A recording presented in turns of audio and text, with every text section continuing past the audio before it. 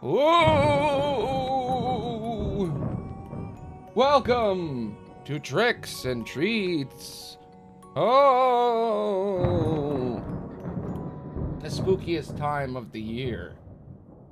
There are currently 14 days left of the Halloween season. We're going back to hell.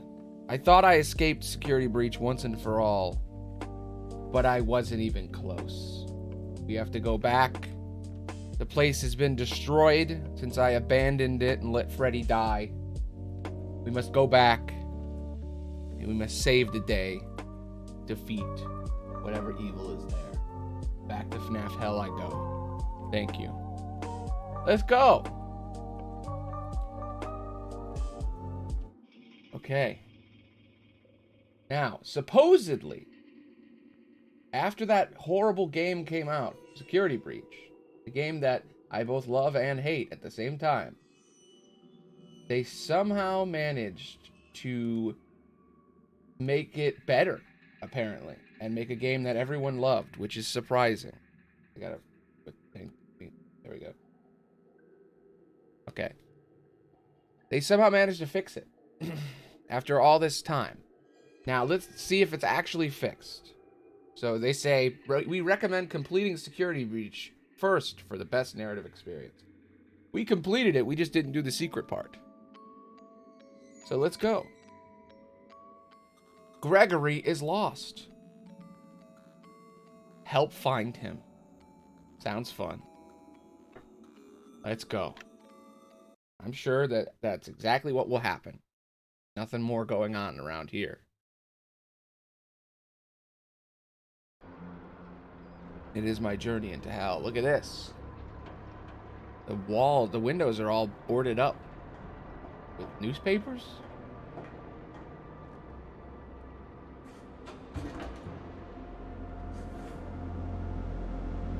Gregory?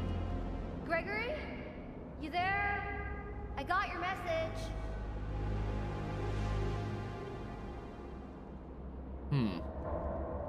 Gregory! Okay, good start. Are you there? Very good start. I want to look like her. I just realized if I have brown hair, my jacket is also brown. You know what? I'm fine with it. I like it.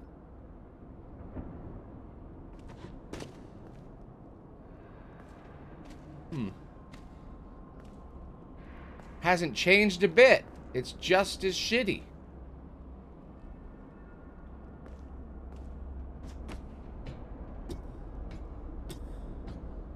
It already feels better. Like 20 seconds in. I don't get it. Why would Gregory tell me to come to this old place and then not be here? What is that? Maybe if I get up there, I can see better.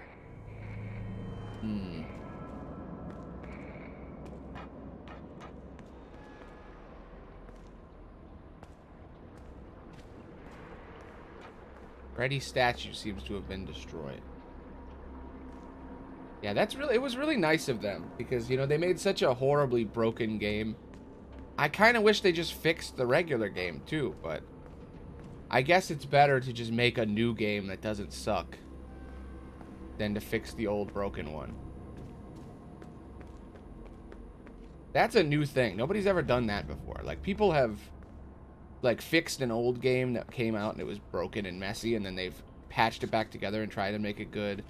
And then No Man's Sky went on and not only fixed their game, but then made it everything everyone wanted it to be.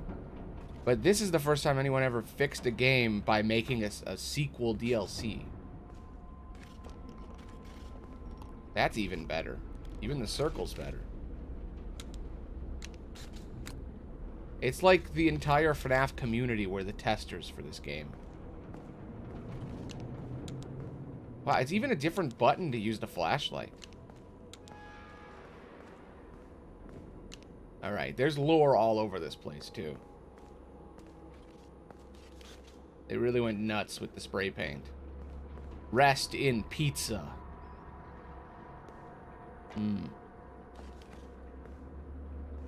There's a lot of theories about this game. I miss Fizzy Faz, damn. Kid's been sneaking in here, spray painting the walls. Hmm. Still not really clear how those windows work. So there's just their glass, and then they covered the glass with newspaper? Is that what that is? Weird. Funny. Or no, funky. With music. Bow tie.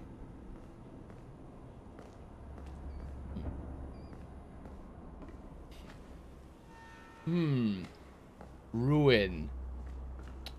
I can't see any connection. No idea what that means. It's probably because it's ruined. That's just a guess. Probably too heady for people to get. But yeah, it seems like everything was ruined. I think it also has sort of a meta name because Security Breach was ruined. Both literally and figuratively. So they were like, let's fix it by making a game called Ruin. Real turnaround. This is already so much better. Like, holy, it's like night and day. I even feel better when I walk. Can I duck and run? Ah, you still can. Interesting. Hello.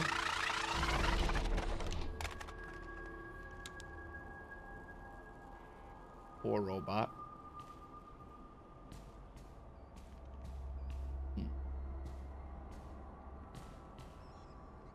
Watch your step. Okay.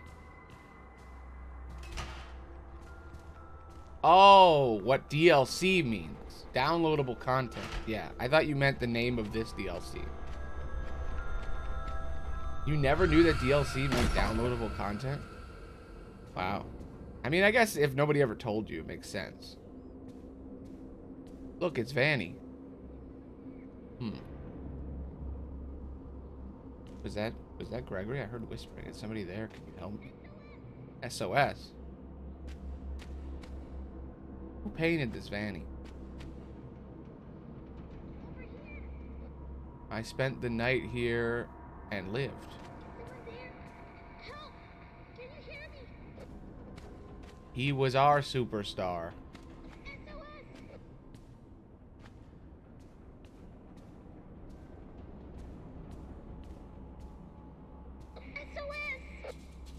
Are you Wow. there? Are you there? I'm trapped. Gregory?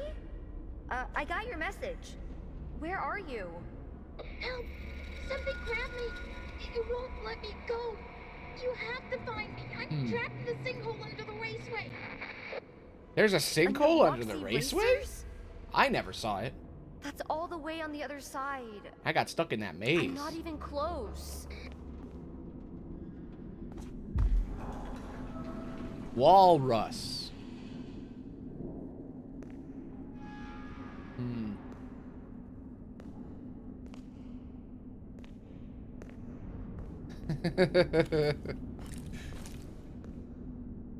Let's party.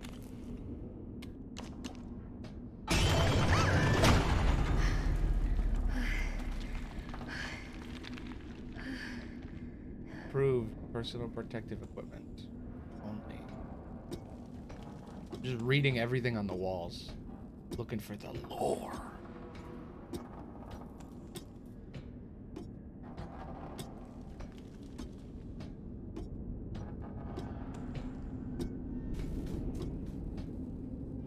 You know, I don't usually get affected by scary games unless they're really, like, after you go into VR for a while, regular scary games really don't have their zest. You know what I mean? I feel like a lot of streamers play up their fear. Low clearance, watch your head. Maybe I'm just desensitized. I'm just numb. I've become so numb. Da da da na na. Do do do do do do dee da. Everything seems fine here, you know? Oh, okay.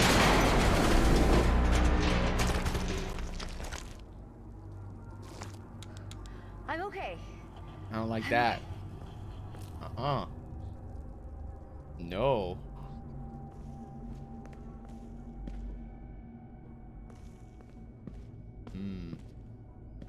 Well, according to the ending I got, they closed it down after Freddy got ripped apart by robots. They didn't really have an explanation. It just kind of was destroyed. It was shut down. There are a couple of newspapers around this game that you can find. I don't know if we'll find any. But they say that the place was destroyed by a sinkhole. Like, no, not a sinkhole, an earthquake. That there was an earthquake in Utah, where this is. Or is this Montana? I can't remember. It's one of the... It's a landlocked state that doesn't usually have earthquakes. But they said it was an earthquake. But there aren't earthquakes where it is. And... It's because they built the entire place on... Oh, okay. Chica, you've looked better. What happened to you? You look awful. You've looked better, Chica. Not looking so hot. Basically, they built this entire place on top of a sinkhole, so that's probably why. Why is there so much trash everywhere? There's so much of it. Chica must have done this, right? Or all the robots, I guess, must have done this. It's just like, look at these piles. The bugs. I mean, I guess if you saw what was in the underground, the place I was in, the other underground, like the tunnels under that one place, there were just hundreds of tunnels with staff bots that were all like culty, and they were moving trash around. So I guess maybe the robots just like to move trash around. And like if the robots are left alone, they'll just pick shit up and move it around, I guess. So now the whole place is just filled with trash. Weird that they smeared the trash all over the wall.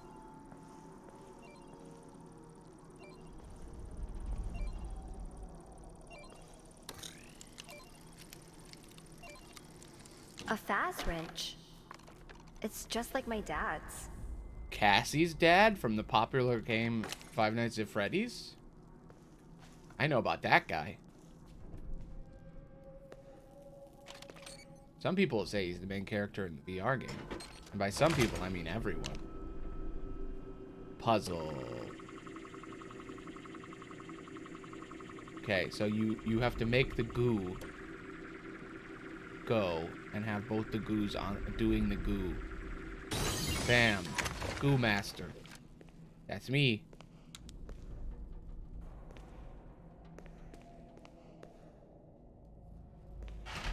It's a fun little puzzle. It's a good puzzle to do if there was somebody chasing me, because it requires time and a clear mind. Hello, friends?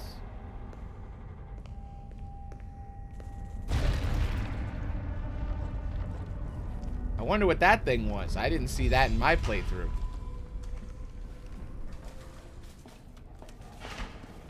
Incredible, important lore thing that we just saw that we'll never see again. That was the tangle. It's just there for a second, just like in the other game. Ladies and gentlemen, thank you for visiting, and we hope you enjoyed the show. Even the announcer bot's having a hard time. Poor guy.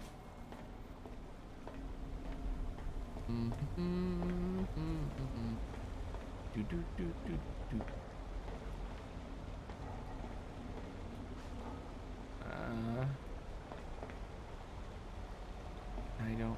Can I go under this? No. Oh. That looks ominous. Look at that. Wonder if I'm supposed to go in there. Friend?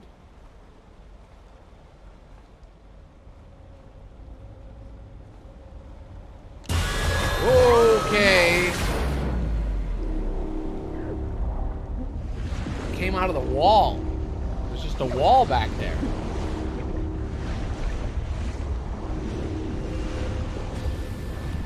Security breach. Ruin.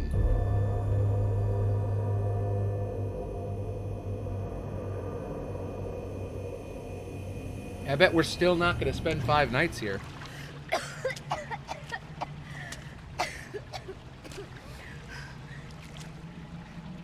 Ow, my head. Where'd that freaking Monty thing go? I better find a way out before it comes back.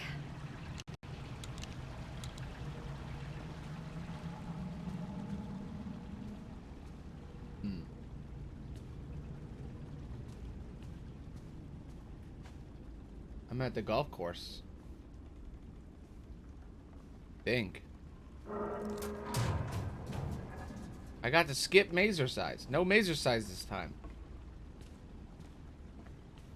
You know what? I hope it was destroyed in the collapse. I bet if one place was completely destroyed, it better be mazer size. Okay. Free mask. Please take a mask. Take a mask. Take a mask. This character has significance in the lore. Papa? Papa? Is that you, Papa? Okay. There's probably nothing wrong with this mask. Please enjoy. Weird. It's not a Bonnie mask. Look at all the wires and stuff.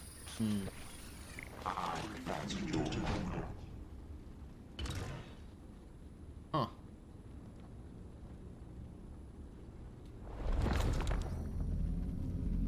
Cool. Welcome to Vanny, the virtual neural network integration unit. Virtual augmented neural net integration unit. Bet that took a long time to figure out. New user detected. Pairing optical transponder. Stay calm. This won't hurt a bit. Okay. Just don't drill it directly into my face. I'll just put that on. Ow! Okay. That hurts. Ow. That doesn't seem very nice. Do not be surprised by your surroundings. You are still in the real world, but Fazbear Entertainment has made it better. They fixed the world, guys. With this security mask, you can locate and repair all pesky security nodes that are locking down the mesh network here in the Mega Pizzaplex. Call me Helpy. Hi, Helpy. I'm sure we're going to be the best of friends. You can always count on me because it's my job to help you succeed in your new job. Okay. This staff bot looks strange. Look at that. What is that? It has like human eyeballs. Notice that? It's got like spiky flesh in there. So weird looking.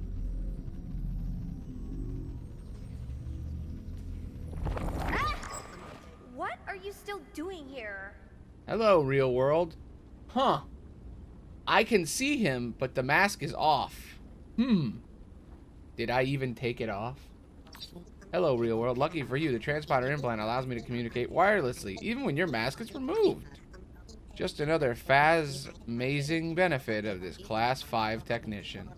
Of course, you'll have to put your mask back on to get any real work done. So I now have a brain implant for this corporation. Nothing dangerous about that. Some people think from this moment on that everything you see is fake. Like, maybe you never take the mask off ever. Maybe my mask is always on. And actually, I'm never taking it off. Because it could just be feeding through cameras in the front of the head, the front of the mask whenever I try to take it off. And this isn't real. But it makes me think it's real. And that's how you can phase through walls magically. Or it's magic. Could just be a magic helmet. It's fake rubble.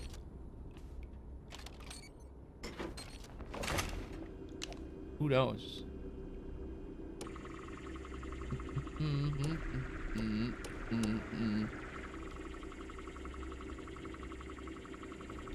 Which one?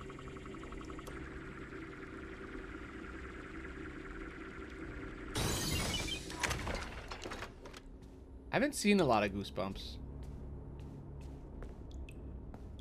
I don't think I had Cartoon Network as a kid. Haunted Mask. Ah. Yeah, I seen someone react to that one.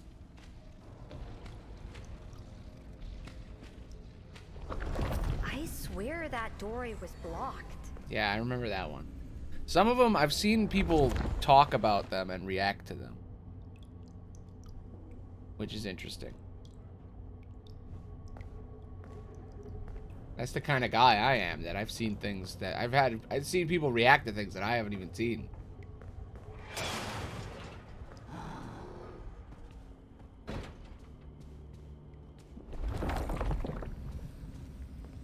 Secrets. There's so many secrets in this game, it's crazy. I'm probably not gonna be able to get them all. But I'm gonna try. Oh, you can't take your mask off in this room. Huh. Interesting.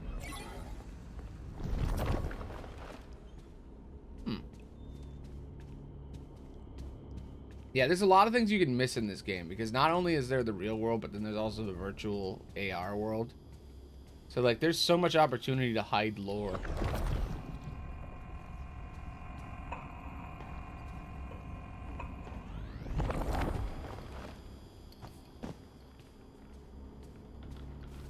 What's that supposed to be?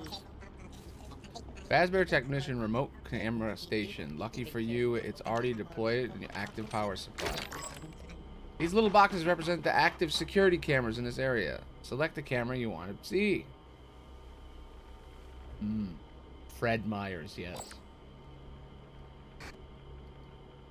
Look, it's me. I'm on camera. Please push the flashing intercom button. Gregory! Are you there? Hey, that's Somebody my there. voice. Fun trick, huh? I created it using samples from your voice. Experienced employees use intercom recordings like this to direct animatronic performers to specific locations, you know, for autographs and photo ops. Okay. This is already 1,000 times better than the Fazwatch. I think 90% of the problems of regular security breach come from the Fazwatch. Okay. Intercom. Are you there? There he is. There's Monty. I guess I can just walk over there now. Yes, I've heard about this. There's a lot of conversation around Helpy. Is Helpy Glitch Trap or is Helpy something else? Is Helpy and the other guy the same thing? Are they different things? I think they're different things.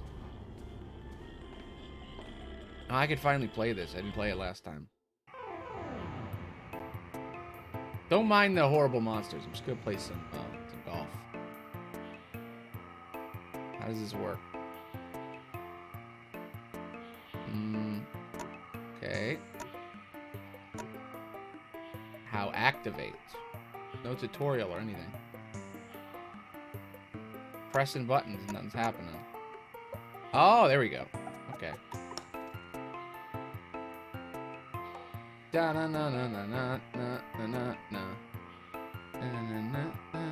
Weird that there's an arcade machine for golf.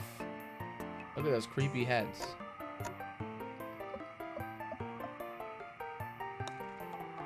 Oh, this is a really bad golf game.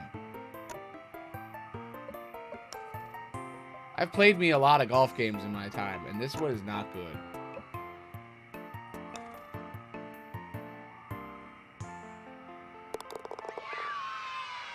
Alright, can I leave? Yeah, I don't want to play this. I mean, it works.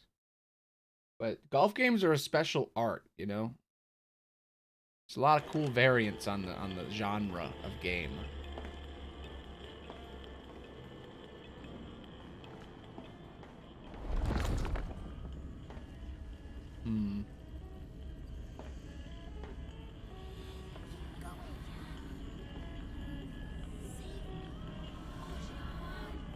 place is magical. He's just whispering to me all the time.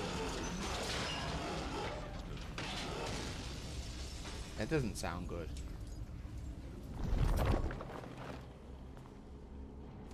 Spooky scary.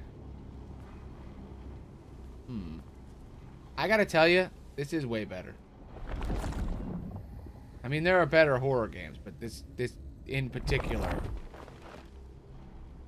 What was that? Did you notice that? Look at that. What is happening here? Hi, dearie. Welcome. I was playing Security Breach for like 4 days, and then we did something else, and I was spinning a wheel to see what horror games to play, and it made me play it again. We're back. We're in Ruin, and it is so much better. Like, holy, it's like a completely different game. They just got rid of all the stuff that sucked, and then they were like, let's just make it again. Okay. Yeah.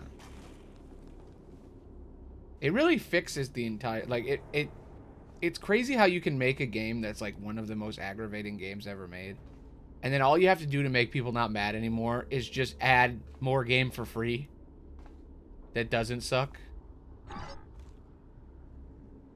It just really goes to show that if something has potential, people will love it even if it sucks, as long as you fulfill that potential at some point.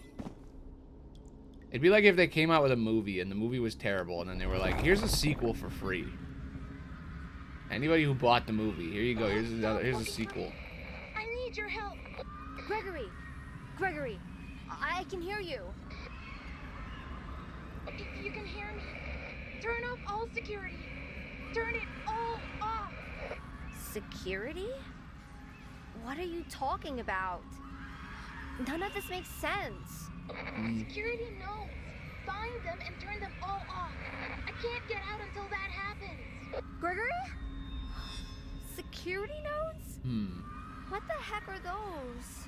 Well, they're nodes for security, Cassie. It seems pretty obvious in the name. But yeah, I don't know. I liked Security Breach up until Mazercise, and Mazercise was so bad it made me quit. I think Mazercise is an affront to humanity. I think out of all the sins of Security Breach, everything else I could just say are like nitpicky problems that make the game could still be fun and you can still have a good time despite all those other problems in the game, like game design wise. But like the Mazercise is literally a sin. I think it should be on a list of the worst things in video games ever made. That's how much I hate it. Heard footsteps. Deactivate child nodes first. Find the child nodes first and deactivate them. Okay. Follow the data paths. For whatever reason, they react to your flashlight. Keep hearing footsteps. I don't like that. Something walking around out there.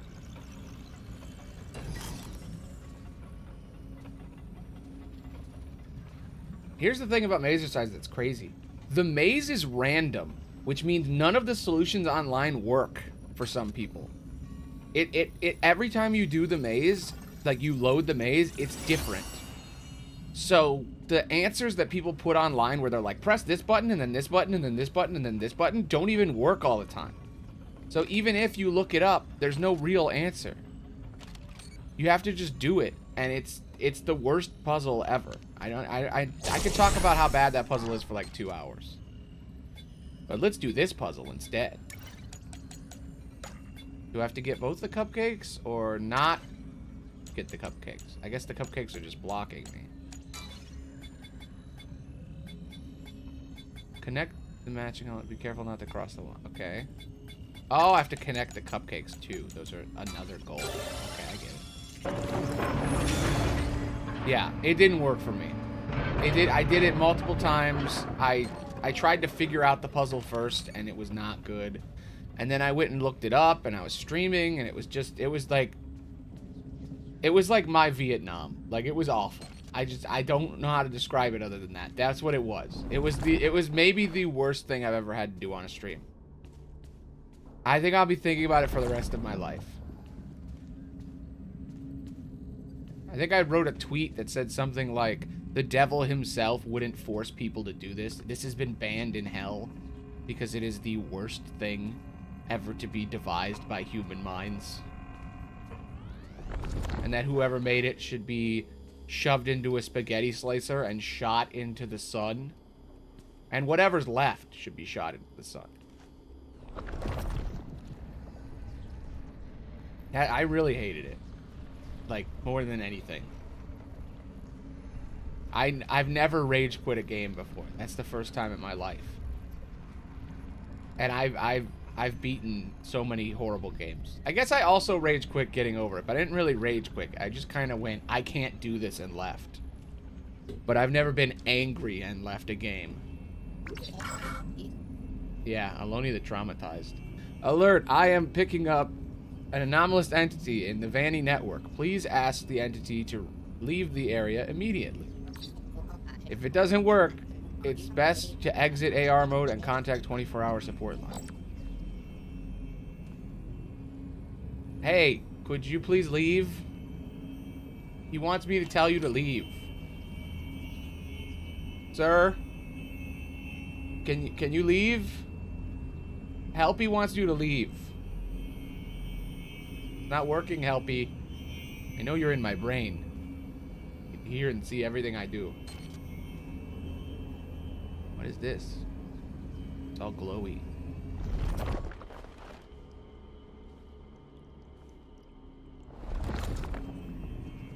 Okay, what did computer do?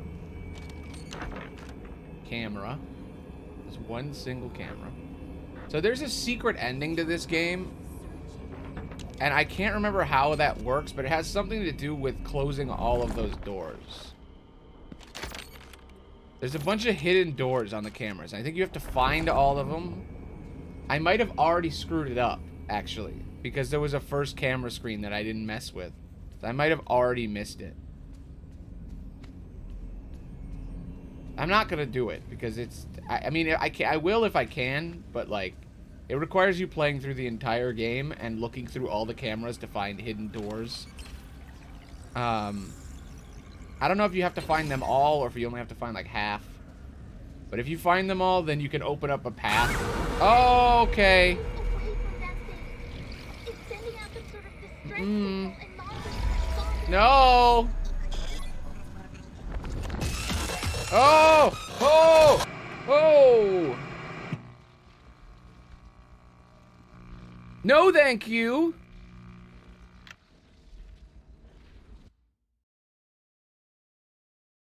It's still security breach. I think it's funny. It's the same exact mechanic as the other game, but somehow it's better just because they gave you the mask. I guess it's implemented better. It goes down smoother. Oh, see? There's an extra camera out there. How do I get to that?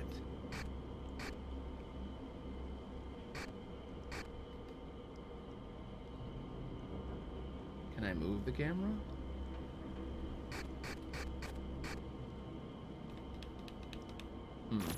Probably another monitor somewhere. Okay. Anomalous enemy in the network. Please leave the area immediately. Okay, so you wanted me to ask him to go away. I'll ask him. Fazbear Entertainer is not responsible for potential AR traumas or lingering effects of antivirus programs or carbon-based work components. Okay.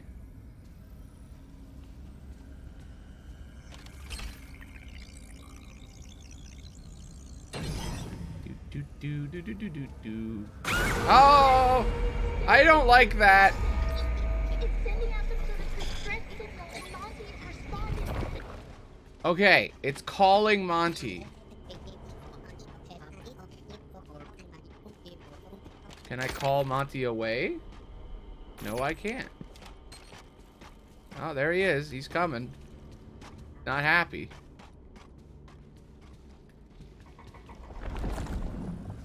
I'm getting it. I'm getting how this works, and it's actually pretty fucking cool. Can I see Monty when I'm in AR, or is he invisible? I bet I can see him.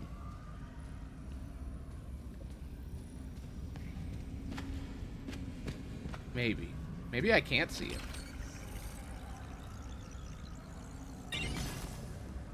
I'm scared to take it off, because last time I did, I died. He just disappeared. I don't know where he is. No! He's coming for me! That's why this puzzle's easy, because you're supposed to do it while you're being attacked by evil man. Take the mask off. I don't like that. That's way cooler. That's a cooler way of fixing the problem that is... I mean, the main gameplay loop of Security Breach is one robot calls another robot. That robot come kill you. That's still the mechanic. But it doesn't suck now.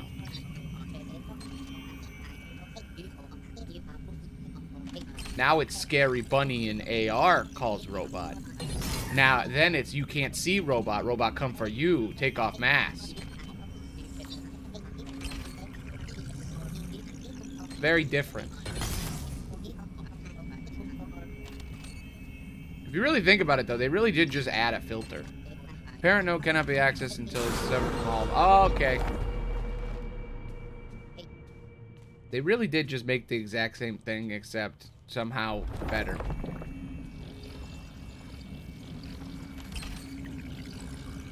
It really shows you how Security Breach was only bad because of, like, 3 really bad choices. That they just undid those choices, and then they made the game again. And that was enough. It wasn't a failure of like ability to make monitor, like to model maps or program. It wasn't being rushed. It was just, oh shit. It was just.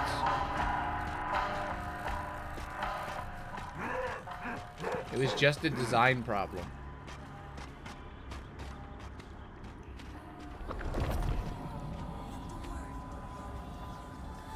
There's a couple of bad choices made in 2019. The door is open. I know it's open. Oh, look at the camera. The door's open. They do give you a hint. Oh.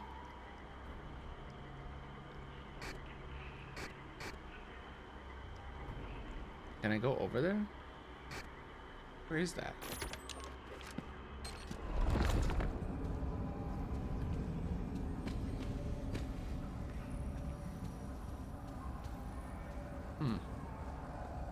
It's a good thing I knew about that. I wouldn't have caught that if I didn't see other people play this game.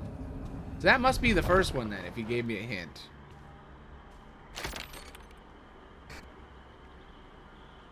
No, like, button to press or anything. Yeah, because I'm here, and then that camera is just off somewhere.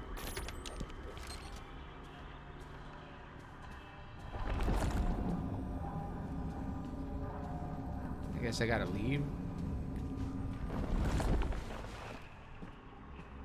Oh, you know what? Maybe that wasn't one of the secret doors. Maybe that's just telling me that's the door that I needed to get to that I just unlocked.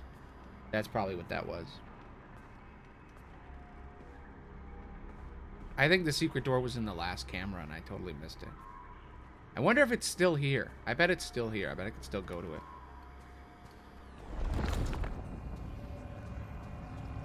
Yeah, that's the thing, right? It looks so much better and is so much better, but all it really is they just added trash to the level in a certain pattern with like a way better designed map, and then they added a mask that gives you 2 dimensions.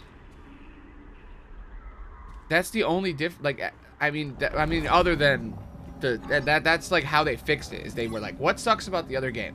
Well, open world with no map markers and no map. Okay, first thing we need to do, get rid of the map. Get rid of the map markers. We don't need to make map markers if there is no map. Second, no autosaves. Okay, put autosaves into the game. Alright, cool. No save points. Get the save points out of the game. Alright, cool. Game's open world. How do we fix that? Let's take the map we already have and let's just put trash around it so they can't walk. And let's just build a path through the game. Okay, cool. Makes sense. Stupid robot mech that doesn't work. Get rid of the stupid robot mech. We don't need that. Alright, fixed. And then they added the mask to sort of give it a new flavor, and then that's it. That's all they needed to do. It really shows that if you just don't have those things, it's a good game. It's a good team, good ideas. It's just that one thing. It's crazy. See, look at this guy. He looks different than the other robot. The other robot was all red and he had stuff in his face. This one doesn't have any of that.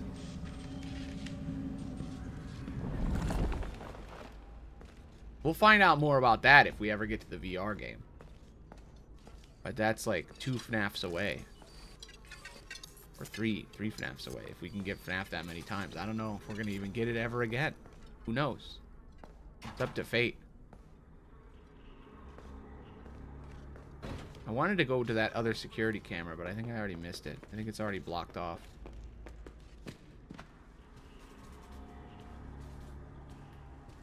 Is it way earlier? I don't even know what direction it was in. Yeah, I'm not going to be able to get to it.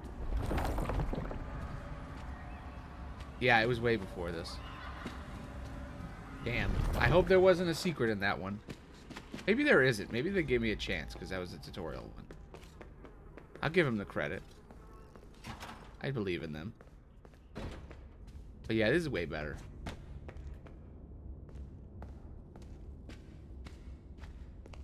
No Man's Sky did the same thing, where they were like, the first version sucked and it was buggy and awful, and then they fixed it. And they just kept patching and patching. And now it's like the best game ever. Like, you can play it in VR and it goes for 1,000 million billion hours. Yes. I mean, that's kind of the vibe of most FNAF games, is they always think the security guard is William. It just really gets back to the concept of FNAF too, because the main one didn't really have any of the FNAF stuff in regular Security Breach. All it had was just the characters and like the Easter eggs and like the idea of like the stuff from Pizzeria Sim, like all this. It felt like a Pizzeria Sim sequel than anything else. Like, it didn't have all the other stuff that was in FNAF. Oh, that one went away fast. That's not good.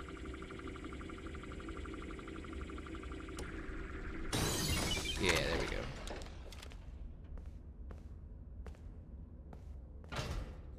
It's like I feel like Security Breaches, they built a cool world, but they had bad design. And then this game was like, all right, let's add the design now. And make it all dirty. It's like they put a polish on the game. They spit shined it, now it's good.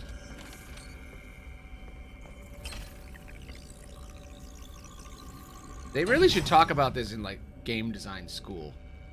This is actually really fascinating. I think you could have a whole class about this.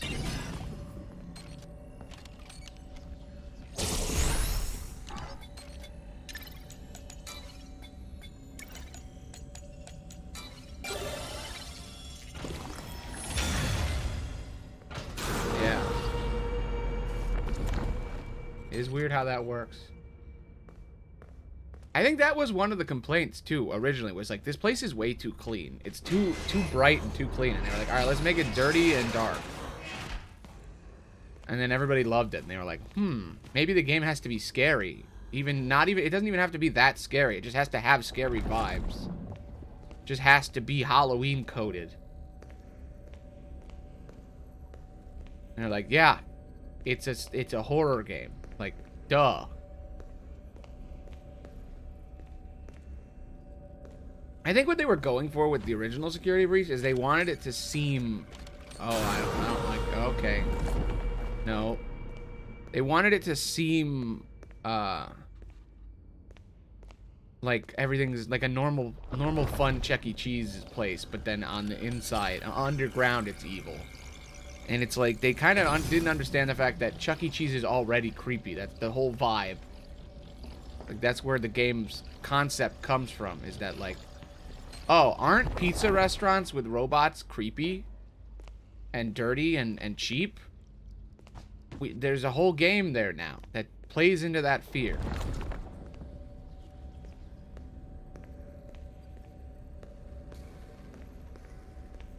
And I feel like the first Security Breach was like, no, it's like a cool, awesome mall, and then under the mall it's creepy.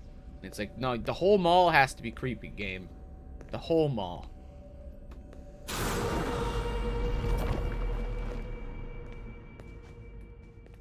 I will say this mechanic of like put on mask or bad guys show up, it's kind of cool.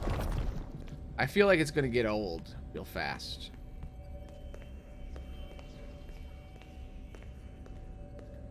But I'm sure there's gonna be more mechanics that are more fun.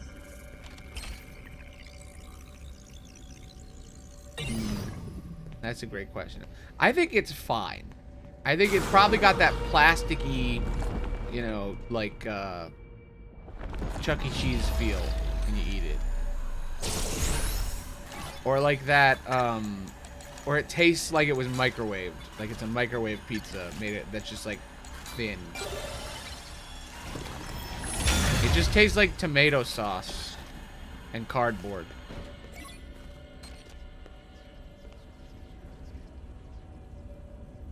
You know the saying, pizza is like sex. There's no such thing as bad pizza. Which I gotta say, that saying doesn't make any sense, because there is such a thing as bad sex. I don't know what people are saying. That saying is so flawed. Yeah, I rolled it again, Spiky. It's so funny, isn't it? It's so funny that a day later, it's still funny.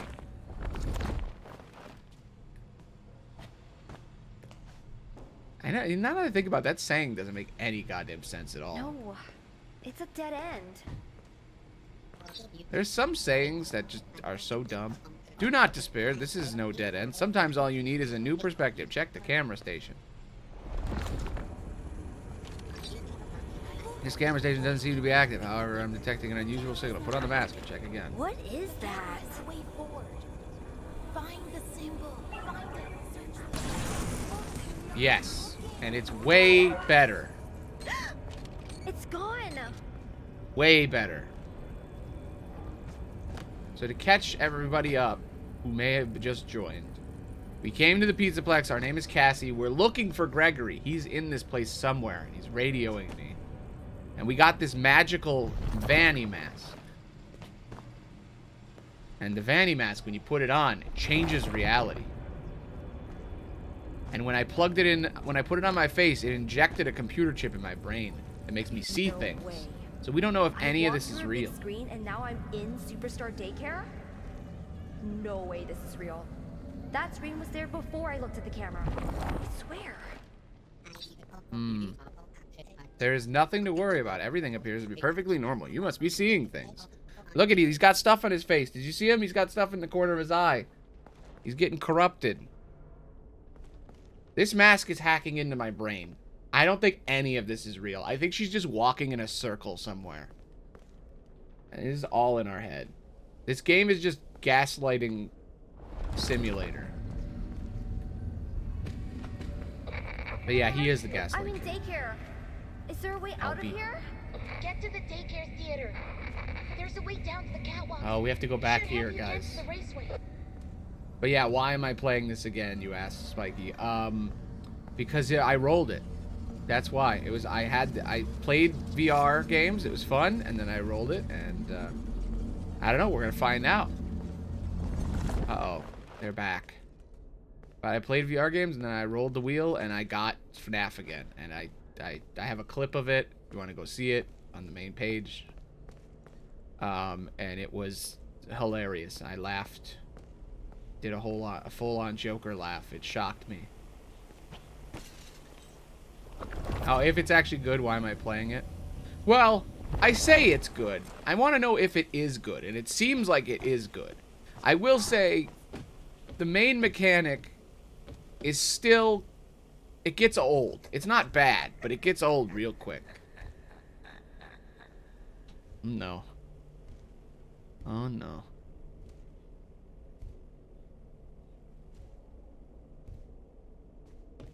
I'm sure it'll still have things happen.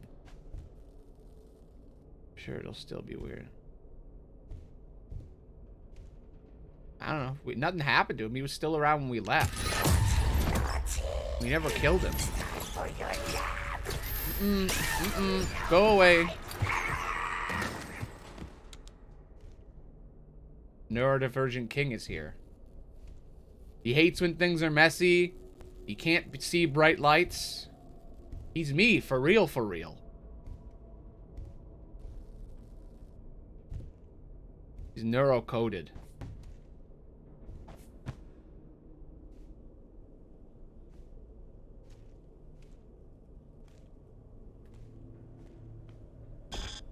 Oh, I can't put on my mask now. Uh-oh. No mask zone. Uh-oh. Stinky. Now I can put on my mask. Phase through with magic walls. No, no, no. No, no, no. I am trapped in a nap. In a nap, huh? We need to be whole. You want me to reboot you? With this?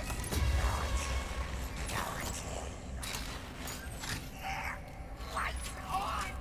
Lights on. Turn generators on.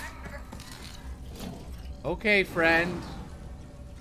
He can just fly, man. It appears the daycare attendant is malfunctioning. The bright light seems to disorient it. Turn on the generators and you may have a chance to reboot its system. Once all the generators are active, use the fast wrench port on the back of its faceplate. Okay. Cassie is surprisingly friendly to all these robots. She's got some Ethan Winters style not caring. Find it. Okay. Camera. Turn on the lights. Hurt him. He hates it. Hates the light. The daycare attendant hates the light. Yeah, I know, Greg. I know. Alright. I was looking for secrets on the camera. Sometimes you can find secrets. But I guess not. Not on this one. Still haven't found one of them secrets.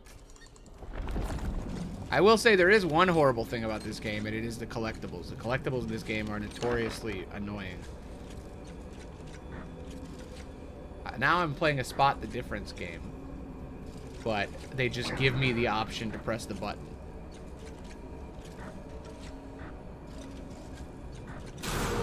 Oh! Wait! What is happening? It's just the murder bunny that wants to kill me. Don't mind that.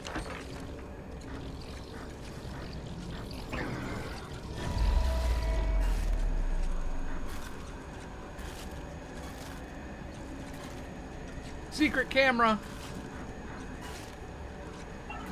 Is there a secret camera? No, there's just more cameras. I swear there's an extra camera now. Doesn't it look like this is an extra camera? I thought there were 3, but now there's 4 or 5. Maybe I'm wrong. Maybe I'm crazy. Oh no! He was there. The bad boy.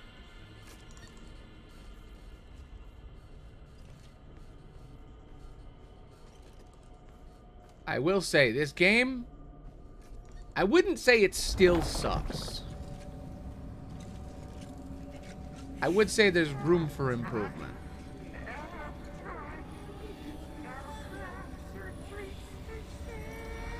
I would describe this as, it's good so far, but I've only been playing it for an hour. Hello, friend. I don't know where his, I don't know if Moon's coming to murder me now. No more sun. No light. Forever night. Okay. I'm missing something here. Did I have to do it again? There's the moon.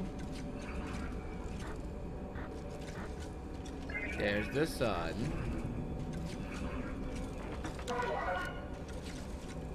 Okay. Gotta go in the hole.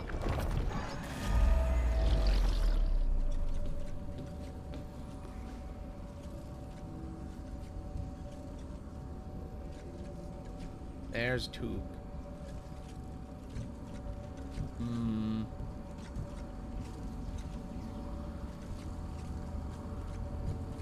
You know, you escape hell, you come back, you feel more desensitized to hell.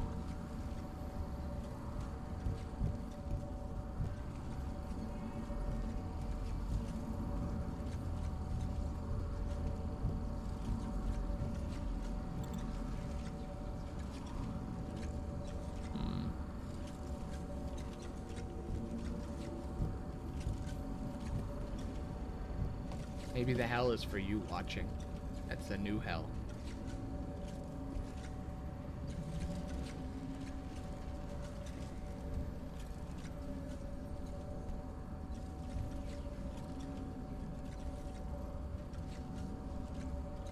There's a split path here. I can't take off the mask. It's over here. Secret?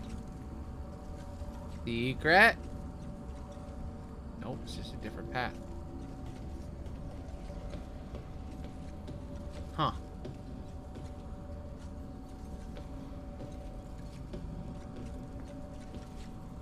There's a box over there. I want that. I want that box.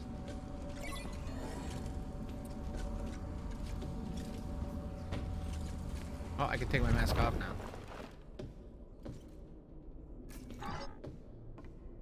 Pretty chill, really. Look at him.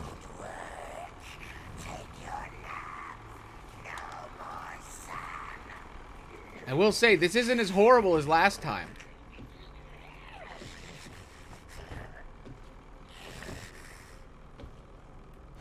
Good. Now find the other generator. Find it. Turn on the lights. Hurt him. He hates it. Hates the light. Daycare attendant hates the light. Okay, Greg. I noticed. I've been told many times that he hates the light. You don't need to tell me. I know. Why do I even have these cameras? Sometimes they just give you cameras for no reason. I feel like he should be walking around trying to kill me. But he's not. He's just hanging out. He's just vibing. He's too sleepy to try to murder me. Could you point at Helpy? I didn't notice all these Helpy cardboard cutouts before. Maybe they're not real. Who knows what's real? Maybe none of this is real. Who knows? The second I put on that mask, everything is unreliable narrator.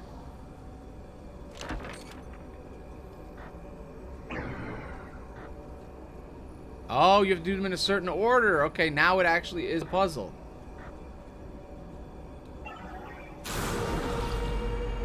They're coming. They're coming for me. Quickly. Quickly. No. I wonder if I even need to be afraid of this man or not. Because he's calling people to come murder me. But there's no one here to murder me. I actually feel kind of safe. You know? I don't know why the rabbit doesn't just murder me. I feel like that would be way more cool. As like a gameplay mechanic. Oh.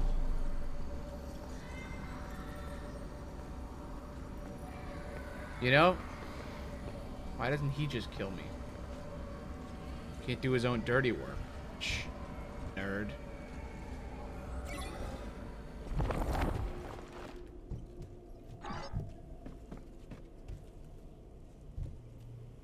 Can't get me.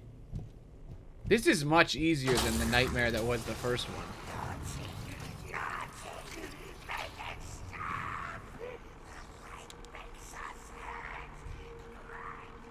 It's crazy that this is the same place where I was lost forever.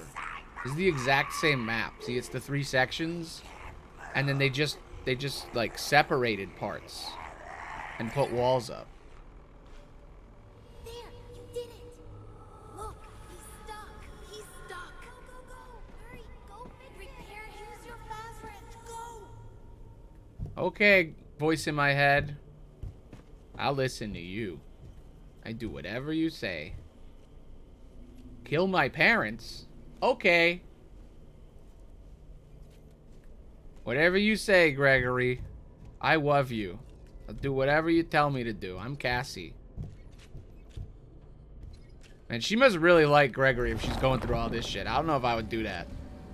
I don't know if I would go into the depths of hell for my friend. I guess I'd do it. Be pretty reluctant about it the whole time, though. Feel like I'd tell an adult. Maybe they wouldn't do anything, so that's why she's here. Who knows?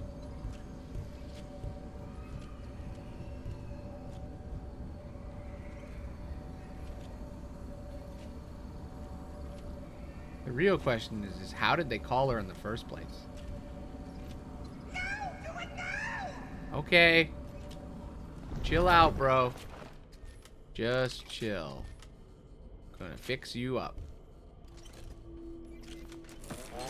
Here you go. Fixing you.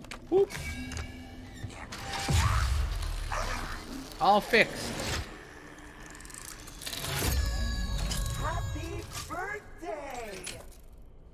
Warning, warning! Child in danger! Safety mode active. Little girl, you can't be in here. It's dangerous. I Aw. need to clean up before we can open in the morning. All this place will be flooded with kids. Come back soon and have a fazerific day. Okay. I get it. We're fixing the Pizzaplex. The game was broken, so they've outsourced us fixing the game. So we fix the game now. They said, you don't like our game? Then why don't you fix it, nerd? That makes sense? Oh, okay. I don't like that they're all around me. I don't like that. Man, this shouldn't have been classified as a trick. This is a treat. You know that game that sucked? You gotta fix it. Fix it, Felix. Gotta fix it.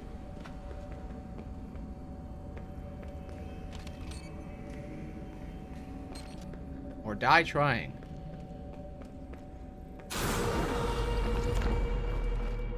Uh-oh. This doesn't seem good. I feel like they're gonna come after me soon. I don't know if they already are. Who is he calling? Oh god. It's fine. This parent cannot be accessed until you get to the other one. Okay, well. Follow the Stranger Things wires.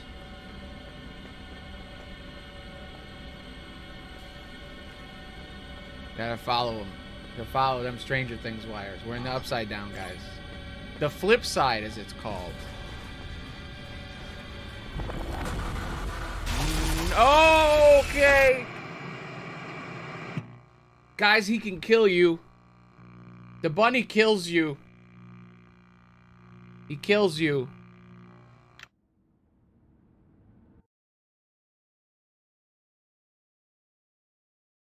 Alright, now this game is baby's first FNAF.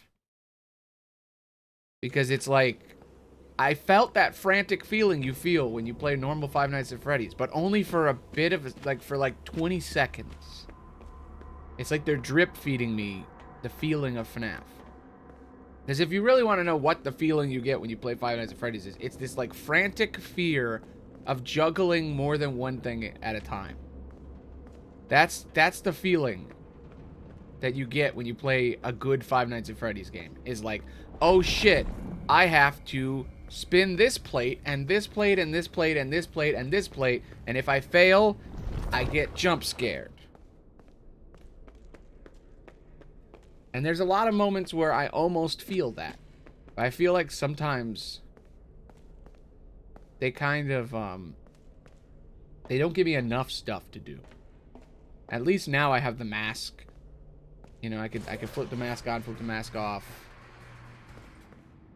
There's some stuff. I still feel like I want more. Want more things.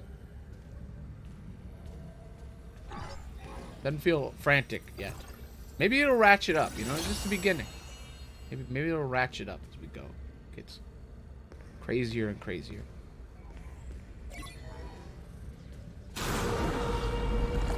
Nope. No, thank you, sir. I like my little puzzle.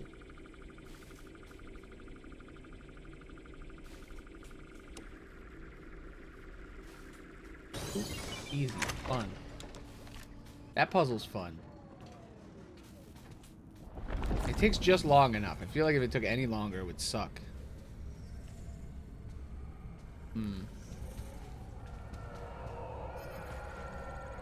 Have I been able to do this whole time? Shit. Well, we've reached a different kind of hell, which is there's a bunch of collectibles in game, but you don't know about them until later. So you missed the first one. Sorry.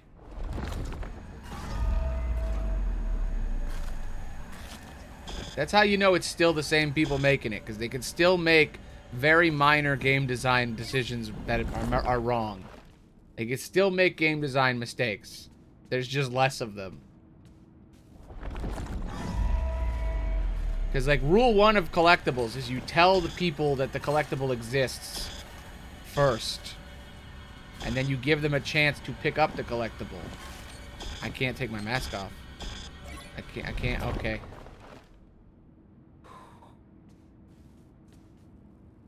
Did I get the one in here? I didn't. Follow the wire. No! Alright, now we're in the shit, guys. Now we're in it. They're like, hey, here's the game. Follow the wire. Where's the wire? If you leave the mask on too long, we'll get you. We'll get you. You better take that mask off. You better stop playing the game. You better stop. Are you playing this game? Are you having fun? Stop. Stop having fun. You're only allowed to have fun for 20 seconds at a time.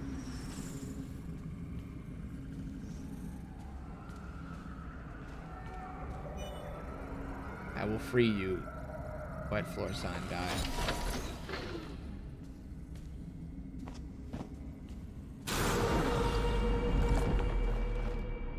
Also, apparently on release, there was a bug with collecting all the secret collectibles where sometimes it just wouldn't count one. And you wouldn't know which one wasn't counted because they don't tell you which ones you got. So you never know if you got all the collectibles or not. Yet again, another big mistake.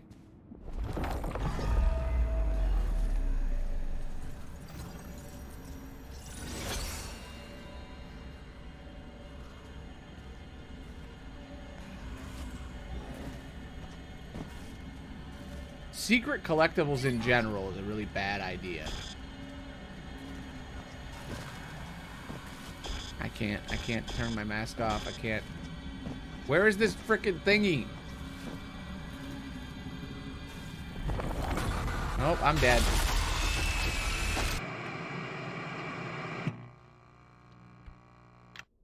So how you guys doing?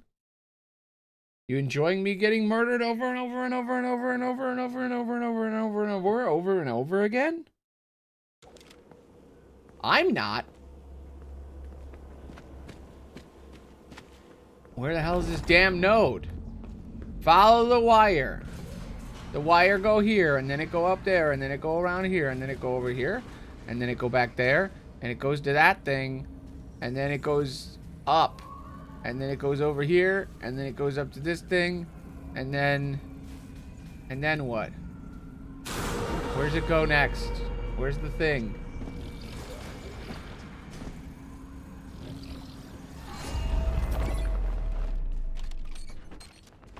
Yeah, I just do this. This gotta do something.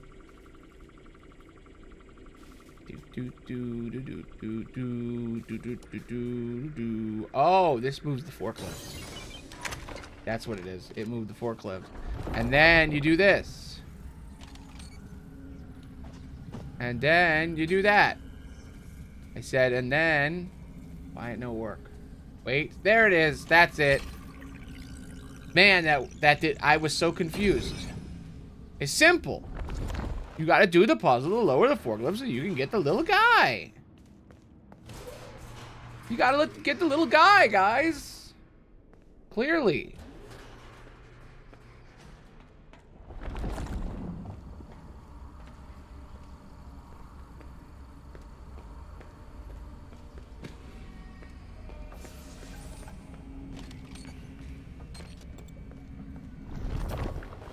And I wish the wires were in the real world. It'd make it a lot easier. They don't want it to be easy.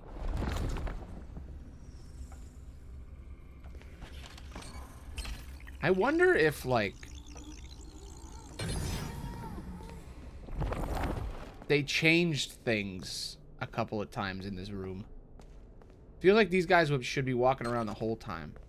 Oh, no. Okay, that one is. That one is.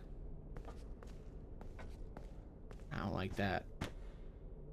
They're not like Weeping Angels where every time you see them, they're just frozen in place. They move a little bit out of the corner of your eye. It's even creepier because you can catch them. Catch them moving. It's almost worse.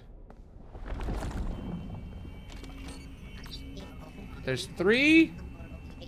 Oh, Hey, no. there's another one of those signals. If it's anything like Monty Golf, it must lead to whatever's locking the theater. Yep. Okay. Which does this one?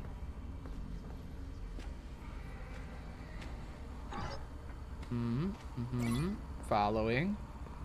Wire. Welcome to Wire Follower Simulator.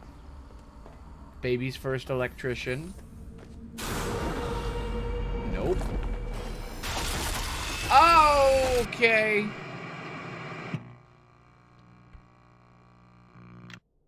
Man, remember when I was like, this is going to be great. It's totally not going to be just as bad, you know? I thought surely this will be fine. It's still the same kind of horror. There's just less of it. The horror of having to play again. Forever. They still got that having to play forever again charm. But now now you don't have to do entire levels again. You just have to do the same little bit. Now you just look like an idiot instead. That's better.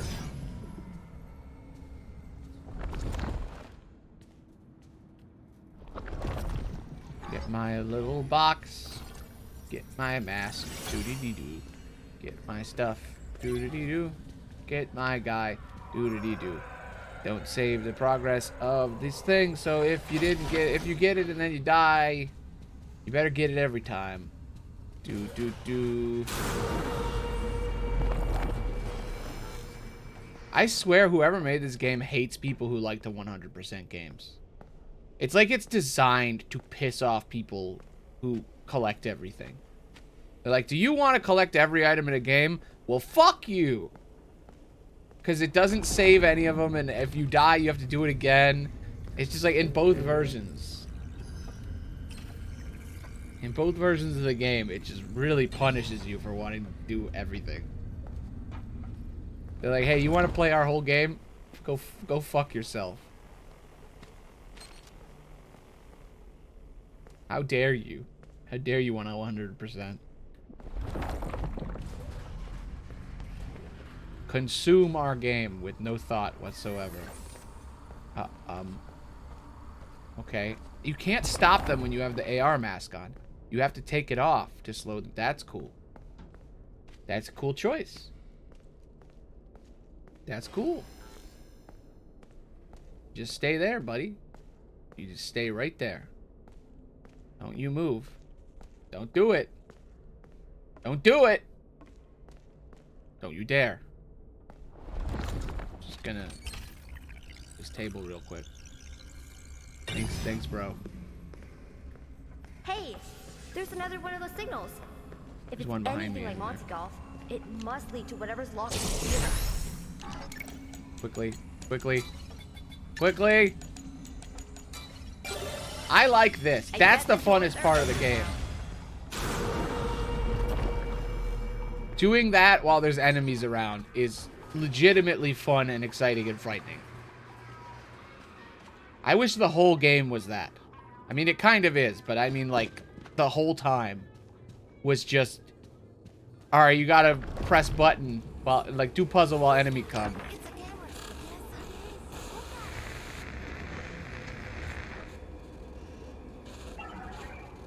Did I do good? Yes, I did. Okay, and I need Moon. Moon is next. Moon. He's coming for me. He's coming for me. I can hear the timer. Moon. Staff bot. Done. Done. Get this shit off my face. Imagine looking at this from the outside. It's just a little girl running around a dark, spooky place, and she just keeps going, putting her hand on her face and taking her hand off her face. Putting her hand on her face and taking her hand off of her face. Over and over again as she wanders around.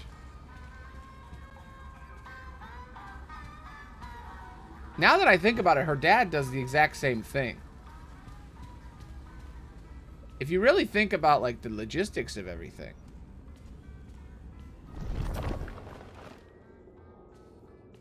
She really is just like her dad. She's just another technician. She's just fixing stuff. Look at that robot. Everybody says that, yes, they did. They became Eclipse. Moon and sun together. It's actually kind of nice, kind of positive. So everybody says that Music Man doesn't exist in this game, and I'm like, is this supposed to be Music Man? Why is there a giant endoskeleton?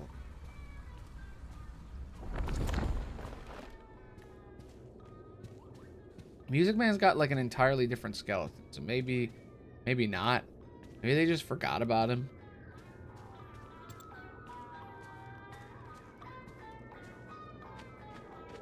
Also, they added another cartoon to the lore that not many people I've seen make theories about. Freddy Fazbear and Friends on Tour. It's like a reboot cartoon.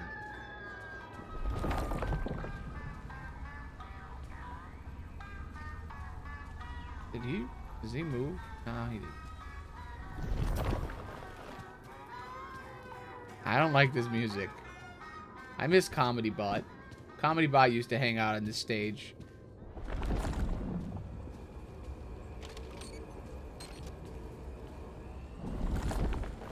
What am I supposed to do here? What am I doing wrong?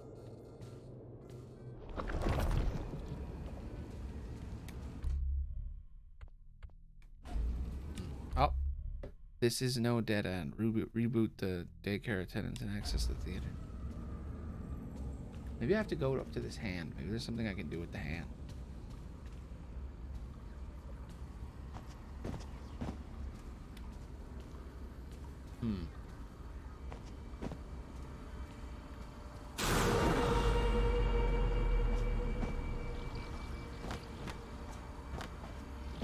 Nope. Well, I would say I think it's a lot better, but I still kind of think this game sucks. If I'm going to be completely honest, I think from a game design sort of standpoint, game design and also just like as a player, it's a little boring. It's a little boring. Now, I have seen people play this, so maybe that kind of gets away some of the charm. But, like, I don't know. I think it's a lot better. But I think there are still a lot of problems that I feel like the people who made this game just don't understand about video games. I feel like even this game feels like them at their best, and it still doesn't feel like it's necessarily that fun.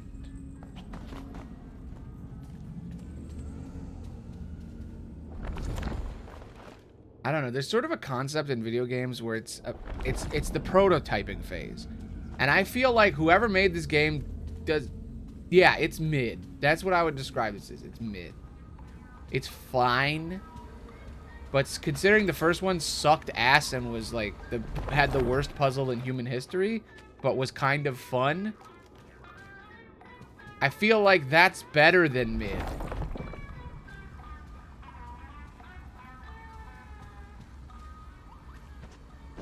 Because, like, mid is worse than so bad it's good, you know?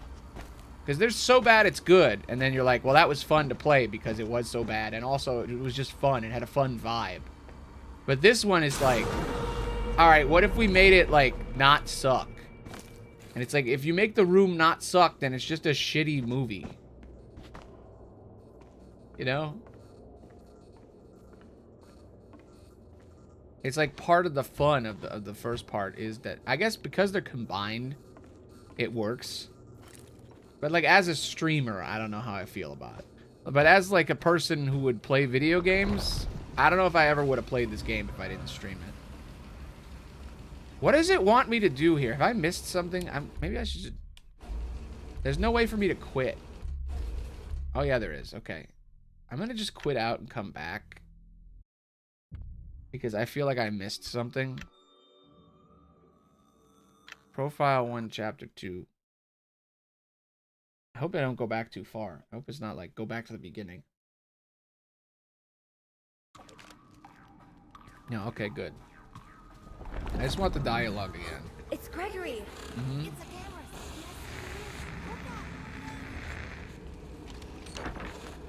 Yes, Yeah.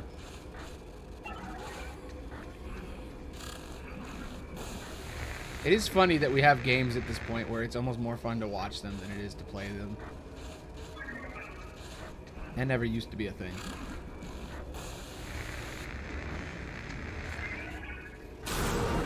Okay.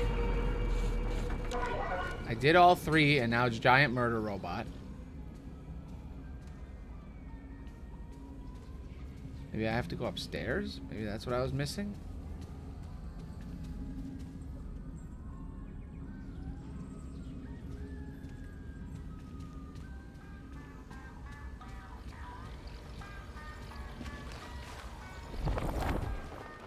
I don't know, I'll say this, I don't hate this game. Like this part of the game. I like it. I mean, it's fine.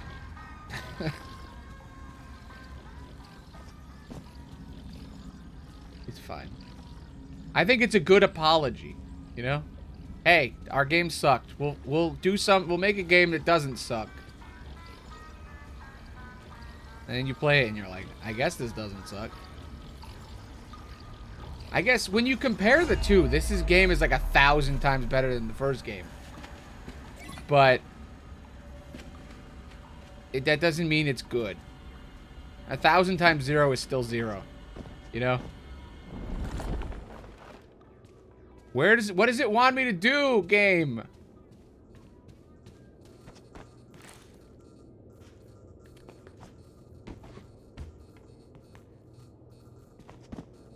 What do you want from me? What do you want? I did your puzzle. Where go? Where go, game? What do? Can I grab that ladder? Great question. I do remember hearing something about that at some point. What ladder? That ladder. Maybe. It's not in the virtual world. I think it's just there. I think it just hangs out. It's just set dressing. Yeah, it's just there. That would be cool if I could, though. I feel like it has something to do with the 20-foot tall giant murder robot. I feel like that's probably important.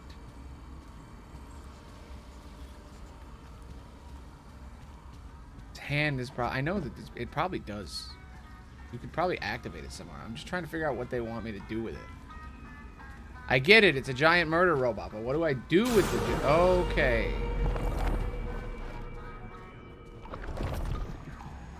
I can't leave. It won't let me leave.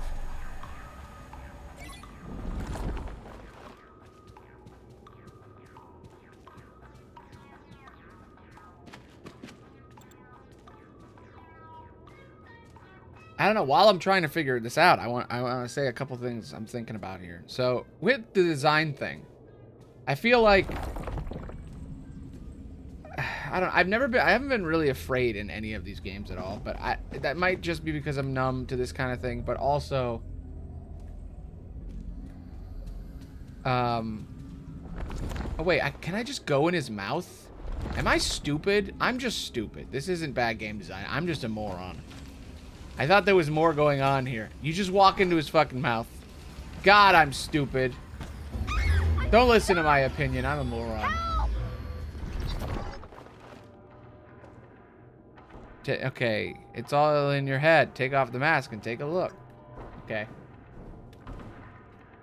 Yeah, I'm just a moron. I'm just a complete moron. I just had to go in his mouth. Seems fairly obvious at that point. I was stuck there for 10 This minutes. vent is creaky. Just gotta go to his. I really hope it's...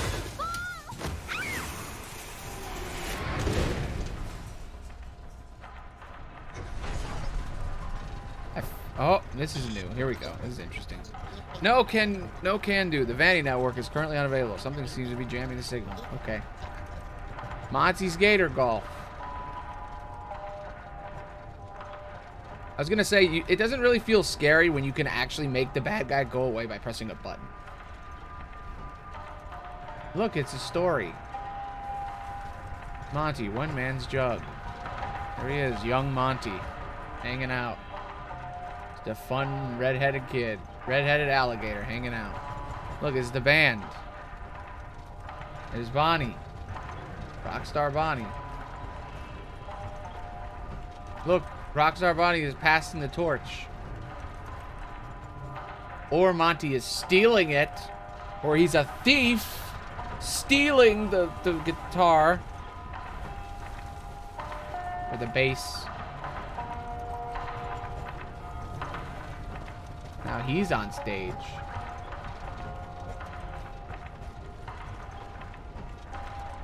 Got a mohawk now.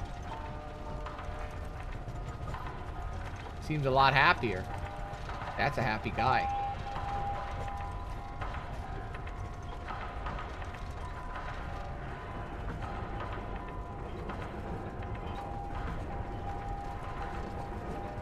But yeah, I feel like you could rate the criteria of a FNAF game to see whether or not it's good by like just what if the elements are all there. I gotta get off the thing. You know, does it feel frantic? Sometimes. Are there moments where you are genuinely afraid? I think maybe once so far. I feel like if you have if at any point I could just take the mask, when I can't take the mask off and he's coming for me, You said I could get to the raceway. I've been a from little here? tense. Hold on. The schematics say there's a way to redirect the gondolas to the maintenance room. Deactivate the security node, then use the track controller. Gregory, you there? Of course not. So, security node and tracking controller. Whatever that is. I feel like I'm just too old for these games, maybe. That could be it too. Like this game definitely has like a younger audience in mind.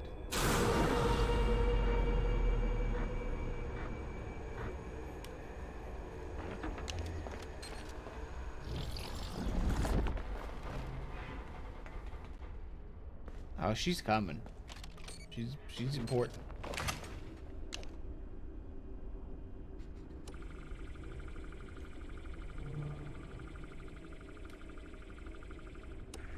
I think at first I was like, I think it goes in order, but no, because we saw Chica. I guess technically we saw Chica and then Monty, but we not no.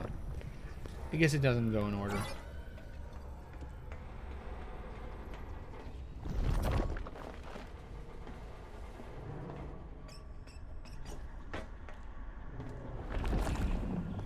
I think I should stop complaining. I should just sit back and enjoy the game. Because there's been a couple of fun things. I think the funnest part of this game so far is when you're doing the puzzle to find, like, either the little puzzle mini game and there's somebody coming for you, Slippery. or the cameras thing and there's somebody coming for you. Like, when there's somebody coming for me and I gotta mess with a screen, this game is fun. But any other time, I'm like, it's fine. No, he is not.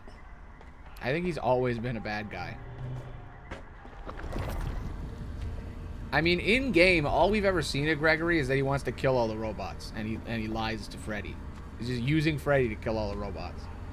And then in the books, in the book he's in or whatever, the story, the Dr. Rabbit thing, he's like the villain of that story. He's Patient 46. He's the bad guy. GGY. Shit, I just fell off.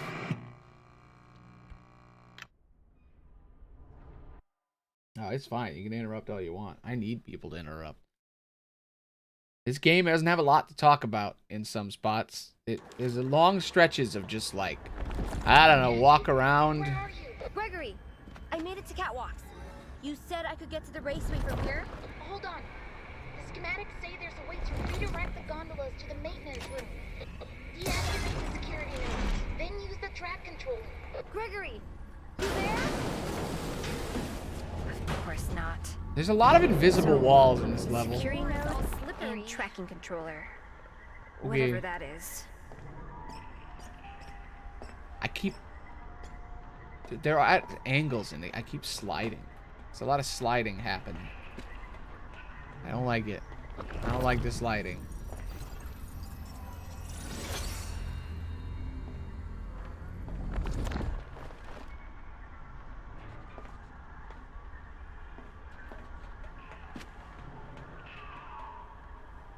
Does he? Does he, though? That's debatable. Does he? Was that him? Was Gregory ever even really here? Who knows? Who knows? Many, many options. Some say many things. God damn it. I hate that. I hate this part. Oof. The floor making me fall because it's at an angle is stupid. I think that's really stupid. It doesn't feel fun. It just feels dumb. Oh, you're slipping off the cliff. Gregory, I made it to Catwalks. You said I could get to the raceway from here? Yeah, I know. Gregory, blah, blah, blah. Gondolas. Redirect the gondolas to the maintenance room. Deactivate the security node, then use the track controller. Gregory, you there? It almost doesn't even feel intentional that I'm sliding. So floor is all security node and tracking controller. Whatever that is.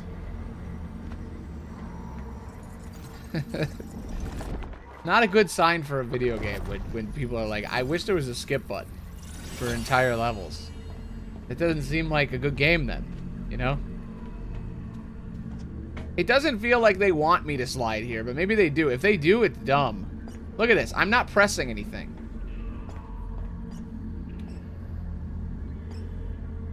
It's not my controller stick drifting. That's just the way it works.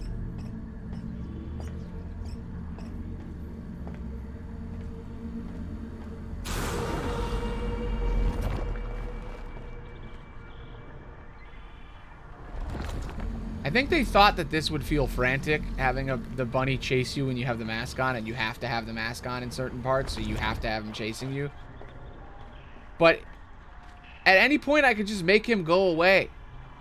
So it kind of, like, sucks.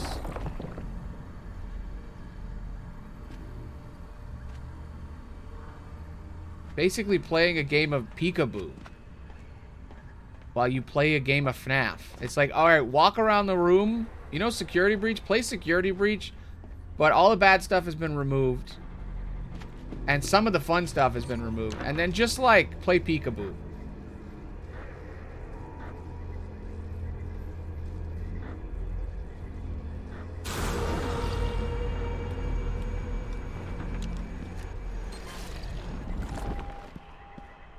Welcome to Peekaboo. It's behind me. I'm gonna die. Oh god, don't kill me. Please don't make me do this again. No!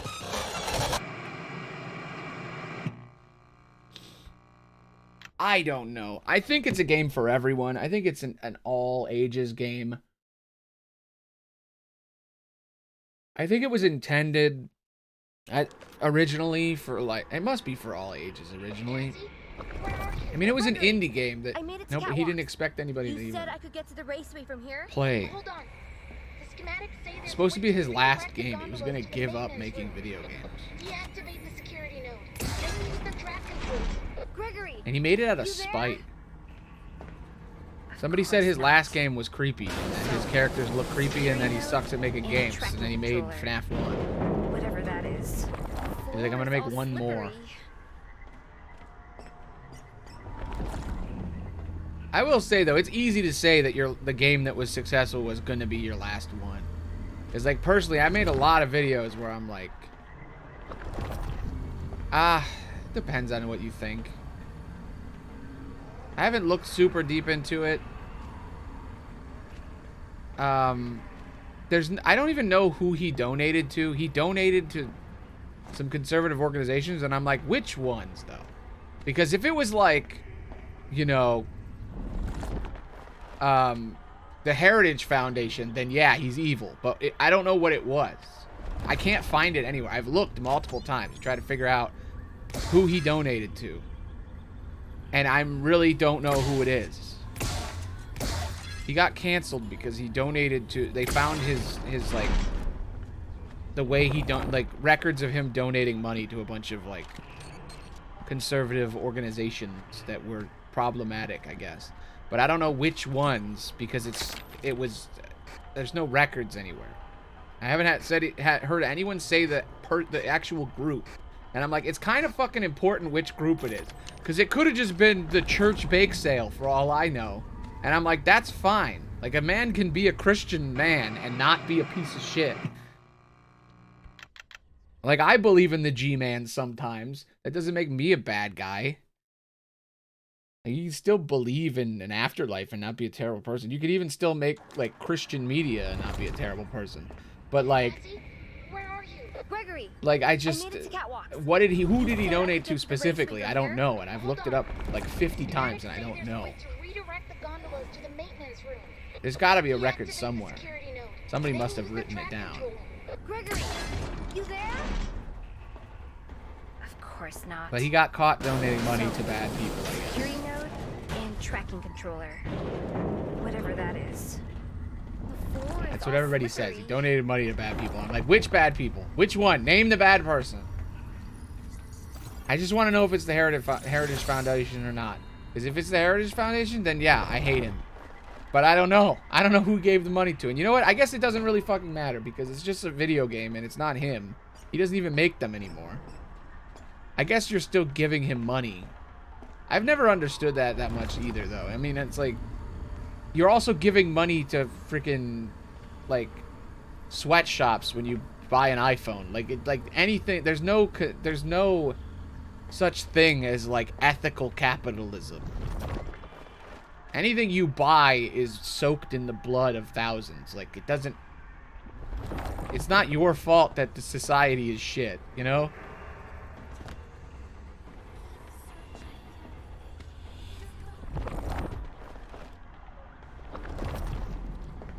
I don't know. But yeah, I don't know who he donated to. Supposedly he donated to some sort of bad people. I mean, there's a lot of bad people out there.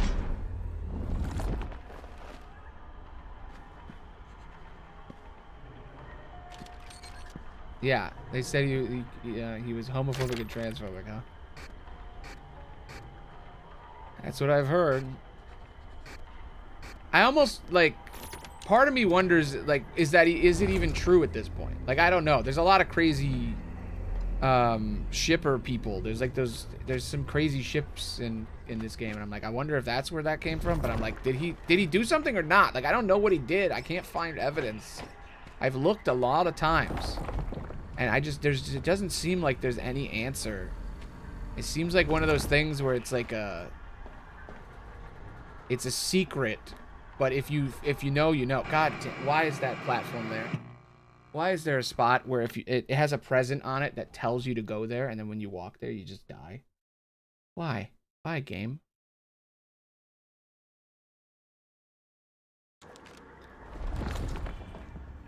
I will say, this game in particular, man, it feels like there was no prototyping. You said I could get to the raceway from here? Because it's a DLC, I get it. It's just slapping together assets from a broken game. So of course there's no prototyping. But I'm like, Deactivate the security node. Then use the track it's a very important part of the game process. You there? It's like if you made a movie but you didn't write it. So, security node and tracking controller. Whatever that is. The floor is all slippery. Like if I were to write down the process of making things, When you make a movie, first thing you do is you come up with a concept, then you write a script, and then you develop the idea, which is you write multiple scripts in different drafts, and you take the idea and you go, what happened before this? What happened after this? What happened during this? What's the opposite of this? And then you go in and you kind of develop it, and then you make a couple different ideas, and you go through a couple processes, and that's how you make movies. But then when you make video games, the first thing you need to do is you need to make a prototype, then you need to test that prototype, and that prototype needs to be fun. And then you need to repeat that fun over and over and over again. And you need to have a lot of people test it, and a lot of people see if it's fun. And then once you know that a thing is fun, then you base the whole game around it. And it feels like they didn't do that in this game. They came up with a couple of things that are kind of fun, but not really.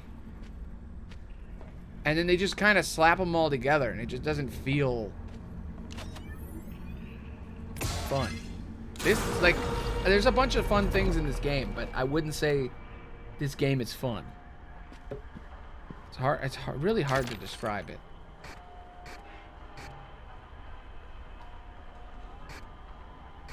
I feel like this game shows everything that's wrong with American game design.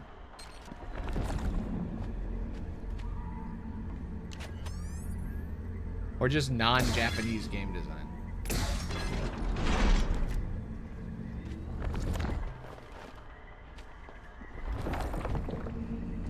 Because there's basically, when it comes to game design, there's two philosophies. There's the Western version, and then there's the Eastern version. And the Eastern version is based all around toy companies making video games. And the Western version is based around software companies making video games. So they both have two very different approaches to how you make a video game. Toy company is all based around selling a fun product. That's how Nintendo works in general, and a lot of Japanese games, a lot of Japanese software companies. And it's like they build something fun, and then they build the game around that fun. Western game design is based around software companies. So it's about, like, QA testing and like market research.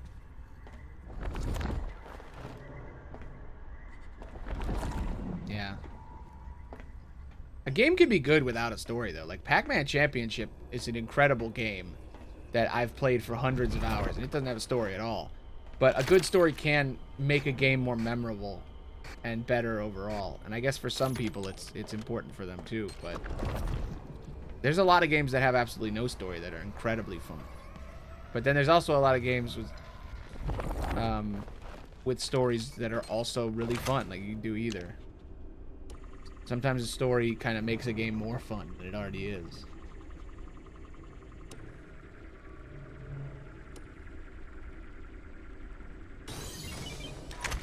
Like, I think the guy who made Heavy Rain and Detroit Become Human, that guy, like, his games aren't really fun, but their stories are great.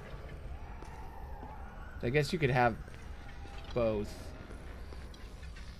I don't know, games are more complicated than movies and TV. I feel like in the spectrum of like creative works, it's like they get more and more complex as you go down the list. Like, the newer a creative work, the more complicated it is.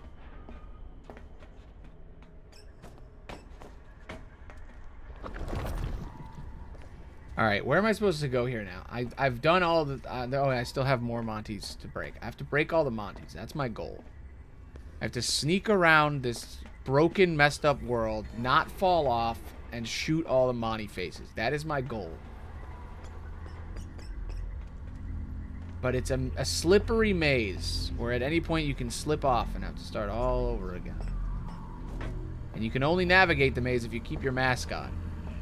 But if you keep your mask on, then bunnies show up and murder you.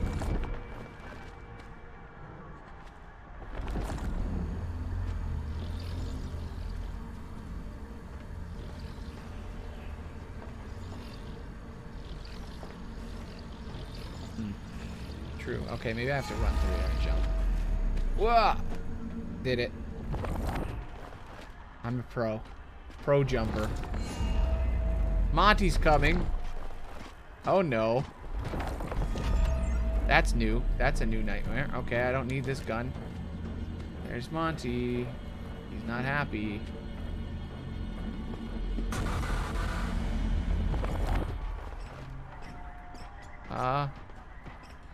Monty. Please go away. Please go away, Monty. Go away. Go. No!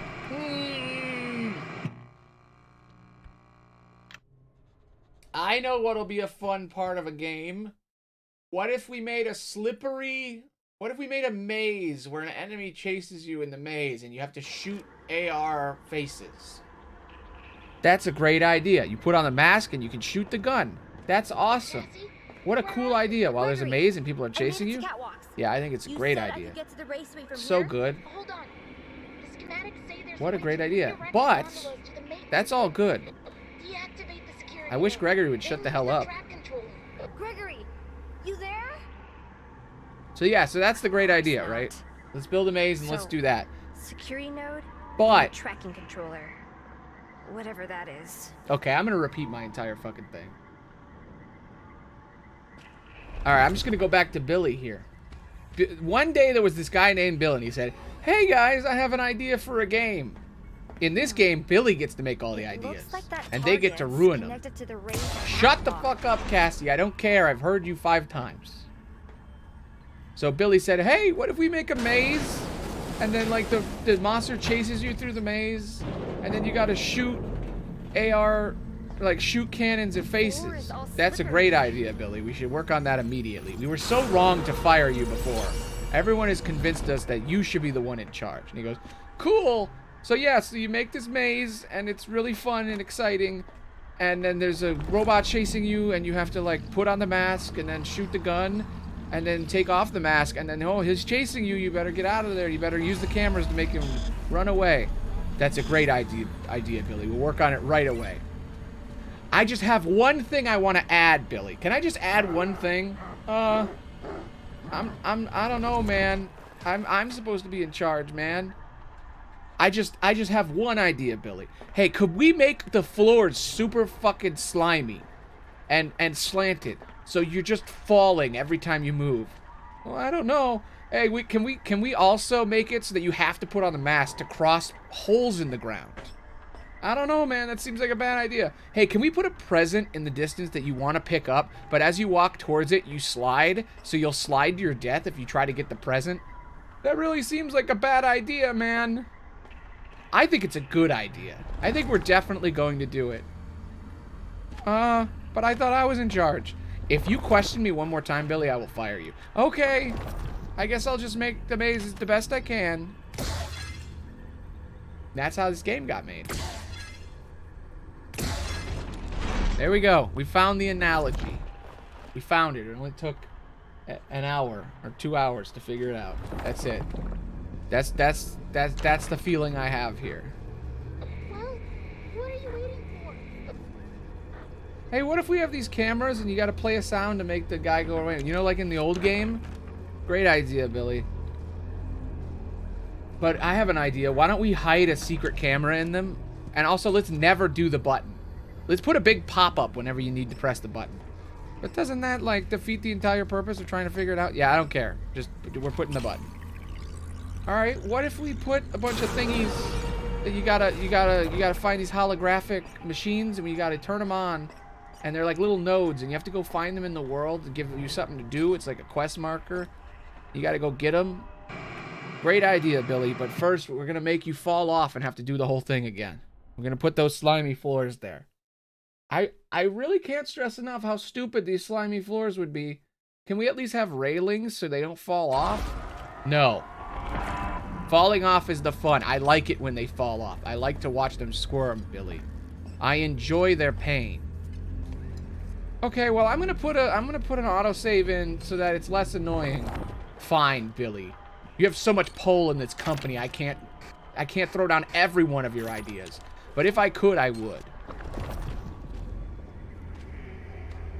That guy needs a name. His name is Todd. His name is Todd. Todd is the man behind all of this. It's his fault. He's Billy's boss.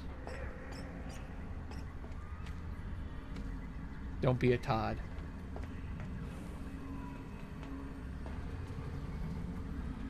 Okay. Lore.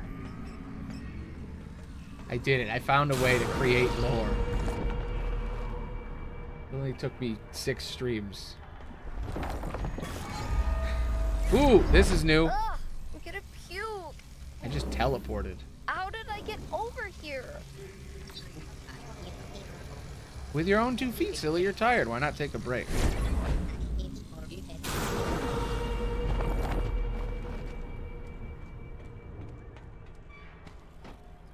Billy had a really good idea. Billy was like, hey, what if there's like this mask and when you put it on, you put it on at the beginning of the game, so it makes the whole game hard to tell, like, if you're in a simulation or not. Like, the whole thing could be a dream and you wouldn't even know. It's like unreliable narrator.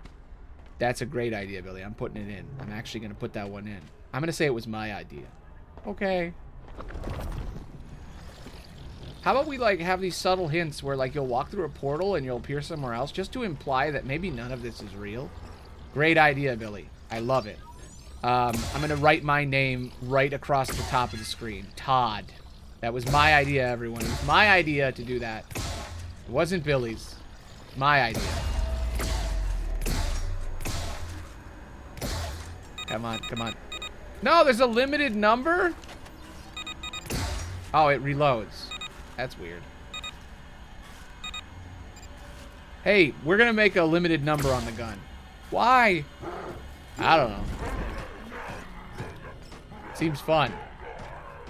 I feel like your choices are just arbitrary at this point. Billy, are you questioning me? No.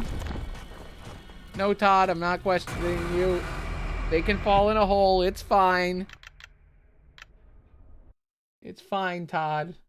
It's fine. Poor Billy, man. He's going through the ringer.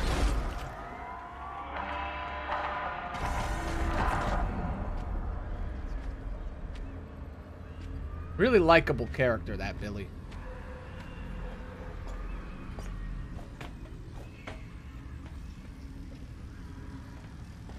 Through the porthole. Ugh, I'm gonna puke. How did I get over here? I'm just imagining what she's doing in this game. Yes.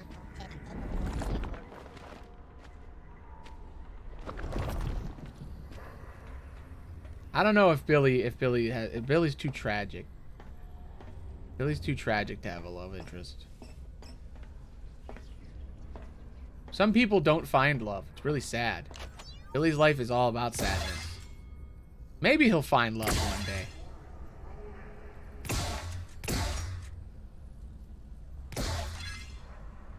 I'm gonna call Billy's love interest Jimmy.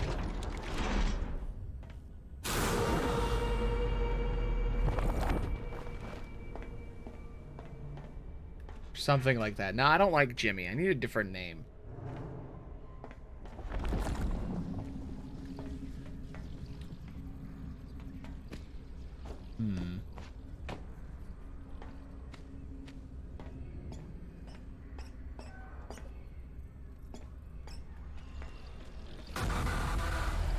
Yes.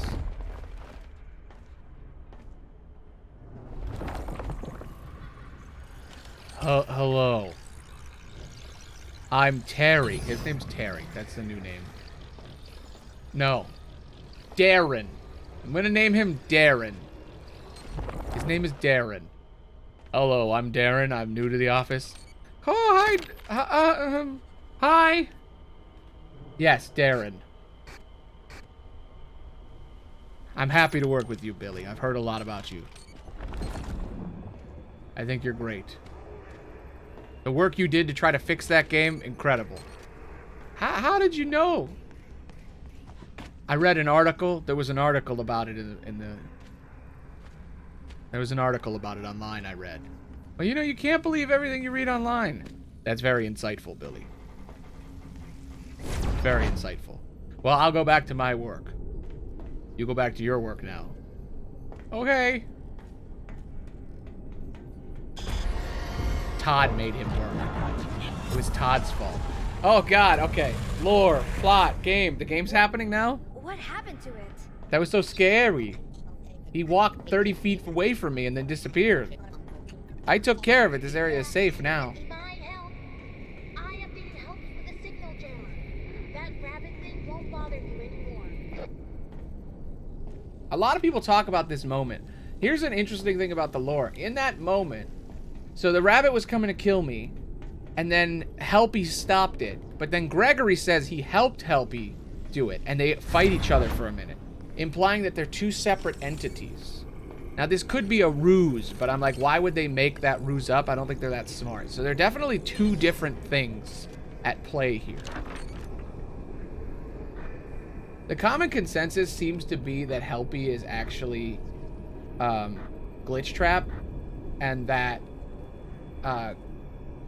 Gregory's the other guy that's in the basement, whose name I'm not going to say because it's spoilies.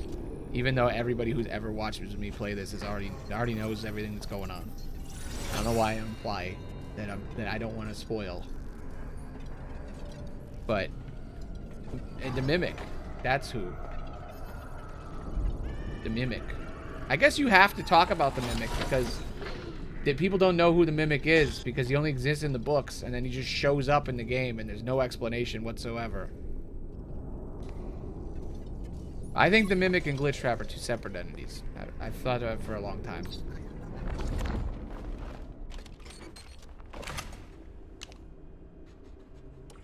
Two entirely separate creatures doing their own thing.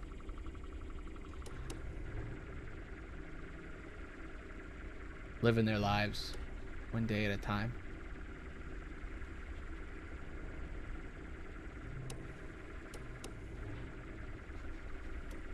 Oh, I fucked up big time. Oh, it's awful when you mess this up. Oh, that's awful.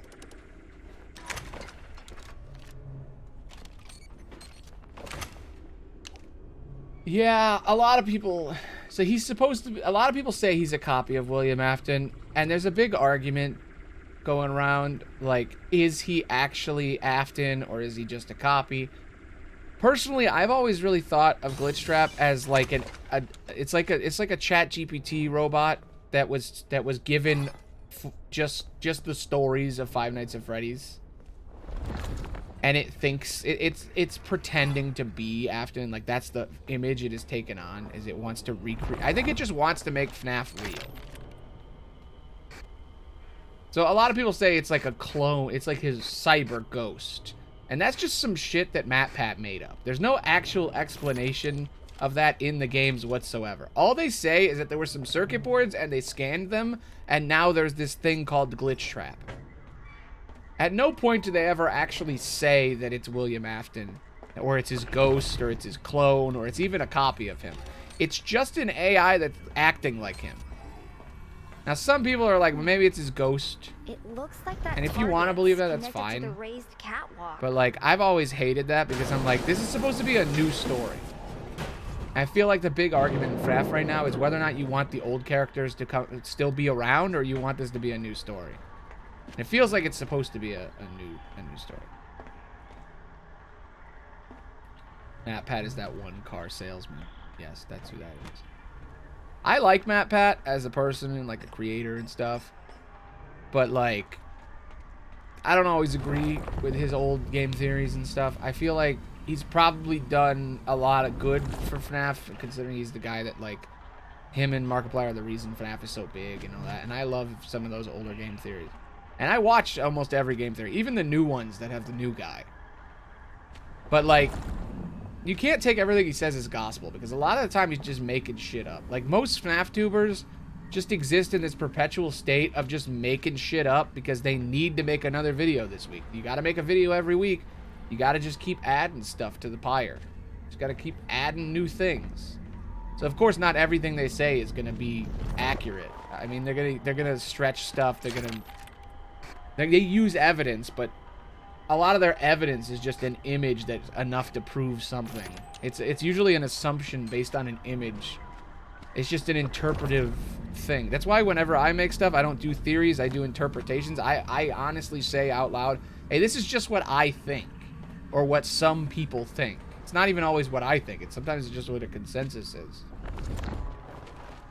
But when theorists make videos, the whole idea is that they find what they believe is proof, which really isn't proof. It's just a, they have an opinion when they start, and then they find a piece of evidence to prove that opinion, or they find a piece of evidence that's interesting, and then they try to create a point around that piece of evidence. So neither of those are really a theory. They're just, here's the thing I found, this is what I think. It's just an interpretation based on a single thing. And then sometimes they'll find multiple pieces of evidence and they'll try to like stitch together a narrative. Yeah, it's just, I mean, that's why he says at the end of every video, that's just a theory, a game theory. Because it's not, it's just nonsensical gibberish that's meant to entertain.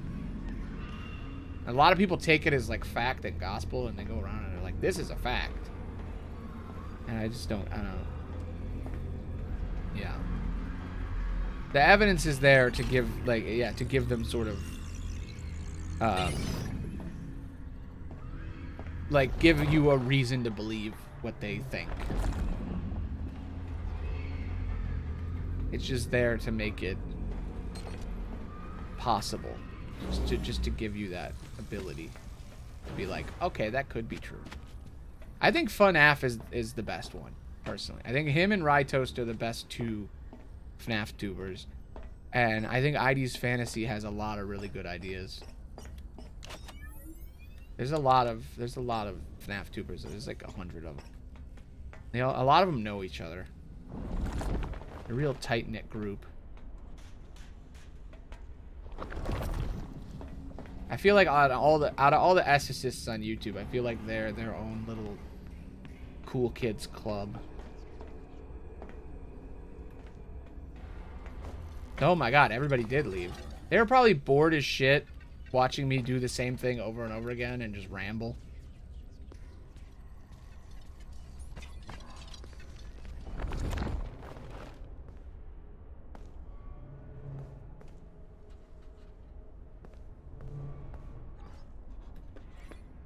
I still wonder if I should, like, with this whole wheel idea, I really like this wheel idea for the stream where I spin a wheel every day. I think it's really interesting. It makes people want to come back more. But I'm still trying to figure out how often I should spin the wheel. If I should do it every single day, or if I should do it and then complete the thing we've started. You know? The Wheel of Aloney. I've seen it, other people do a similar concepts before. It's not like my original idea, but I like it from the way I do my streams. That it's kind of like, I have a bunch of things I want to do during a stream, but I don't have to pick. I just like,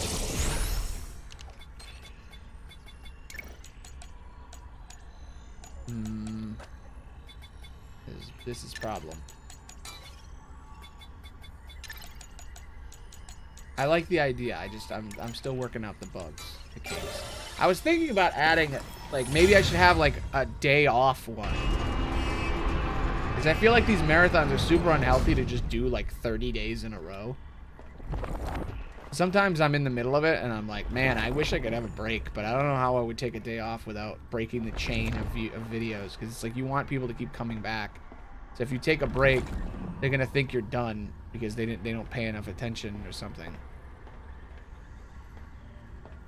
So I wonder if I should have like a one tiny percentage, 1% sliver that's like take a day off or something. I don't know. I'm definitely gonna use this again when I come back from my next the next marathon. I like doing the marathons. It's better than doing it every week. Doing it every week is way too stressful. You feel trapped really fast. I was thinking about it. I'm still not sure. I have been enjoying this. We'll see at the end of this marathon. I'm kind of 50-50 on it.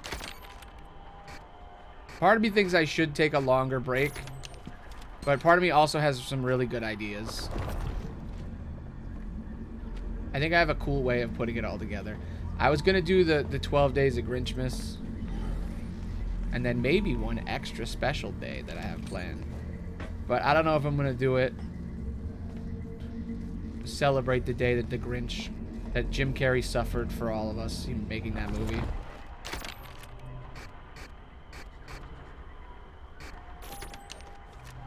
The greatest of Christmas icons.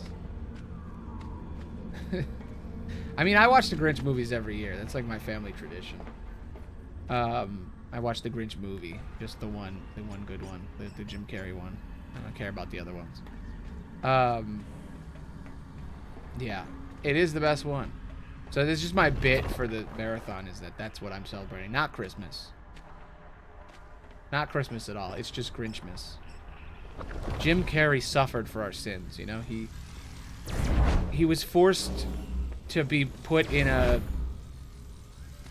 horrible furry nightmare suit that tortured him endlessly to the point where they had to have a Navy SEAL train him how to deal with the torment. He was also like recovering from his like cocaine addiction at the time, so like he would just sneak off and like do cocaine and ruin the makeup, and then they'd have to do the makeup again. I want a movie about this. I want a movie about the making of the Grinch, because that movie would be so good.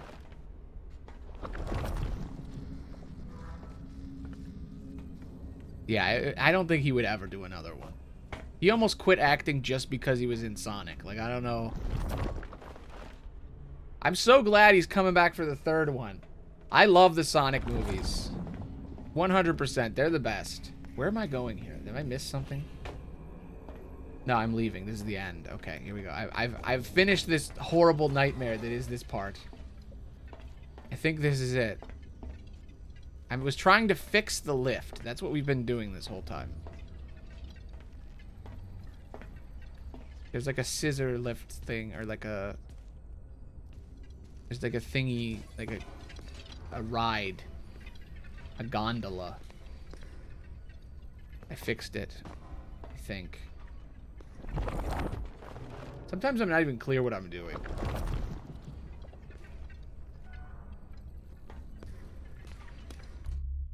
Deactivate, okay, direct the gondola in the maintenance room. Deactivate the security nodes, then switch the ride's path. I haven't switched the ride's path yet. I have to do that. Where is that? Not here.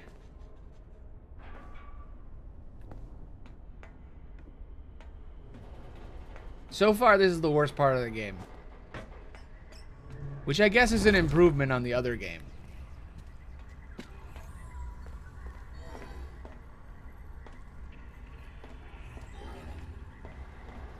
Huh, I didn't even know there was a Grinch Halloween special.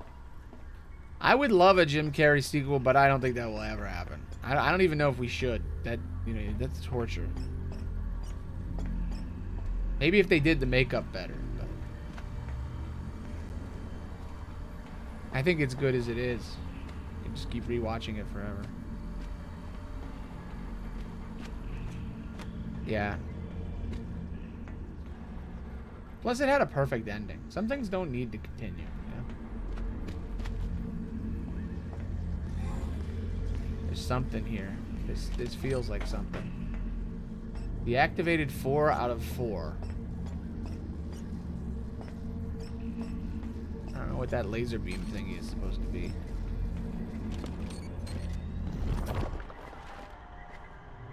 What am I missing here? I feel like there's something obvious I'm missing.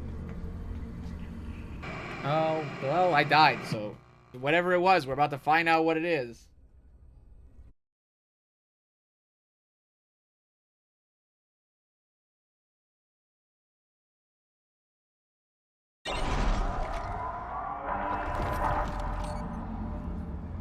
Okay, I did it.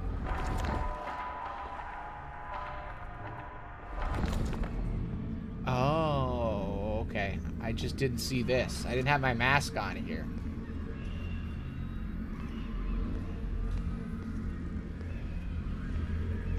I see. I see what I'm supposed to do.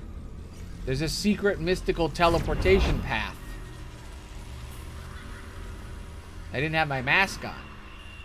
So you got to put on your mask. If you don't have your mask on, you're screwed. Okay.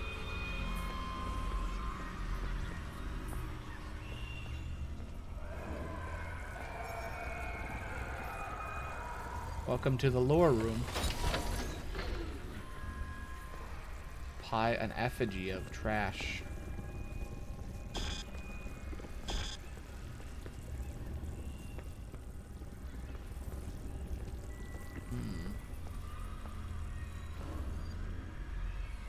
Did the wet floor bot do that? Who did this? Who made this? Who made that?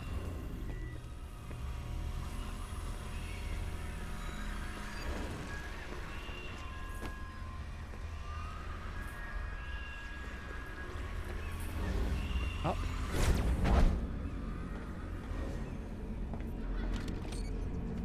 Yeah, maybe.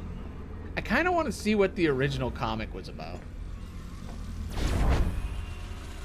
I kind of want to see like a faithful adaptation of the comic. I don't know if the original was. But I don't know if you could make that today. I don't know if you could make that again. I feel like that was a 1 in a million thing. Yeah, it's based on a comic book.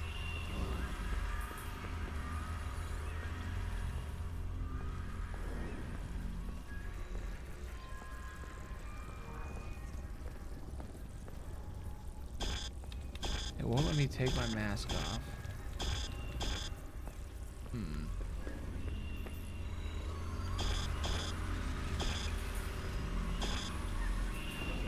Am I crazy? Is this thing supposed to be back here? Or am I just, was it just to get a wet floor sign?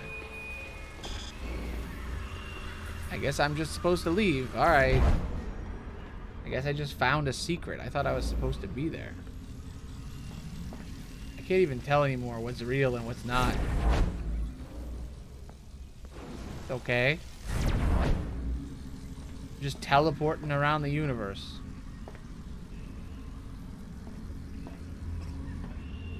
Some surreal ass shit. I'm just trying to imagine what she's doing in the world right now. Just imagine a girl and she's just got a mask on and she's just wandering around. This is all just a drug trip. God damn it. Why?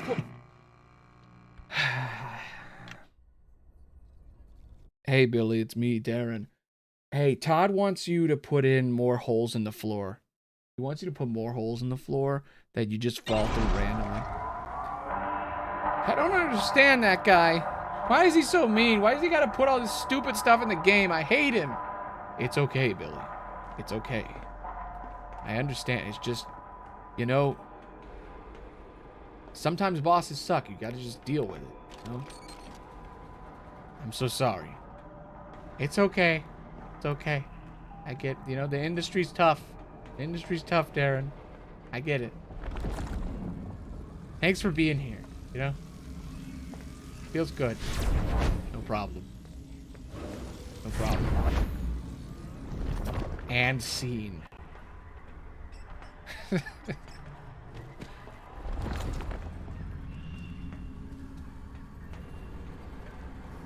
The narrative is forming.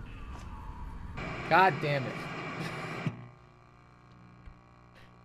I hate these fucking holes in the floor.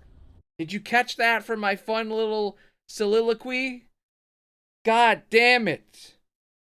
My little improvised love story. Did it teach you that the fucking holes in the floor are dumb? God, I hate them. They're stupid. I'm already lost. Doing the same thing over and over again, not sure if what I've done before. Do you really have to fucking make me do... Okay, this is what... Nope. Okay, that's not what I'm supposed to... God, I'm losing my fucking mind. Holy shit. Maybe this is worse than Security Breach. At least in Security Breach, I could laugh at it. There's nothing to laugh at here.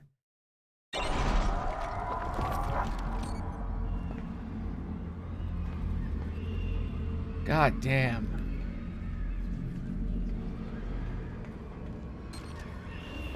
Hey, Todd? Yes, Billy? What do you want? We're trying to build this broken game. We're trying to torture people. I know, doesn't it seem bad? I mean, the thing people liked about the first one was how bad it was. I feel like we should just fix either... I don't know what we should do here. I feel like this is just a lost cause. Well, Billy, we need to make people less upset, so we're just gonna make a free DLC, okay? We need to get paid anyway. We need more work. Let's just work more. But like, does it have to suck?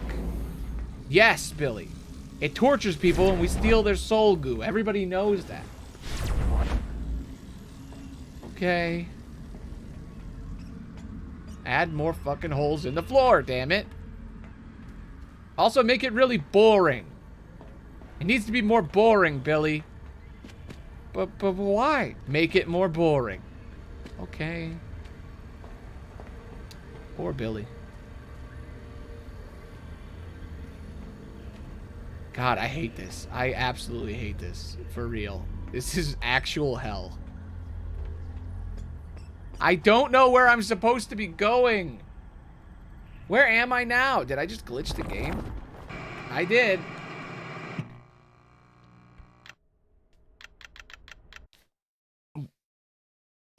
Whoever made... Todd doesn't know how to make fucking quest markers. Hey, Todd? Yeah, Darren? I feel like you... Do you know what a quest marker is? Darren? We've been over this. I know what a quest marker is, but do you? What is a quest marker? Todd, what is a quest marker? It's a description on the bottom of the screen that tells you vaguely what to do.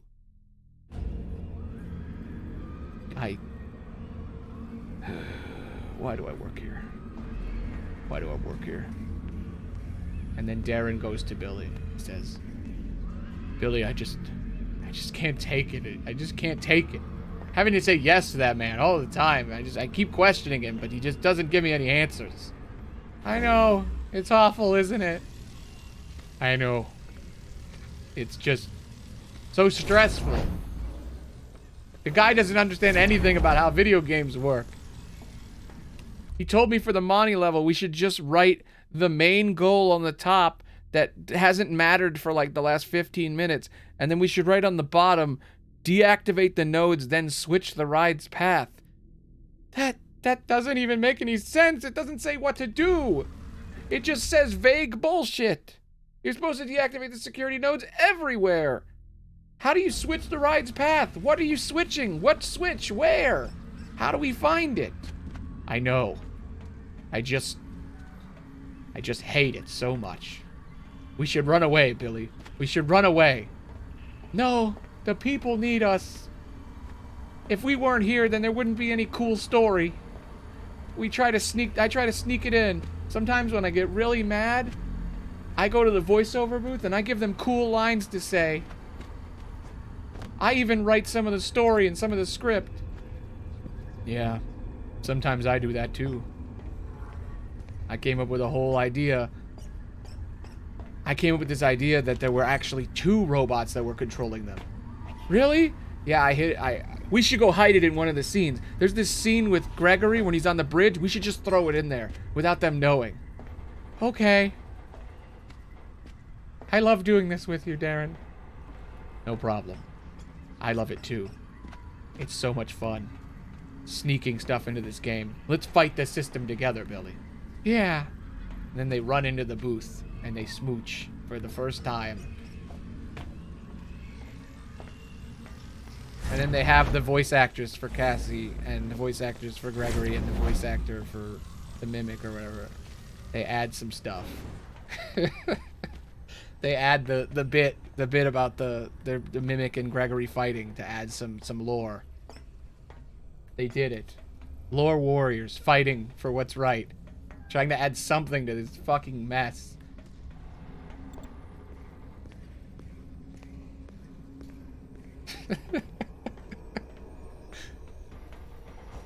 Oh, man.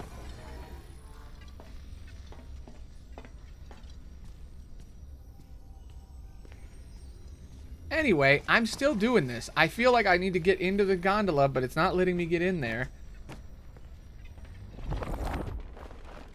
Is this game sequence broken? Like, I did this puzzle, right? Deactivated 4 out of 4. I flipped all this. Is there just a button I'm not pressing? I feel like this is another climb into the giant mouth thing. Where it's something incredibly obvious that I've just missed. I'm gonna just jump off a cliff and just see what it tells me to do.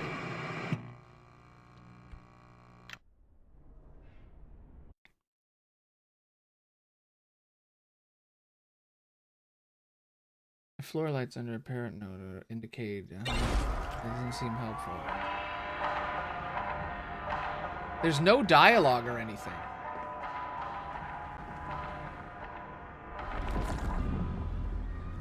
I have to go through here. This seems like the only way.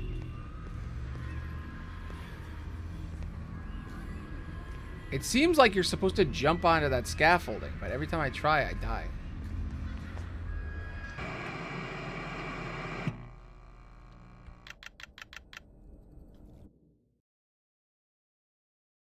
You know, earlier when I was doing that bit, the Billy and Darren bit, you could just tell that it was improvised because I had no idea what I was talking about halfway through it. I was really trying to figure it out in the moment. It's losing it a little bit there. I think it came together in the end, but it's a little sloppy. Where go, game? Where go? What do?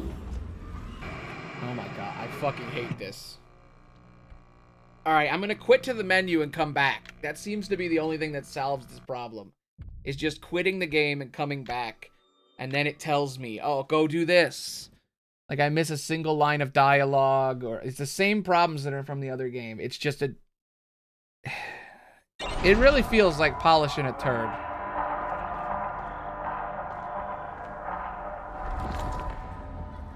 It really is more of the same problems. Like design-wise, Darren, I feel like all we're doing is we're just polishing a turd, you know? Yeah, I know how you feel. It feels like we're just adding a filter on top of something that already sucks. Wait! It's right there! Guys, look. Holy shit. That's where I'm supposed to go. How get there? How get there? How?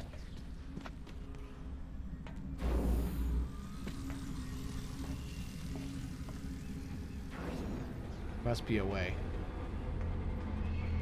Okay, this machine is in my way, and I can't get past it, so I must go around it. Maybe I have to use the mystical teleportation portal to get through it. Right? And then you go through here. It takes you to this place.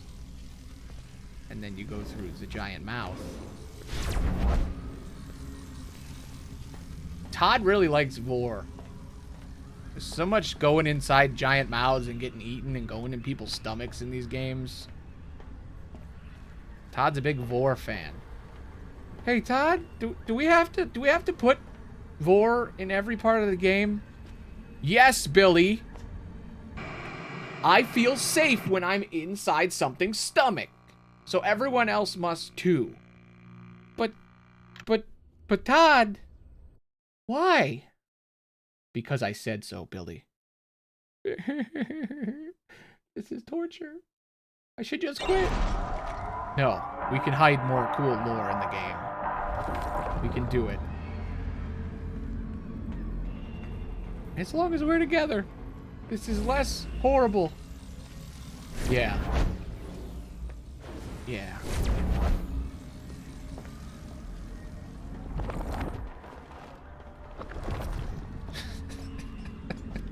God damn it!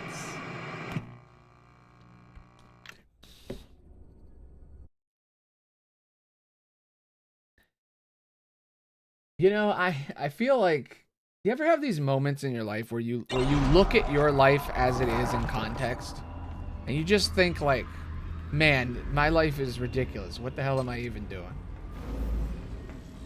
'Cause I feel that all the time. Maybe that's just a me thing, but man, I'm doing a show for an audience of 3, and I'm playing a horrible video game, and I'm making a bit about 2 gay game designers who are working under a crazy, insane man who's obsessed with Vor and wants to make a terrible, broken game. And I just thought to myself, this is what I'm doing with, this is my life. What is this? What am I doing? Man. The film school. Was it worth it? Absolutely. All right, here we are. We found it. We found the thing. I did this already. I remember doing this before. Maybe I died in the middle of this puzzle. Maybe that's what happened. Okay. Boop, boop, boop, boop, boop, boop, boop, boop, boop, boop, boop. I haven't seen the bunny in a while either. I feel like he's coming. I haven't seen Monty either. I don't know what happened to him. Oh, that doesn't work. I can't do that because now I can't pass through it. Right? It's blocking the way. Now I have to do the whole thing again.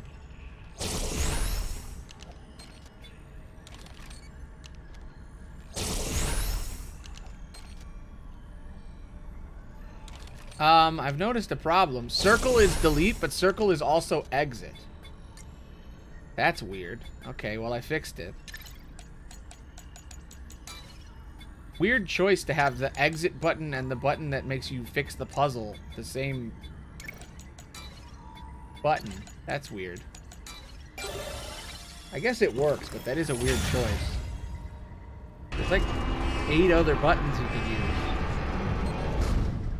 Thank God. Hey, I did what the quest marker said. I switched the ride's path. That's what that meant. It meant use the node to switch the ride's path. I've done it. I don't know why that was so hard. Maybe I'm just an idiot. I don't know. I felt so lost. You get tunnel vision. You're just kind of trapped in the endless loop of it all. And you just kind of lose where you are and why you're doing the things you're doing and how you do them. Now, I'm trying to get back in my machine, but it won't let me. So maybe there's something else I have to do. Some other path I haven't done.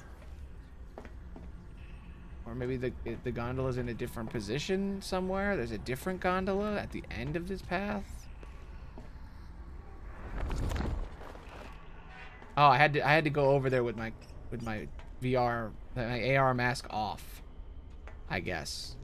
Maybe. Yeah, okay. That's okay. Sure.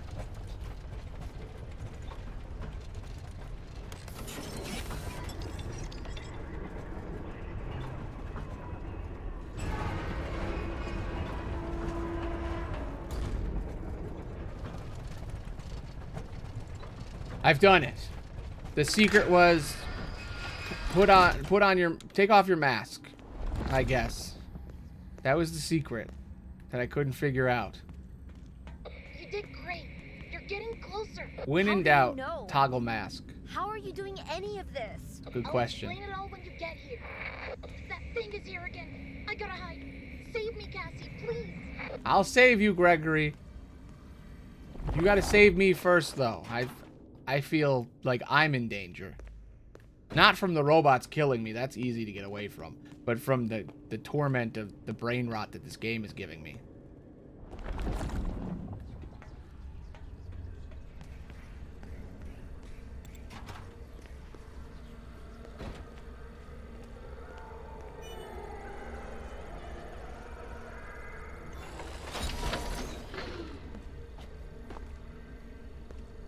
There's such a contrast between these streams and my videos about these games.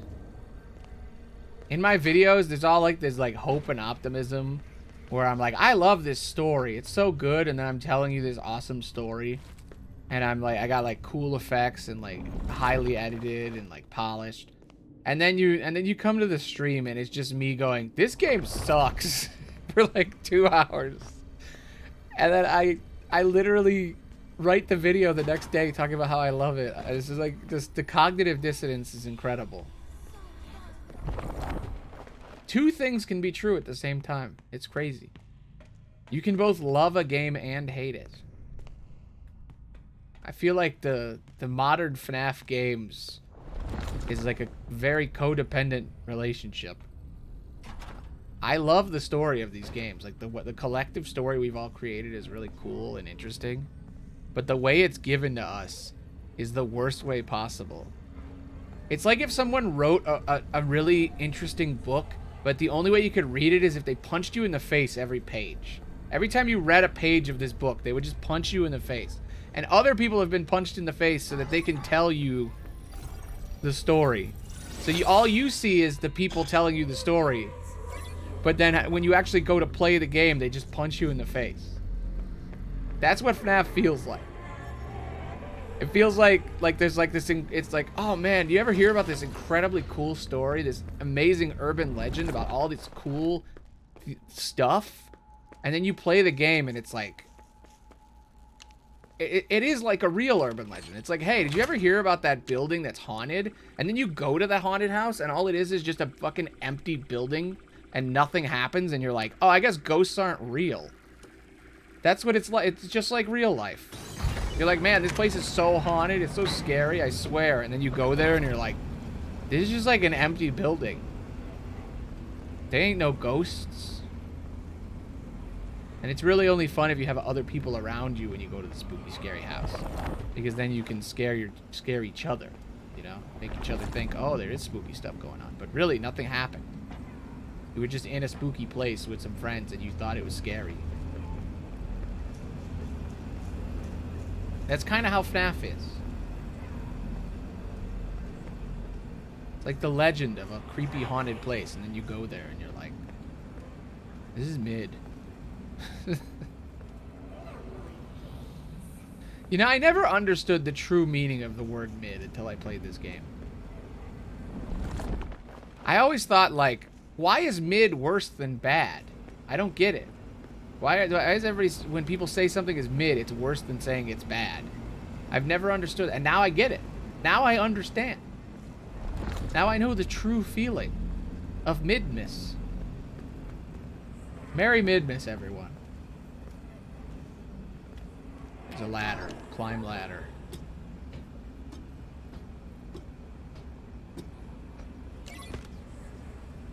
Hey, I'll remember Billy and Darren for the rest of my life. And all three of you will too. I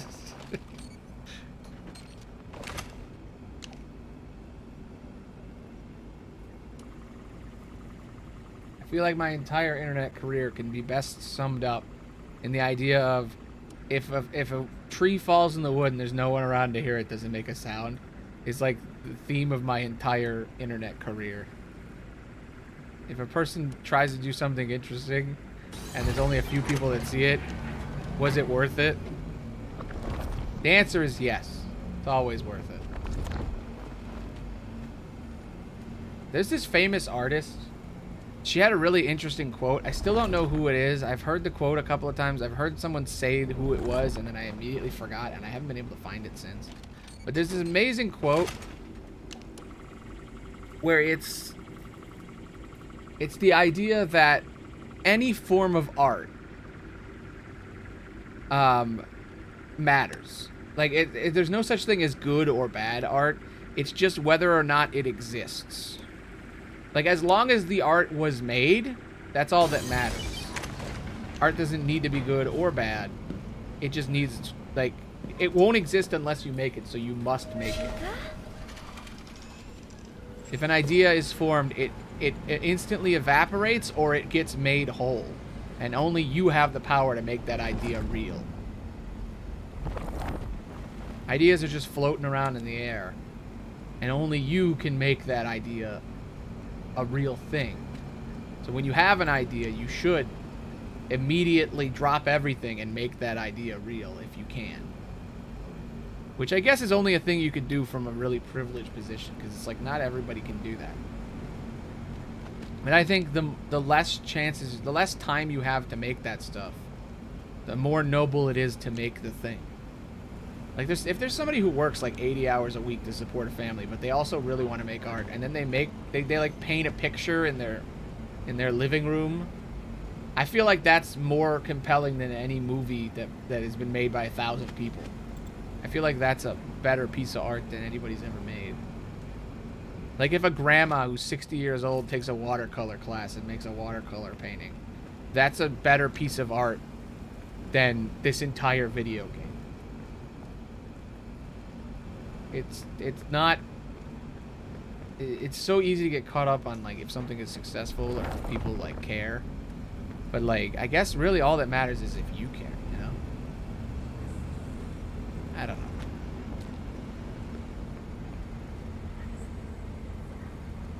Now we can imagine that that was Darren saying that to Billy the whole time. Oh, man. I love you, Darren. And then they kiss. They make baby. They were the first two men to have a baby. It happened.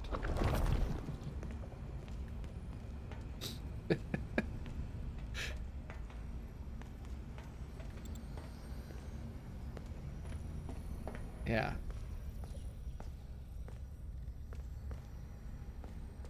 I would watch that movie. I would read that book. I would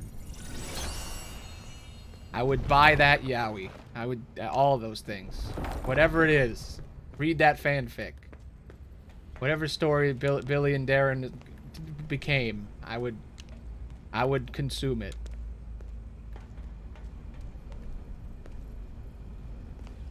Fresh new take.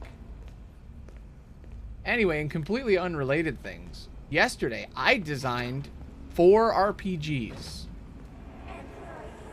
I feel like I come up with my best ideas when I'm really tired or stressed out. They just come to me. If you listen for the ideas, you can find them. And I make board games all the time, really stupid board games that I never finish. So I have ideas for them all the time. On my last break, I was supposed to be working on the video game that I've been planning to make forever and ever and ever. And I didn't work on it at all. I just worked on my board game for like a week. I couldn't help it. So yesterday I came up with a bunch of RPG ideas that were really cool. And I'd love to pitch them while I'm doing this, I guess. If I could figure out where the fuck the exit is in this level, I'd appreciate it. At this point, the stream is just a podcast with a game playing in the background. It's just an interactive podcast. That's all streaming really is, if you think about it. Who gives a shit what I'm doing in the game? That's just to get you here. If you're only here for the game, then you'll leave after 20 minutes because you'll be seeing me talk about Billy and you'll be like, what the fuck is this? This guy's lost talking about Billy? Who the fuck's Billy? And you leave. But yeah, so the idea I had, my best one, there were like 6 different ideas. They all came from the same concept, which was there's this game called Dread. I don't know if you've heard of it. It's my favorite RPG. I've never been able to play it. Smosh recently did a video about it. I've been trying to play Dread for literally 10 years. I bought a Jenga tower 10 years ago so I could explicitly play Dread with my college friends. And none of them wanted to play it ever. And we never played it. And I have wanted to play it for literal years. And now Smosh has just made a bunch of videos of them playing Dread. And I was thinking about Dread, and I came up with a new thing using the same idea. So the idea of Dread is it's an RPG, but you play Jenga instead. So I was like, what other common board games that everyone has can you play as an RPG? And I came up with like 6 different ideas. But my favorite one is Trivial RPG, which is, it's an RPG where you pick a topic, right? You're like Star Wars, and you go on a Star Wars adventure. But the way you do stuff in the game is instead of rolling dice, you answer trivia questions. So the Trivia Lord, which is the DM, writes or finds a bunch of different trivia questions about a particular story, like a particular thing, and they come up with the idea for a story in that universe, and they put a bunch of piles up. It's like 5 piles of different difficulty questions, and the whole idea would be it would be a little booklet you buy, and it would give you the rules, and it helps you come up with the trivia questions. But it's basically you can go through and write the easiest thing you could possibly think of, just like characters' names, right? And then you write really difficult stuff like actors' names, and then you write like super intricate, deep lore that only like the biggest nerd would know. And you just keep writing the difficulties up on all these cards you write for trivia. And you get like 5 piles of trivia. And then you play the game with your friends. And your friends all play characters in that universe. So you go, okay, we're playing Last Airbender. All of you are characters in the Last Airbender universe. And the story is, you're going to go travel from all the way from the ancient version of the Fire Kingdom all the way, like the Kyoshi times Fire Kingdom, all the way to the the the southern water, the southern air temple, or yeah, to the southern air temple. Sure, why not? That's the story for this week. That's what we're gonna do. So then everybody comes in with a different character with a different vibe, and then you just play like a D&D game. You just improvise. Okay, you're gonna go here, and then you're gonna go here. There's a bad guy. He's gonna hurt you. Whatever. You do an RPG story. But the whole time, anytime they want to do anything that's like story related, they have to answer a trivia question. And if they get it right, they succeed. And if they get it wrong, you give them the card. And if they get 5 wrong, they die. Now you might be like, that's a little intense, right? Well, no, because you can choose to answer a trivia question and remove a card from them. You can heal them. But if you fail at that trivia question, you get hurt. It's all about like building a team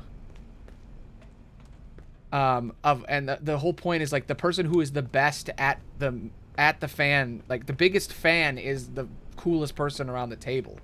Because everybody is looking to the person that knows all the trivia to get them to save them. And also, if you don't know anything about the universe, if you're invited to play this game with a group of friends, and you don't know anything about this universe, you can create like a parody character of what you think this universe is like. And you can get all the questions wrong, and you'll die really fast. But the fun thing is after you die, you have to answer the questions again. And if you can get 5 right, you come back. So you can just have this fun game of like 5 or 6 people around a table, and even if they don't know what the universe is, as long as they understand the concept, it's fun for everyone. It's like a trivia night, but it's also like an RPG night. And the whole night, people are getting more and more excited about the various thing that you came to hang out about. So all you have to do is have a group of people that all love the same thing. And then one person who's such a big fan that they can just write a couple of trivia questions. And that's all you need to play the game. And I have a bunch of variant rules. One of them is you can just take Trivial Pursuit cards and just use those instead of being more specific. So all I did was write all these different concepts and game mechanics. I haven't made any of these things. It's just a series of rules. It's called one-page RPGs, which is the idea of making an RPG very quickly in about a day and just ironing out the rules and then kind of putting it together as one solid piece of a rule kit, and then you can test it. It's a prototyping phase. So like that's just an idea to test. I still have to test it. I still have to go through the process. But that's the basic idea I came up with last night. And that took me 2 hours. 2 hours while just at work bored and driving home from work. That was it. It's like maybe 3 max. I just sat around thinking. That's all it was. Because at work, I have to think a lot. And sometimes I listen to podcasts a lot. But sometimes you run out of podcasts to listen to and you're listening to the same thing for the 3rd time. And you're like, okay, I'm just going to think about this. So I was listening to Smosh play Dread, and I was just thinking about that game because I came up with the idea, and I couldn't stop thinking about it. And then on the drive home, I was listening to music, but I wasn't really listening, and I was just kind of thinking about all that stuff, and I came up with that idea, like to develop the whole thing while I was driving home. And I came up with like 6 other ideas. I came up with one that uses dominoes, where every time you pull a domino, it has 2 numbers on it. So I was like, you could use that as like a choice-based thing and do like a visual novel thing. But that idea didn't really go anywhere. I'm still thinking about it. It's a little too complicated. But I had like 6 or 7 different ideas. They're written down somewhere. I have them in my notes app. And then when I got home from work, I just kind of sat in the driveway for a minute and thought about it. Wrote more of it down. I don't know. I do it all the time. It's just a thing I do for fun. Sometimes I'll come up with like an entire board game and then I'll just sometimes I'll develop a whole one time I developed an entire board game and then the Photoshop file I was using to hold all the images was deleted and I forgot how the game worked, so the game just never existed.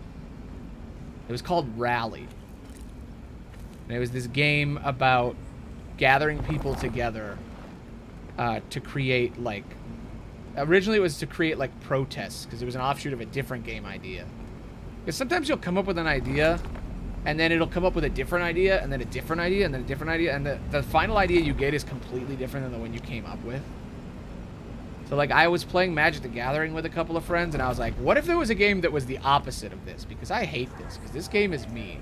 What if there was a game where you're just, like, the nicest person ever? And then I came up with this game called Pacifism. And then that became Rally, and then that became something else, and I can't remember what the something else was. But I don't know, I like game designing. I started doing it in college because I went to game design classes. I don't know where the hell the game wants me to go here. I'm just lost, repeating myself over and over. But yeah, I took a lot of game design classes, and when I was taking them, I started designing games a lot. Because I had a really good teacher who basically, he did the greatest thing ever I've seen in a game design class. Where normally when you go to game design class, they're like, this is how you make video games. But that's not how he did it. He was a fucking genius. And what he did was he said, I want you all to take this deck of cards and I want you to make me a game. And it blew my mind. Because like everybody who came in there was like, oh, we're going to program video games. I'm going to make like a shooter. I'm going to make like a Cthulhu dating sim. Everybody had all like these ideas. And then he was like, here's a deck of cards, make a game. And so many people couldn't make games. But a bunch of people were like, oh my god, I just fell in love with making video games. Like the second I did that, I was like, oh, this is what I want to do. This is a thing I don't know if I want to do it with my life, but this is a thing I never knew I wanted to do. I made a card game called Fuck You with a PH. And it's a card game that's just about making each other angry. I forgot the rules. I have them written down somewhere. But it's a card game, and it's kind of like Uno. But it's just pissing people off. It's like trolling the game. It's just two people just making each other mad. And I only got to test it a few times, and it really made people mad. But it was also really fun. A friend of mine made a game called Battle Cards that was really cool. He made like a... It was like a turn-based, kind of like a Final Fantasy game, but with cards, where you could just take a deck of cards and do it. And he was like, the king can do this, and the knight can do that, and these are the numbers. Numbers are stats. And I'm like, this is a great idea. I think it was way better than the game I came up with.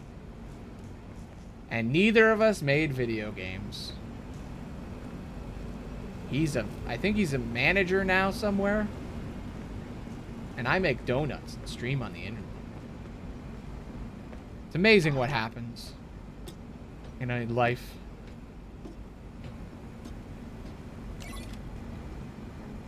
I also knew about 10 different animators in film school that were all going to be animators. They all wanted to make their own TV shows. They all wanted to make their own Last Airbender.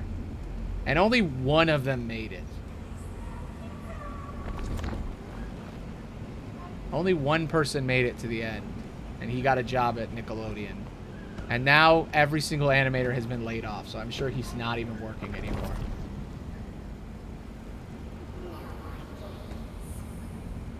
I really should look and see what he's up to. We weren't really that close. That's the thing that sucks. He was like a friend of a friend.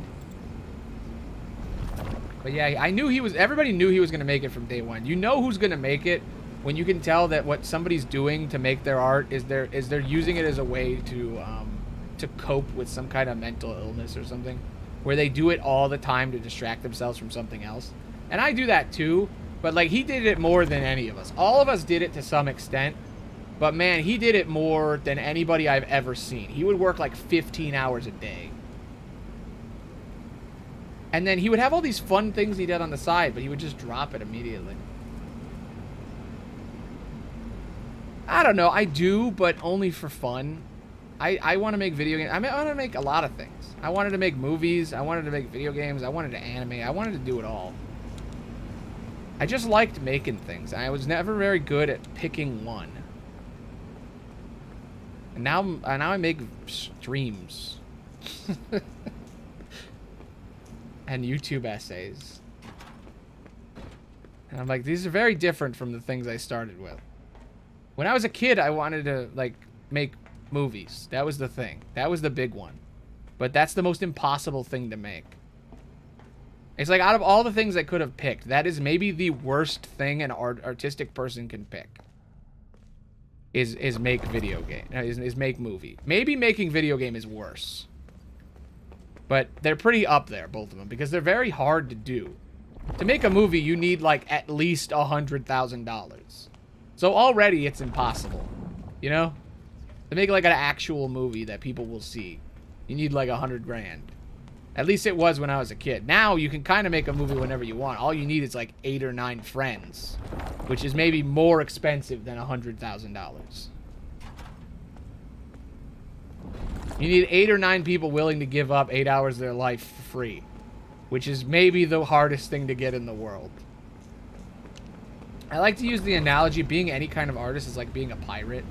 You need like a whole crew to do almost any artistic endeavor. There's some things you can do on your own, like being a filmmaker, being a director, or like a movie maker, or a game designer. Can sometimes feel like being a pirate, where you have to have a whole crew that you hire. You have to find a bunch of misfits that you gather together, and you have to get a guy to give you enough money to build a ship, and then you got to make the ship, and then you got to find a place to sail to. Yeah. That's the thing, right? It's very easy to dream and to come up with ideas and to write, but not so much to make it as a writer or use ideas or any of that or create anything. It's like the more people you have, the easier it is. I don't know where I'm supposed to go. I'm literally just walking back and forth over and over. Where the fuck does this game want me to go? Redirect Gator God to the maintenance room. Where are you? That's the hint they're giving me. They're giving me the hint. Where are you? That's the hint. I'm looking for Chica. I saw Chica disappear. I have to find her. She was on the conveyor belt. Where is she? I've gone everywhere. I'm like, maybe I need to go out downstairs. Maybe I need to go upstairs. Where is she? Did I feel like I gotta restart again. Yes. Well, the thing about writing a book is the time commitment, and you have to really be focused, and you have to really, really, like, hunker down. You have to do it every day for like a month, like 2 months maybe, 2 months, like maybe more, maybe a year. But you got to just like cram out. You got to just go. You got to just write the whole thing in one and like as fast as possible. And you have to be motivated, and you have to do it. And then once you've written the full book, then you got to also have someone edit it. And then you gotta publish it. Nowadays, it's a lot easier to do. You can self-publish. You can just go on Amazon and sell a book. But then there's marketing. It's like, who's gonna read your book? Then you gotta figure out, well, who's gonna buy my book or who's gonna read my book? And then it's like, well, then I have to make a book that's worth reading. And then I have to figure out what the current trends are in book reading and who wants to read a book. And you know, book writing nowadays is kind of ruined, mostly by AI, but also, oh, this is that. I'm a moron. I've been stuck here for 20 minutes. I had to walk up these boxes. That's what I needed to do. God, I'm a moron. This game, Security Breach, at least, I felt like the game was stupid. This game just makes me feel like an idiot. I just feel stupid the whole time I'm playing this game. Oh, I didn't walk up the steps. I didn't think about it. My bad. It's a me problem. It's not the game. It's a me. It's my fault. I'm stupid. That's what all these games, every single one of these games maybe makes me feel that way every 10 minutes. I'm like, maybe I'm just not paying enough attention. Maybe I don't know. Uh-oh. My mask doesn't work. I got kicked out of the Vanny network. You said you got rid of that rabbit thing. What happened? Looks like the entity has bypassed my signal jammer and activated one of its own. Okay. That device down there is an AR inhibitor, unable to access Vanny until it is deactivated. Okay. Well, that sucks. Can't go into the mask world. Gotta turn that off.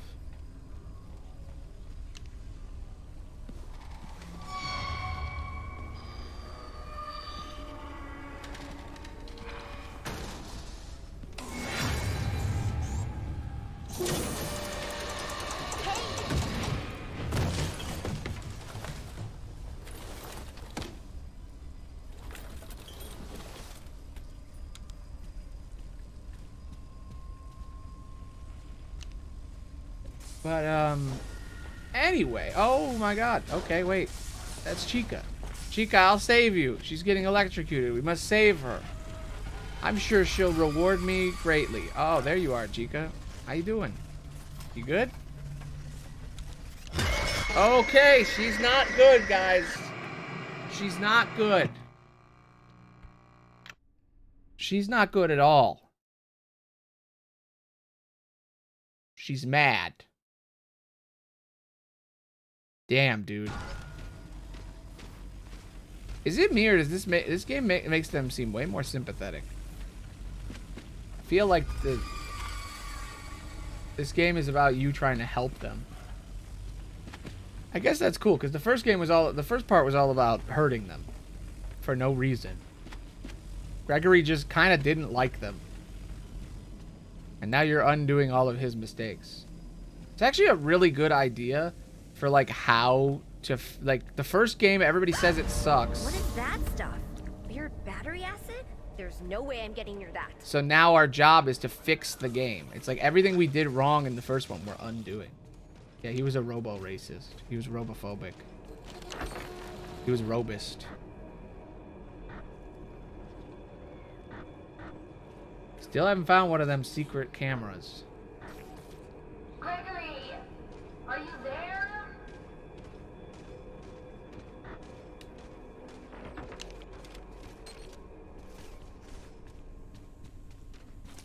Now we're getting some of that gameplay.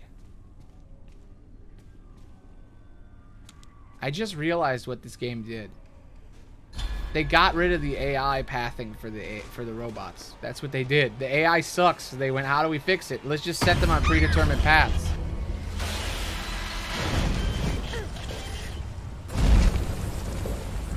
They don't have AI anymore.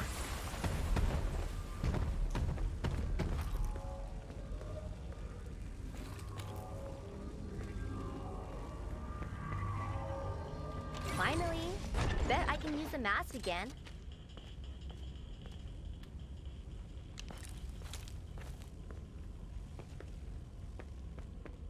God, this is such a fascinating, like, as like a game design person, this is a fascinating game to like study.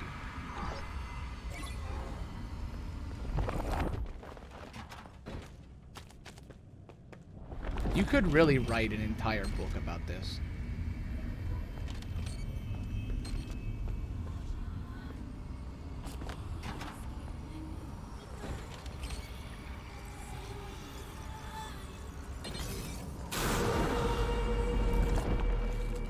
You can only deactivate them in mask mode. Some people say these robots are possessed. The wet floor signs. Ah! She was around the door. Maybe they do have an AI now. Now I can't tell. Now I'm like, does she hear me? We only have an hour left.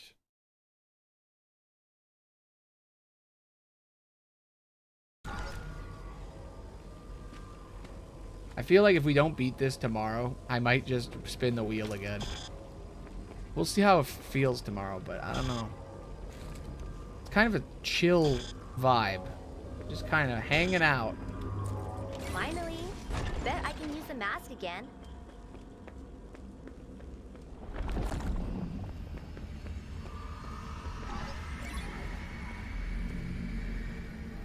Okay, quickly. How did she even get in there? Can she walk through the wall? How did she get in here? There's a thing in the way.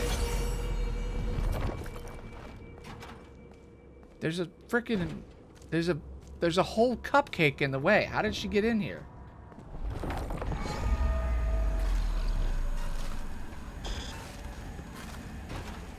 Can't take the mask off. I can't take the mask off.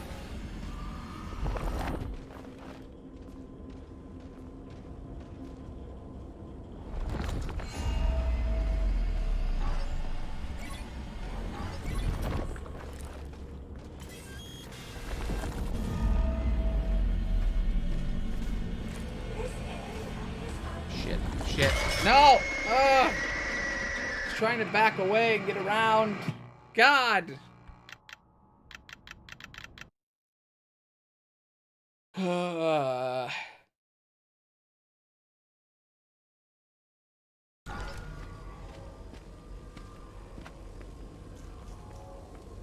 Okay.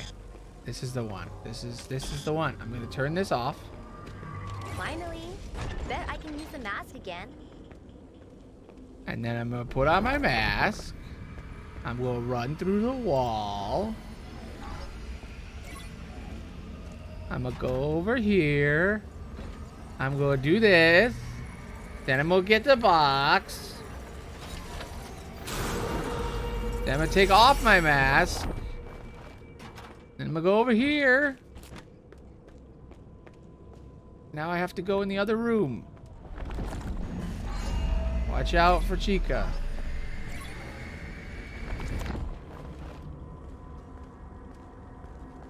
Don't mind me, Chica, just hanging out.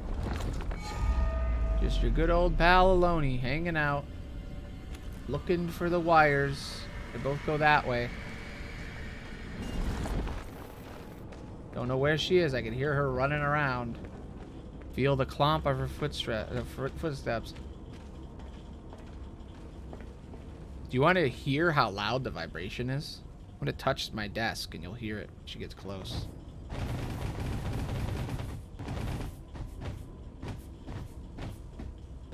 Did I get stuck in the geometry? Oh, okay, I'm good. I was stuck for a second, but I freed myself. Like yesterday when I was in VR and I got myself stuck in a hole. I'm really good at getting stuck. Help me step, bro. I'm stuck. That's me. For real, for real. She's coming for me. She's coming for me. Okay, there's one left. I think it's... I thought I got the first one, but I guess I didn't. There's only 2 wires that come out of that. Are there any more on the wall? Nope, it's in there. Over here. I already got this one, though, didn't I? I guess I didn't get it.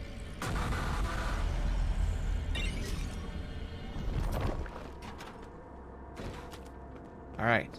This is it. Last one. Do the puzzle. She's coming. Hurry up. Outside in. Always start from the outside going in. Nope, never mind. It doesn't work. Duh. That's fucked up. No! No! No! I will say that part is fun. It doesn't look fun, but that part is actually fun. The parts where you have to do the puzzle and they're coming for you, that shit gets me every time. That shit's good. More of that, please.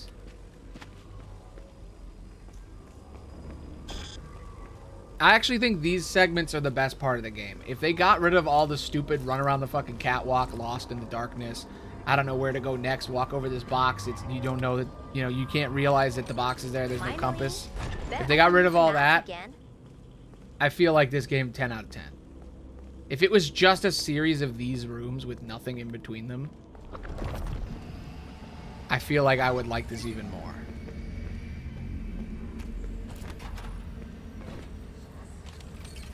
Maybe that's the problem with these games in general, is there's a lot of narrative filler.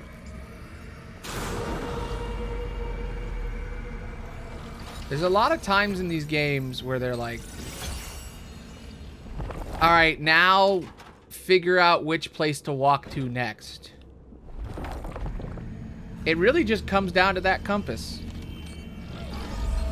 I still can't fucking believe that they had 2 years. They made an entire video game to fix this game. And they still didn't think to add a fucking compass after all these years. Not one time did they go, man, people are getting lost when they're streaming this game a lot. What if we, like, I don't know, added a compass? They still didn't do it. They gave me an actual HUD now. So it makes sense in the lore for me to have a marker on the map. Maybe I'm just too Halo-pilled. Maybe because I grew up playing Halo and Cortana was in my brain and she just said, hey, go here, and there was a marker that told me where to go. Maybe because of that I don't have the right skills, you know? Or, you know, Skyrim when they're like, hey, go to this guy. Or like Fallout, where they say, hey, go to this guy. Or like any fucking video game. I can't even name a video game that doesn't have a compass. Can you name a game that doesn't have a compass that's like 3D? Mario? Mario doesn't have a compass. But Mario also has really complicated and detailed game design that kind of prevents that. Bet I can use the mask again. I'm trying to think of other games that don't have compasses. Outlast? Outlast didn't have a compass. I never felt... Well, you know what? I did always feel lost in Outlast. Maybe I'm just... If a game doesn't have a compass, maybe I just suck at it. Legend of Zelda. That's a good one. But no, Breath of the Wild has a compass and a map. And actually, no, Legend of Zelda, it might be the first example, because if it doesn't have a compass, it has a map. Like a navigation thing. Zelda's, like the original Zelda had a grid. The map for the original Zelda was the first map in video games, and it was one of the first ones, and it was a little box in the corner that had a little bright light that moved around. So you could tell where in the world, like, relative to other things you were. So even that I would love in this game. I really wonder why they couldn't have just programmed it. How long would it have taken? This is in Unreal, right? Like in Unreal, you can make a quest marker. I'm pretty sure. There's got to be a way you can just make a quest. Like it wouldn't be that hard.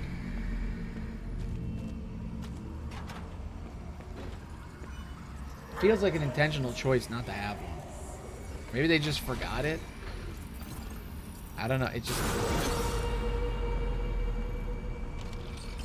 They made a lot of other improvements. I don't get why there's no compass. It really feels like I'm the idiot here every time, but I'm like, I feel like it would solve a lot of problems. Not everybody's good at navigating. Some people can get lost. Not everybody's paying 100% attention to a game. Some people are doing other things. Some people are streaming. Some people are watching TV. Like, I feel like a compass is a pretty obvious thing. Like, if the purpose of a video game is to have a player interact with a fun mechanic, then your game should be designed to get to them to that mechanic as easily and as quickly as possible. The only times when you shouldn't do that is when the mechanic is getting to the thing. Like in Breath of the Wild, where they're like, here's a marker. It's 7,000 miles that way. Go get it. But then along the way, there's like 50 things to interact with. That's fine. But I feel like at all times in a video game, you need to have an exact spot you're going to. And it needs to be 100% obvious where you're going, even if you miss something. Like at all times, you should just know. You should always have a direction. Especially if you're in a third-person game. Or a first-person game.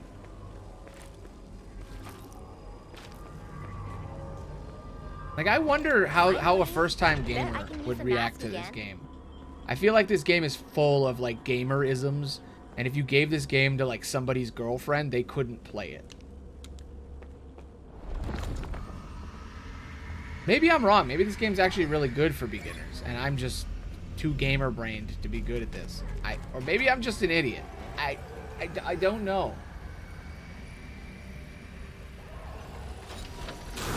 I can't believe I've been playing this game probably for like 6 days now, 5 days.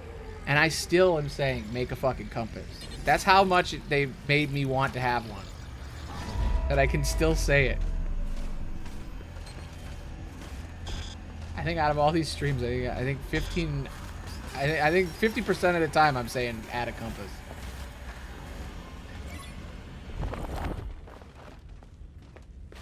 It's not that hard to make. It really isn't.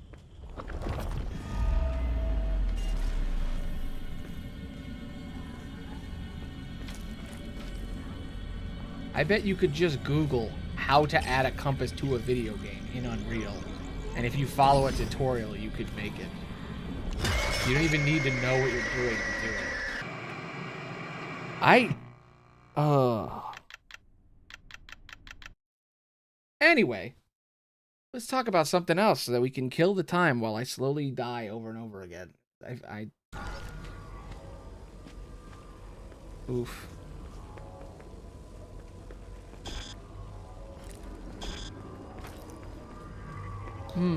Thinking about a topic. Thinking about it. This is yet again why you need to have a topic Bet I list. can use the mask again. Well, we were talking about me making board games. I guess I could talk about that again. Sometimes I like to make board games. I made a bunch of different ones. I don't know if it's a common thing for people to want to make like different games, like RPGs or board games or video games. I feel like I'm being very game designer coded all this stream. Let's talk about something completely unrelated.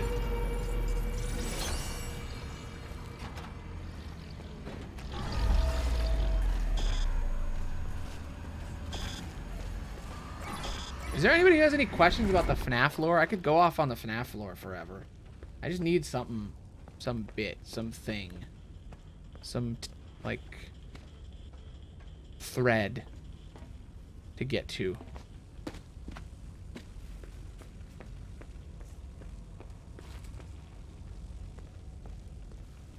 Normally I would react to something in the game related to the lore, but there's nothing really happening here. I guess other than Mixis. I guess I could talk about Mixis. So if you don't know, every time I keep this mask on, there's a bunny that keeps appearing. His name is Mixis. M-X-C-S. Mixis. I think that's the name. Something like that. It's spelled something like that. That's him. He's a big bunny. What he's supposed to be, I guess, is he's a security system for the entire Pizzaplex. Ooh, that's a good question. What kind of shows did I watch as a kid or teenager? Or what did Cartoon Network kid? Okay, yeah. Yeah, that's a good question. I was talking about that earlier. But yeah, before I get to that, Mixis, they're an AI that's controlling this place, and they're trying to stop me, I guess. So all they do is they just call the nearest person. There's a lot of debate. God damn it. There's a lot of debate about who this robot is. Some people thought for a long time that it was Cassie's dad before it was revealed that he's in the VR game. It could be him still, but it wouldn't make any sense why he would call the robots to kill his daughter. It doesn't really fit. A lot of people think it's just an AI. It's just a program that's supposed to call you. Finally, I guess you could say it's like maybe it's Helpy, you know, it's Glitch Trap scaring you, but I don't know why they would kill you. Because actually, no, I know what it is. What am I thinking? The plot of this game is that Glitch Trap is making us undo all these security nodes, and the bunny is just like the Pizzaplex's defense machine that's supposed to stop us, because we're technically the bad guy here. Yet again, we think we're doing the right thing, but really, we're the bad guy. We're just unlocking stuff more and more.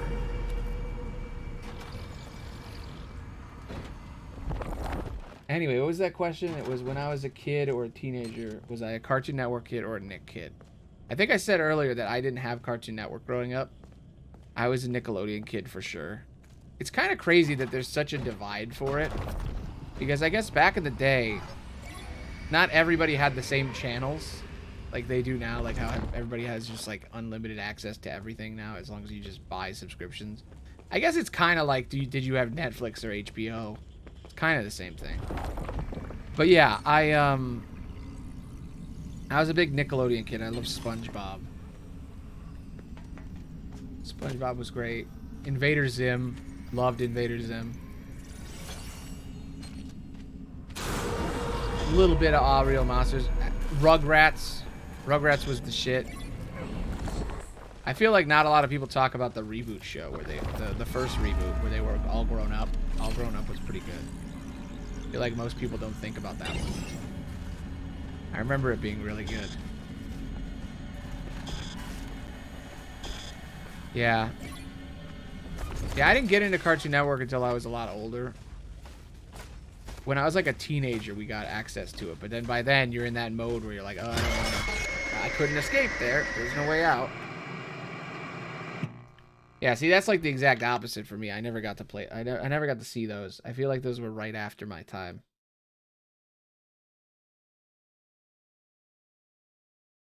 Like, if there was any Cartoon Network stuff I saw, I only saw it in passing, so I didn't really absorb any of it. The only real thing I liked about Cartoon Network was way later when I was in college, and all my animator friends were like, you need to watch this show, you need to watch this show. And I would go and watch all these modern animated shows at the time. So it was like Steven Universe and like Adventure Time, like that era I know a lot about.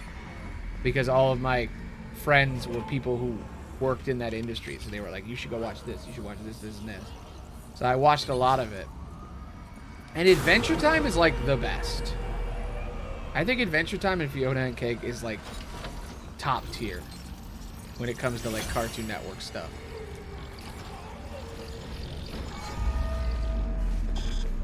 I think top tier for Nickelodeon was SpongeBob and Invader Zim, personally. I never really got the vibes of all the other stuff. All the other stuff was fine, it was passable, but like that stuff is like, as an adult, I'd be like, watch Invader Zim, it's great.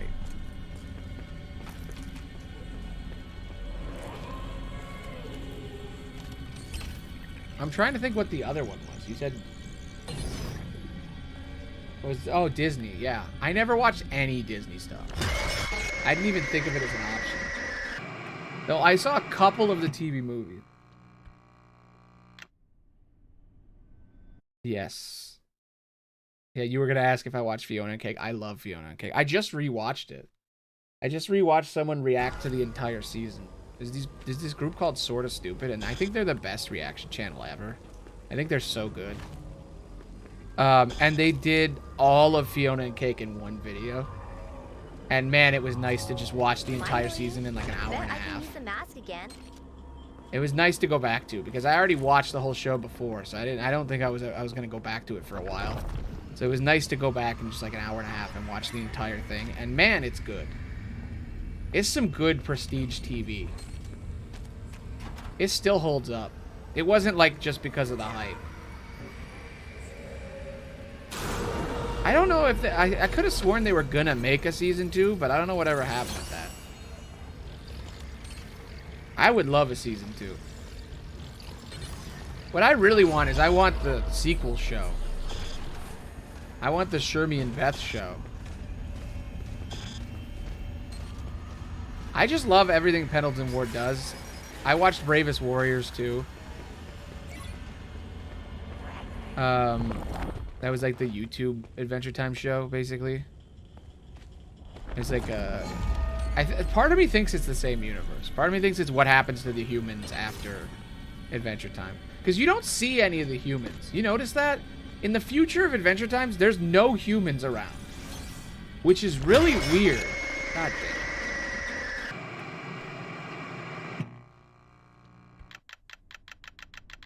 I'm going to be stuck in this until the end of the stream, I swear. This is insane.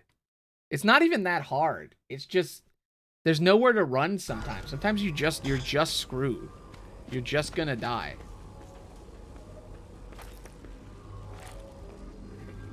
It really feels like RNG sometimes. Finally. Bet I can use the mask again. I guess I'm supposed to go to the screen and program her to run away or wait for her to move or whatever. It's a very active game. But yeah, you never, in the future of Adventure Time, you see all this, yeah, Steven Universe was fine. Steven Universe Future was amazing. I made a video about it, actually. A video that nobody watched. It was in my early days. So you can get my immediate reaction right afterward. And I think the thumbnail was just the word pain over the background of Steven Universe. And man, that show hit me. That show made me think deeper about me as a human being. I think it came out at the perfect time for me. I think the themes just matched my soul. I think anyone in their like mid-20s should go, or like late, like early or mid-20s should go, any 20s really, should go watch Steven Universe Future. I think it's God, she doesn't show up. She doesn't show up when you're in AR and when you're in VR, when you're in AR mode. So you never know where she is. She just insta kills. Oh my god. Okay. I feel like the creators of this game know exactly the parts of my brain that don't work and just made a game that's the opposite of my resting brain. Finally. Bet I can use the mask again.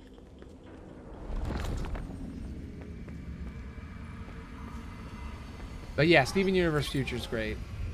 I think it's way better than the original. I think it makes the original better. I think the original Steven Universe has a lot of problems in the beginning. I think it comes together in the end, but I think writing-wise, it's kind of weird. But I feel like Future is so well written compared to the original, it's like not even close. It really feels like Future is what the whole show was supposed to be from the beginning.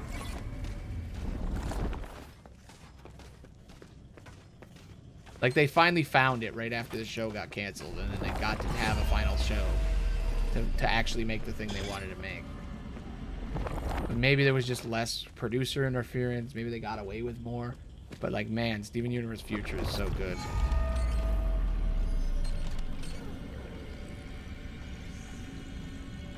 Yeah. I mean, the whole point of that show is, like, decompressing the trauma from the previous show. Which just makes the previous show even better, because then you go back and you watch the original Steven Universe, and it's like, holy shit.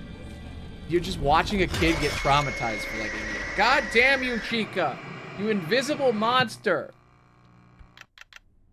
God, this is such a stupid idea for a game. Hey Todd? Yeah, Billy? Me and Darren, we've been talking a lot. Yeah, I'm here too. I think that this is... You go first, babe. Yeah, okay, I'll go first. We've been talking a lot, and we feel like the entire concept of the core mechanic of this game is really boring and stupid, and we don't want to work on this game anymore. What? That's me, Todd. What? What, Billy? You don't want to work on the game anymore? You don't like this game? No, I feel like the entire core concept of like having an enemy that you can't see running around and you have to keep taking a mask on and off and having a toggle between Dimension 1 and Dimension 2 being the main mechanic of the game, of a game that kind of already didn't work. Isn't that great? I feel like it's a hat on a hat. I feel like you just added a filter to a game that already sucked, and the filter makes it kind of interesting for 5 minutes, but then you realize it's the same shitty game. And I just kind of hate this game and you and this entire business. I also agree. I would like to add that I feel like you don't know how to make a video game, and I think I hate you. Well, I'm sorry to hear that, guys. Good. It's bad on purpose. I hate you. Leave. You're fired. Both of you are fired. No pay. You don't get any severance. You're done. You're out. Well, you see, that's what you think, Todd. But you see, me and Darren, for the last 8 weeks, have been secretly installing a virus into all your computer systems. And if you fire us without our severance, we will delete this entire game from existence. We'll do it. Yeah, I'll do it. No! Okay, fine, you can leave. You can have severance too. Yeah. And we want you to add in all the extra stuff we wrote about the lore.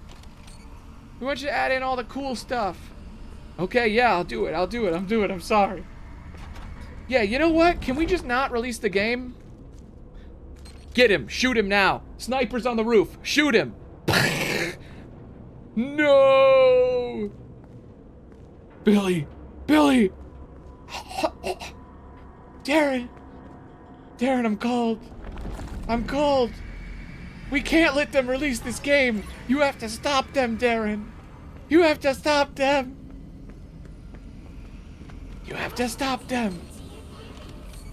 You're gonna get out of this.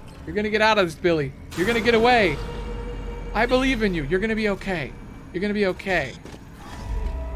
Darren pulls up the phone. All right, I need you to save Billy. I'm gonna shut this game down once and for all. his friend comes to get Billy to the hospital so Billy doesn't die. So we're not killing Billy and Darren because I love them. Darren runs to the top of the tower, the building where they make this terrible fucking game. Oh, you can see her now. I couldn't see her before. Now I can see her. Yeah, Billy's hurt. Darren runs to the top of the building. He's at the servers. He's going to delete everything. He's going to activate the virus. He's going to delete this game forever so nobody ever sees it. Todd runs in. No! Darren! Don't do it! Come on, Darren. I brought you on. I hired you to make this game. You said you liked my game design. I was wrong. I was wrong. I was wrong, Todd. I was so wrong. I was just a fan of Five Nights at Freddy's and I got caught up in the hype and I liked this game. I thought you were gonna do better, Todd. I thought you were gonna do better. Well, you got too close, Darren. Good thing I got more bullets. Bang! No! Darren fell off the roof. The game. Release the game now. Release the game now. And then Todd pressed the button and now the game is here. And we've all played it. All is lost, guys.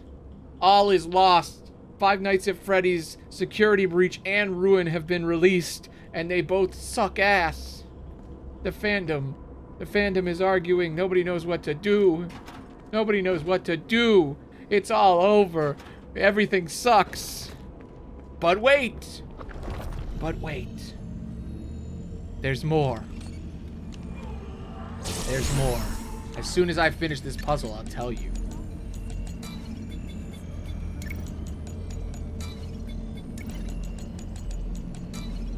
I did it! I actually fucking did it! Get me the fuck out of here! There's hope! Post-credit scene! Billy gets out of the hospital. He finds Darren. Darren is also in the hospital. They're in the same suite. 2 beds to a room, no matter what. They're in the same hospital room. Darren? Darren, is that you? Yeah, Billy. Yeah. It's me. Darren, I'm sorry I couldn't stop the game. Did you stop it? No, I didn't stop the game. It's okay, Darren. Just because one game is bad doesn't mean the whole series is ruined. You're so wise, Billy. You're the wisest game developer in human history. I love you. Darren, will you marry me? Yes, I will marry you. Good. Then at their wedding, at the end of their wedding, they post a YouTube video. We're married now. And they post a recording, and they say this to the public. I know that Security Breach and Ruin is awful. I know Mazersides was the worst thing ever. But I found love, and it all made it worth it. I love this man. Oh, thank you, Darren. I love you too. The end. Happy ending.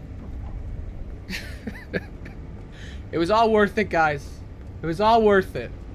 All the suffering of every single player, the harvesting of human suffering for an evil game designer, it was all worth it because you know what? They found love. I feel it would be best if you were remained in the Vanny network for the time being. By deactivating the parent nodes, you have restored power to the east side of the Mega Pizzaplex. Cool. Does that mean the game's over and I can move on? If you deactivate all the parent security nodes in the west, you should be able to reach your friend under Roxy Raceway. Okay, so I gotta do this again, but on the other side. So that means we're 1/3 through the game? That's good. That's nice. I have 30 minutes left for this stream. I kind of wish I did that story at the end of the stream, but I guess we'll do a little bit more. I think I can do it. I can't take off my mask. Where are we? I feel like Glitch Trap's going ham on the programming here. Why would any technician have this universe like this?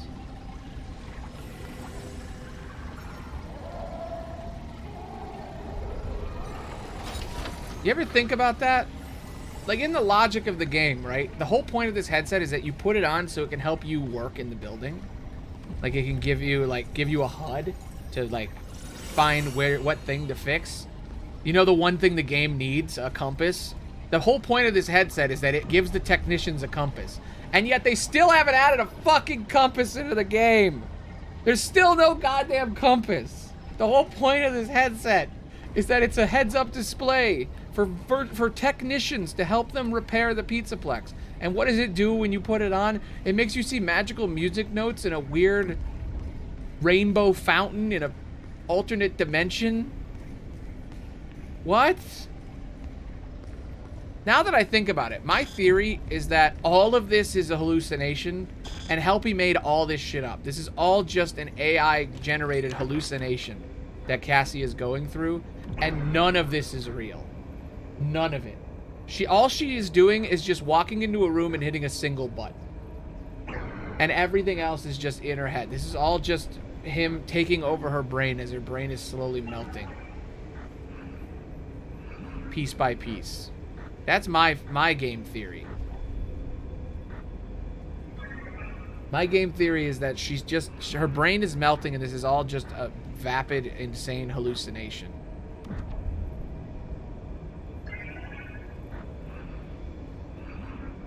Lightning bolt, lightning bolt, lightning bolt. There it is.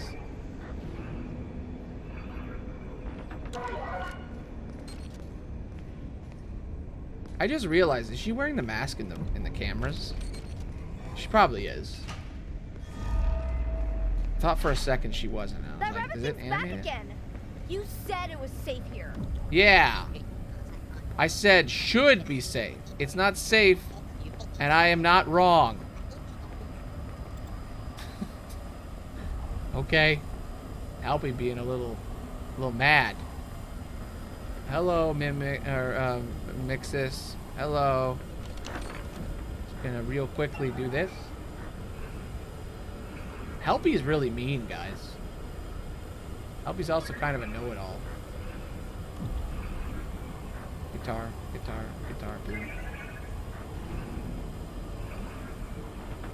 I almost wonder if there's actually like 2 programs for the Vanny helmet. Like the Vanny mask is for technicians, but I feel like all this code for this, like all these weird hallucinations we're having, like these little mini games and the machines, I feel like all of them are all this stuff is from like multiple programs being mixed together.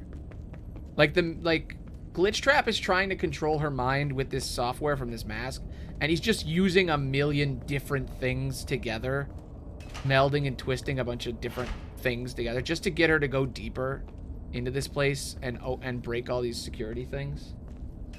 I think everything we're seeing is just being overlaid on top by the AI, and all that really matters is the nodes. Everything else is like that's the machine trying to prevent us. But I feel like all the weird stuff on the screen, all these like glitchy lines and stuff, I feel like all of these are just the AI's hallucinations, just things the AI is making.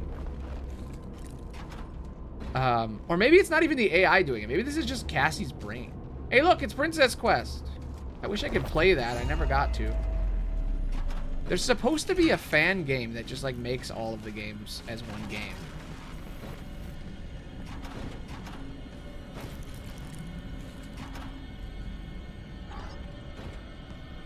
Isn't there a mobile game for Princess Quest? Trying hard enough. Oh my god, it's Roxy. We found her. Poor Roxy. Who's there? She has no eyes. You can't hide from me. Gregory. And you might be asking, why does she have Roxy's a after different you. face? Gregory, are you there? It happened in the VR game. Cassie, I'm okay. I found a spot to hide. Turn off the notes in the salon to follow Roxy. Hurry, she's close. I actually feel like I'm playing them in release order. I kind of wish I played them chronologically. Because you're supposed to play Security Breach, and then you're supposed to go play the second VR game, and then you're supposed to play the DLC. Like, that's the order of events. You don't have to play them in that order, but that's the order it actually happens. I kind of wish I played them in, like, chronological order, but I guess it doesn't really matter. But yeah, the second VR game takes place in between the DLC, this DLC and the game. Took people a long time to figure that out, but I mean, maybe not that long, but people had to figure that out. But it's because in the VR game you give her that face, so it's like it could only be in between. I will say, out of all the dumb stuff in Five Nights at Freddy's, doing this stuff out of order is actually really cool. Because like the way they get fans to like interact with the games is maybe the best thing about it.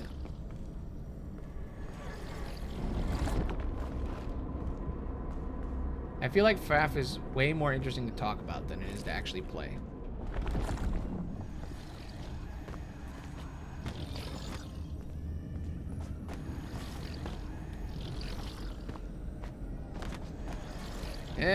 I'll get up. There we go. That's better. Let's do this real fast. Hello. Don't mind me, Mr. Mixes. Just get in the box. Just your friend here. Just hanging out. Gregory, I gotta get in there.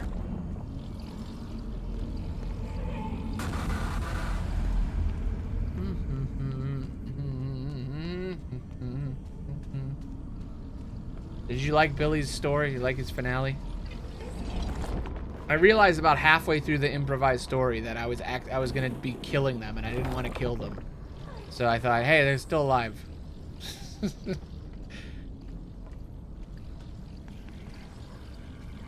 It's a very easy trope to fall into. You know, bury your gays happens for a reason, not just because of homophobia. It just kind of happens in general.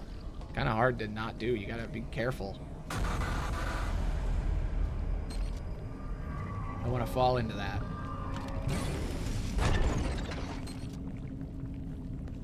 Bittersweet. Yeah, I mean, well, the game came out. I can't lie. You know, I have to be honest.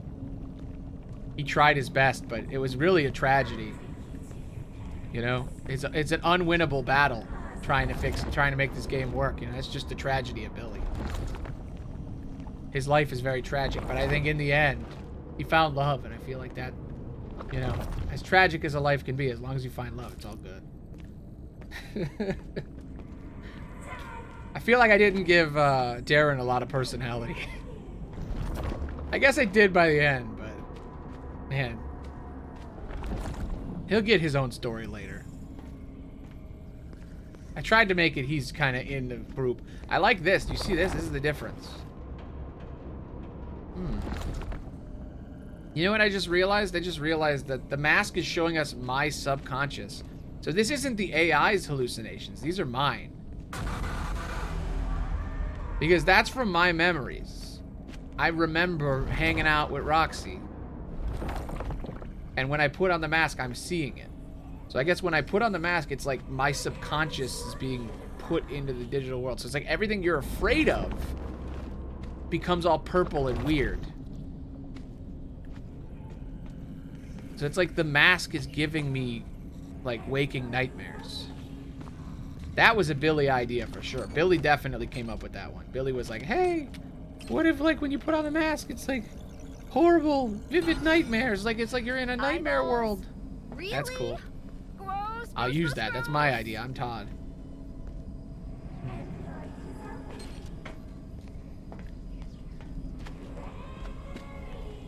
Man, I found a voice I love doing. I don't usually do voices, but Billy, man, it happens sometimes. I feel like he's based on something, but I can't place it in my mind. I can just hear a voice similar to that in my mind. I'm like, it's from something, but I can't remember what it is.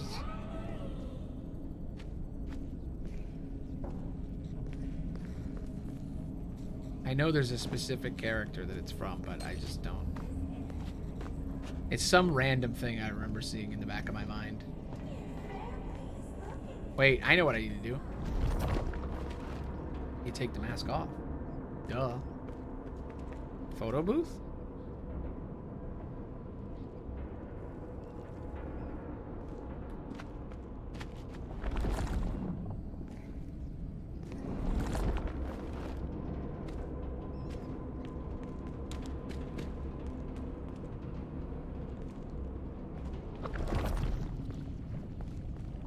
Oh. Over here, and then I do this. And then I could go through here. Clever. Clever girl. Man, look at all the Roxys around us. We're so close. We're such friends. Roxy is her favorite. Alright, that one's good. Where's the other ones? I'm missing one. There it is.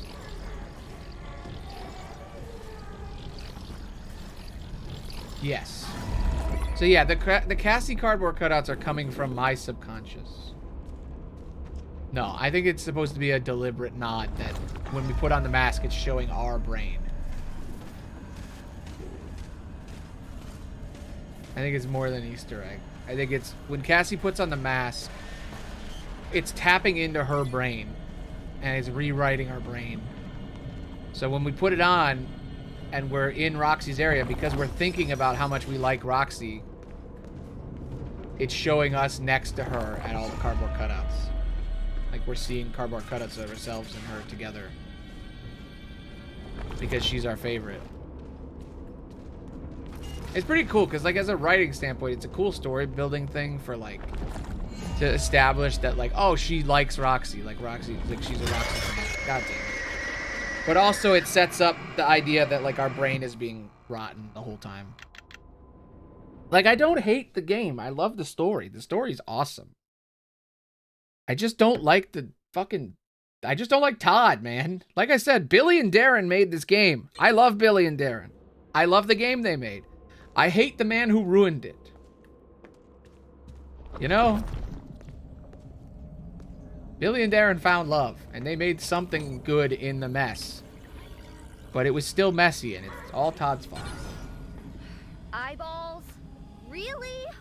Gross, Yeah. gross, gross, gross. Well, yeah, it's also fitting. It's because these robots are innocent. They're the victims here.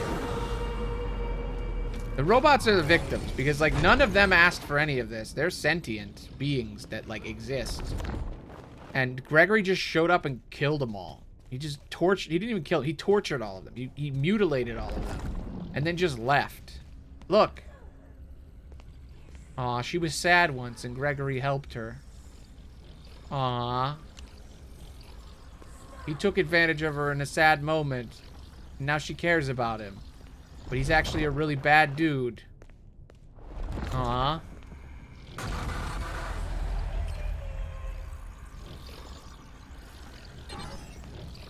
You can fall for even the worst of people. I can't take my mask off. Oh, God.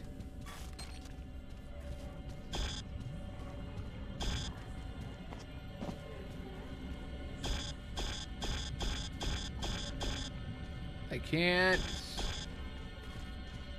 Oh, it's missing posters for Gregory. What am I supposed to do there? I was locked. I was like locked in. I couldn't take the mask off and I couldn't leave. But I did everything I was supposed to do there. Okay, I'll do it again. I got 15 minutes. I can do this section. We're going to finish this section and then we'll stop. And when we come back, I feel like we can beat this game tomorrow. I feel like we can do it. Hashtag destroy Gregory. Yeah. Hashtag Gregory is over party. Hashtag cancel Gregory.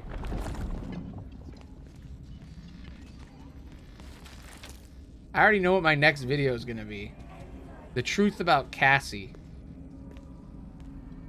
I wasn't sure what I was going to call it, but now I'm like, oh, it's obvious. Why didn't I think of that? I think I have enough in my head that I could write a whole video still, but I have a couple days. So maybe we'll finish the DLC before I actually write the video this time.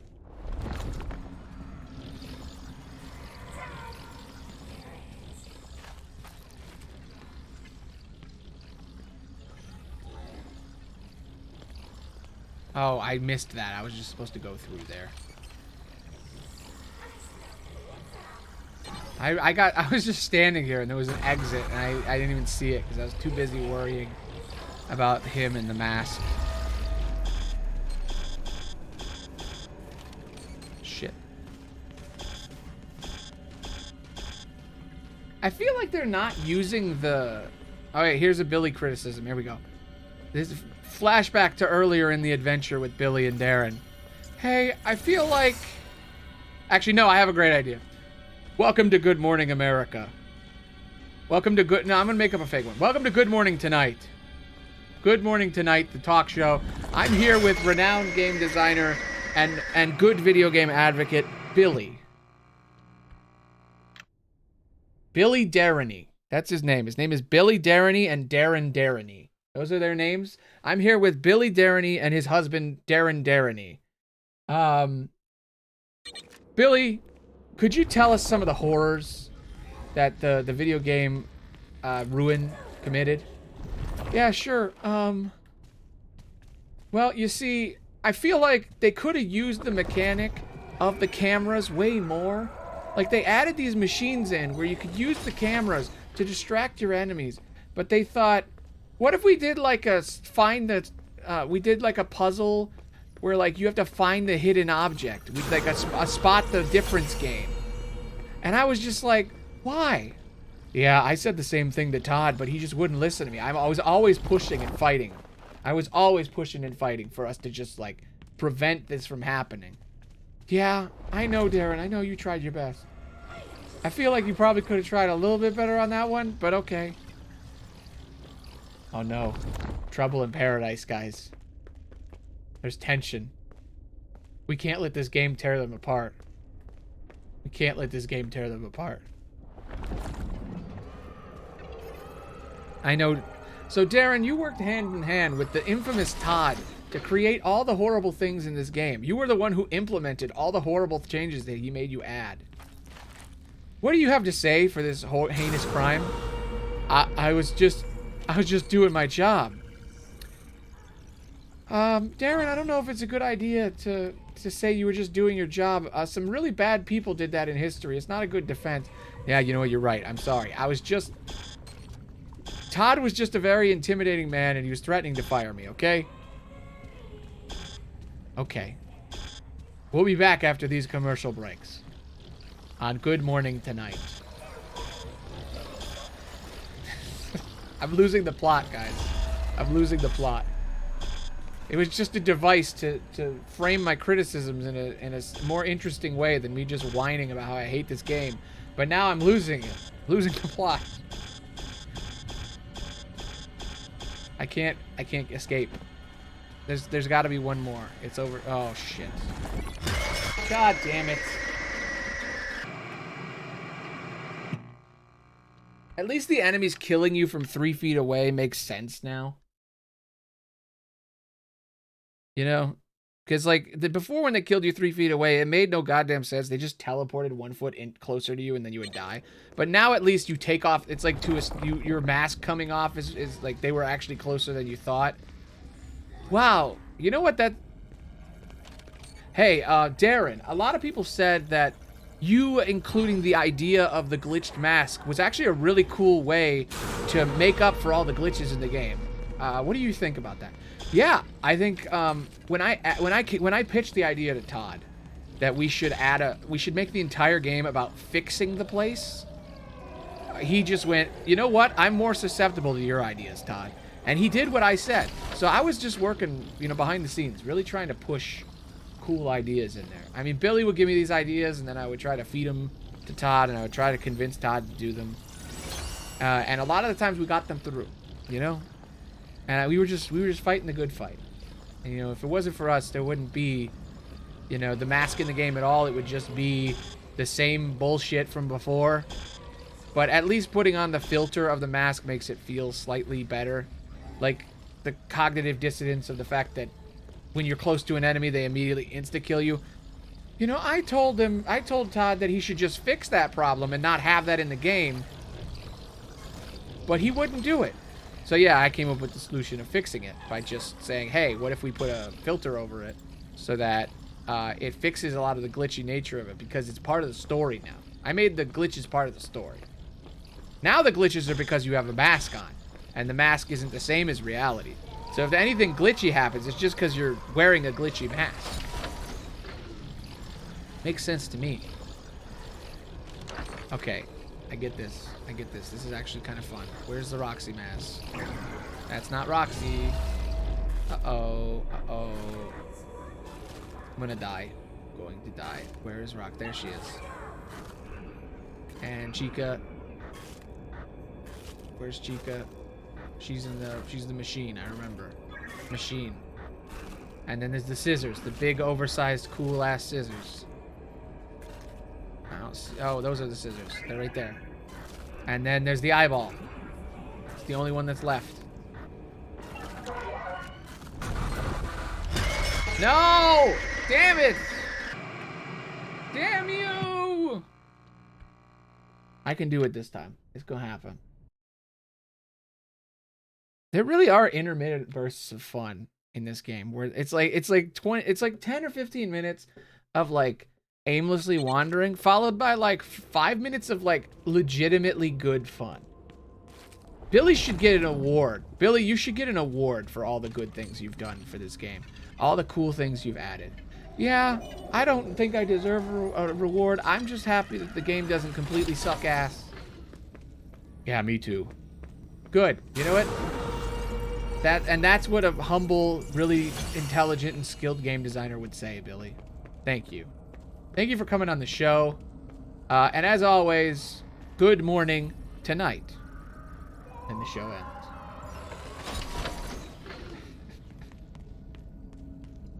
I don't know. I mean, she's blinded. She's blinded by caring about him, you know? It's very easy to be blinded by the people you care about. It seems like, based on what we've seen with the cutouts, she was having a really hard time, and Gregory helped her. And, you know, she trusts him implicitly. So she's not going to question if a robot is pretending to be him or not. I don't think I would either. Like, yeah, it seems a little obvious, but, like, also she has, like, a thing plugged into her brain that's making her hear his voices as she walks around. She sees, like, eyeballs everywhere. Like, I feel like the second that thing stabbed into her eye, she was screwed from that moment on. Shit, that's the wrong one.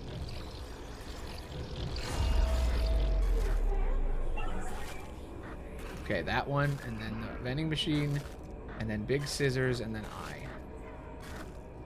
Vending machine, big scissors. I hate that I have to go back every time. God, big scissors. I get why they're doing that. It does make it scarier. I hate it in a fun way.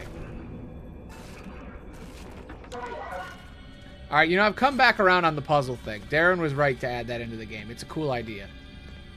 I just wish they used more cameras. God damn it! I should have taken the mask off.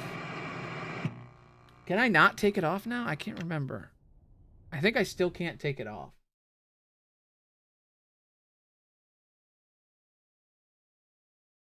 I don't like the being forced to keep the mask on thing. I mean, I get it. You know what? No, it needs to be done. It should have been done earlier, because the whole point of, like, them forcing you to keep the mask on, if you could take the mask off, it's not fun. And I think after, like, one level, I already wanted to, like, lose that ability. So I guess it makes sense.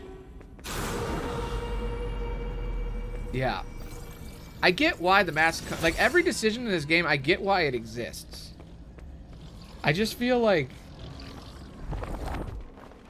it really does come down to Todd, doesn't it? Todd made a couple of decisions in 2019, and he never went back on those decisions. This imaginary guy named Todd who doesn't exist. He made a decision to base the whole game on a couple of little decisions, and they butterflied, and they poisoned everything. Even this that's fixing it has the same kind of core problems, but it's better. This is definitely better. I think I've had more fun.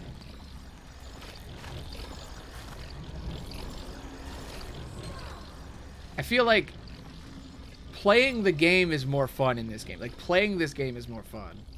But the other one is more, like, is more fun. I don't know how to describe it. It's like the other game. It's like Security Breach is more fun to laugh at. Like, it's funner to do as like, oh, this is ridiculous. But this is like a better game. Like, when this game is gaming, it's good. When the other game is on, it's funny. So, like, it's really up to you if you want something that's, like, so bad it's good, or something that's just, like, when it's good, but a lot of the time it's just fine.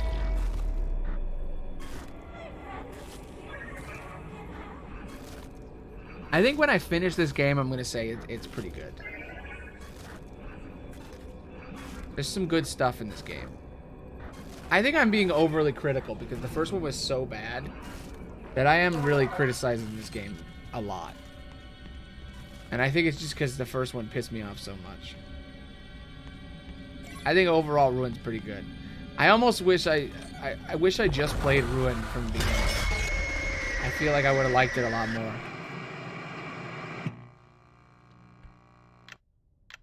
I think if anyone is going to play Security Breach now, having not played it, I think you should just play Ruin. And then if you want more, go back to Security Breach. I think you should play it backwards. Because having played it forwards, it's awful. I think if you play it backwards, it's a lot better. Did I just skip ahead? I did. I just skipped ahead. I died right there. That's nice. Hey, there's a checkpoint that didn't screw me over. First time. It's a checkpoint that did the opposite. It's a checkpoint that made me feel better. Yeah, you see, I really wanted to add checkpoints into the game. I thought if we add checkpoints, people would be way less angry. And I think it really paid off, you know? It did, Darren. Yeah. That's part of why I love you. Because you added that. You added those checkpoints. You're the checkpoint of my heart. Aww. He's the checkpoint of his heart, guys.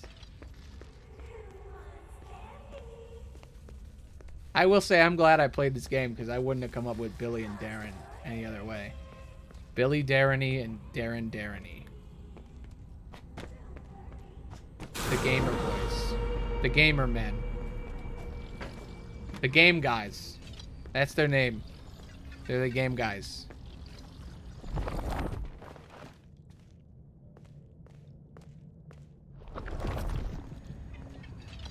Game guys for life. If I was more popular and I had more viewers, I'd make a t-shirt. Game guys t-shirt. But now it's just an inside joke.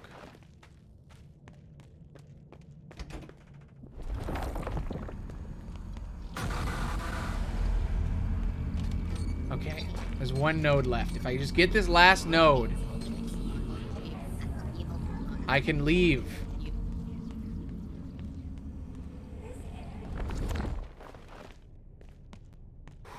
Just one left. Right, it's just one? Yeah, one left. Which one is it? It's not glowing. None of them are glowing.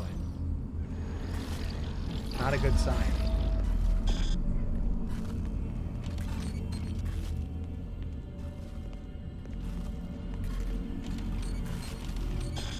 I can't take the mask off. Okay, good. It let me take it off. All right, it's in this room. It's definitely at the end of the hallway. I just have to get past Chica. Sneak past me. Go past. Good Chica. She has no AI anymore. She's just going in specific paths, I think. I don't think she actually follows you anymore.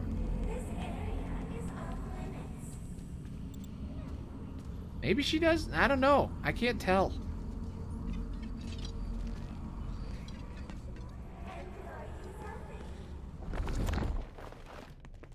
I've come full circle.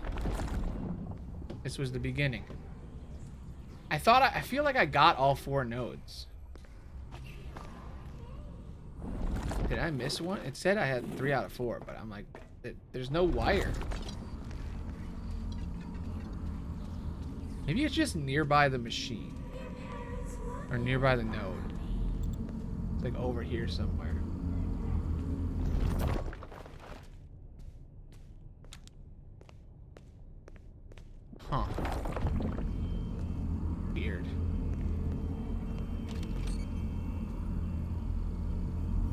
Oh, there it is. I had to look closer. That way.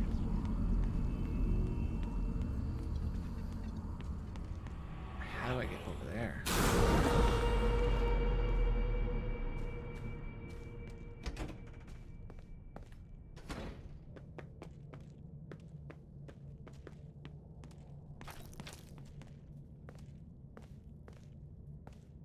You know what I do think is kind of funny?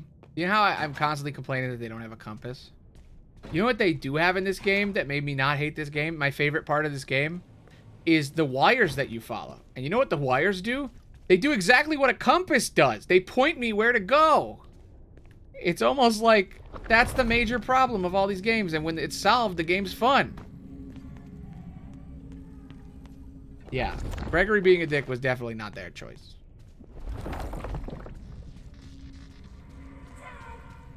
I think Darren single-handedly is the reason that the GGY book exists. I think he's the one who pitched that idea. That was his idea. He was like, hey, we should make a book. He was like, yes, we should make a book that explains why Gregory did everything he did. I feel like he didn't have a motivation in the game, and we need to give him one. Yeah, he should be like mind-controlled like Vanessa or something. Like he should be like a creepy 4chan kid, and he's in the chat rooms and he's hacking computers, and he's man, you're going off. I love it when you go off, Billy. I love it when you have new ideas. Yeah, I have new ideas. I have cool ideas, don't I? Yeah, you do. So the motive was that in GGY, it is revealed that Patient 46, who is Gregory, because GGY stands for Gregory, and it's him, and he's been on all the arcade machines. In the subtext of the story, which I really want to read it one day. I'm probably going to bring back my I Hate Reading podcast at some point and read all the FNAF books, because I really want to read them.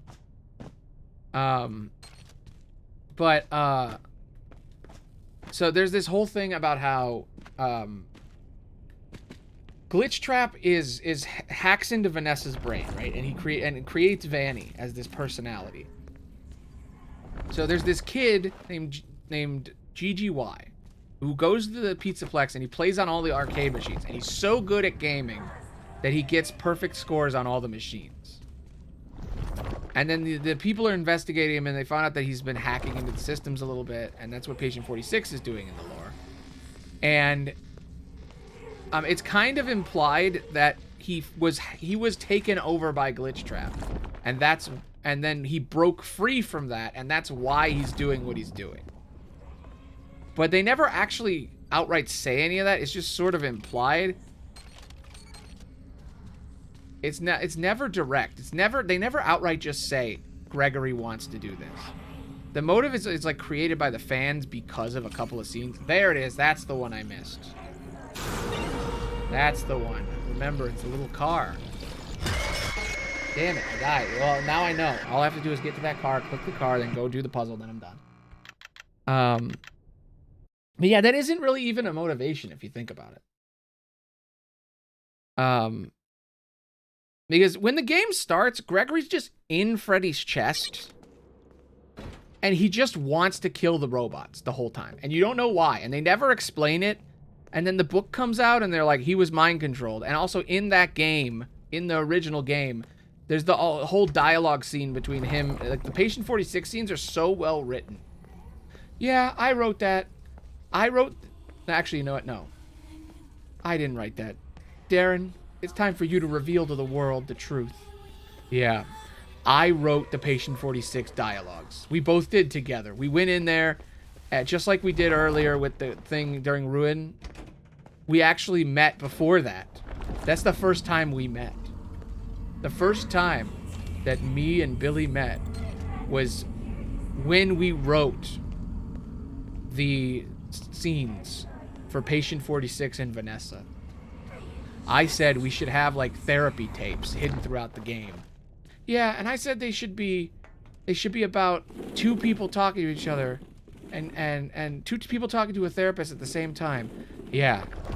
And I came up with the idea of Gregory is in the Pizzaplex, Oh no, Gregory is talking to a therapist at school, and Vanessa is talking to a therapist at the Pizzaplex. Yeah, and the two of them together have been mind controlled by the bad guy, and Gregory is keeping tabs on Vanessa. Yeah, we wrote this whole really cool narrative story that would have been really nice to have in the game. And then Todd just kind of told us we could just put it in one room in the back. And he said the only way we could put it in the game is if we shoved it in the sister location room. Behind a wall that you can only get to if you take pictures of 4 cardboard cutouts. And I was really mad about that. But, you know, we did it, and at least it's in the game. At least the game has a story, you just have to find it. You know, we tried our best. We fought hard. That's upsetting, guys.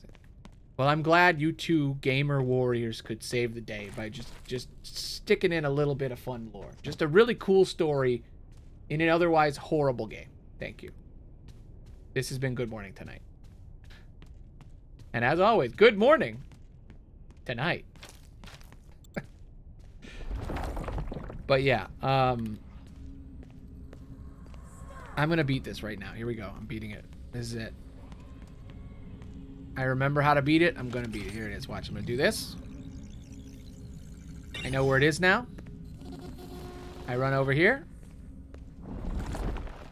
And now I just have to make it to the puzzle and do it without getting killed. Just gotta do it. Just gotta make it. But yeah, so Gregory has been hijacked by Glitch Trap, and his goal is to keep tabs on Vanessa. And he's doing that in the before the story, and it's really interesting and fascinating. And there's just kind of a jump. There's a jump from the moment where he's patient 46, and him and Vanessa have just hacked the Pizzaplex, and the story is about to begin. And then it just kind of, there's just like a blank spot, and then instantly he's in Freddy, and he's a good guy. And he's trying to kill all the robots and undo everything. So there's clearly something that happened in between the games that we're all supposed to imagine. There's got to be an actual answer somewhere, but they never confirmed it anywhere. Like, not even in the GGY book do they confirm it. Not in any other book. Like, they really should have come out with like a book that just told us what the hell happened in between. Like, they made a book called The Week Before, which is about what happens before the first Five Nights at Freddy's. I feel like they should do that again, but they should do The Week Before Security Breach. Like, just call it like The Day Before. And it's just about how Gregory got broken free. And why he, like, and what he remembers and why he wants to take down the robots. Because I would just like to know that. I feel like that should have been in the game. Like, if you're going to establish a character and their goals, you should kind of just tell us what their goal is. Or at least show us what their goal is. I get it that we're supposed to imply and, like, try to figure it out. But, like, a mystery only works if you can find the answer. If there's no answer, then it's not a mystery, you know? Then it's just a thing they didn't tell us. Like, there has to be a way to find the actual answer in the game. Like, I get that it's hidden or whatever, but, like, they never tell us. They've never told us. Nobody knows why he does anything he does. I don't know what the motivation is. Why does Gregory... Why does he want to kill the robots? I guess because his brain was controlled. Well, how did he break free from that control? I don't know. Is he patient 46? Well, we can't confirm that. You just have to guess. We think he's that guy. Because based on the evidence, he's that guy. But we've never said it. That's just kind of how FNAF works. They never confirm anything. So there's a lot of... It's just speculated. You know? You don't really know. It's like Michael Afton. Like, there's so many things about Michael Afton we'll never know. Because they're never going to confirm anything. They're never going to be like... well, actually, he's a zombie. Or he healed. And after he was purple, he healed and he became a normal guy. Or he's been purple the whole time. Like, we don't know. You don't know how long he's been purple. You don't know. You never will. There's just a lot of things in FNAF we're just never going to know. And it's really hard to tell what things we do know, what things we can't know. There's actually a lot of contention going on around in the FNAF community where it's like people kind of questioning the things people assume about the franchise. A lot of people have come in making entire careers just because they said something that nobody else has said that everybody agrees is true, but that actually has no real evidence. Just pointing out that something has absolutely no evidence is enough to get an entire channel made. Dual Process, they came onto the scene. They only made like 2 or 3 videos so far, but they started their channel and it blew up and got a bunch of views. And all they did was just make a very, very long video that basically said that everyone has been wrong about Cassidy, the character from the first set of games, this whole time. And they were like, here's our evidence, here's what we think, here's why we think everyone is wrong. And it was really compelling, and everybody was like, all right, that's enough. Now we're fans. Now you're big. I'm not too late. It's all it takes sometimes in FNAF. Just takes one person going, I don't know if this is true. It changes everything. I did it. I'm free. I've broken free. Where are we now? What nightmare are we in now? Where does this endless ladder go? We're just going deeper and deeper, man. I wanted to get to that sinkhole, and now tomorrow I will.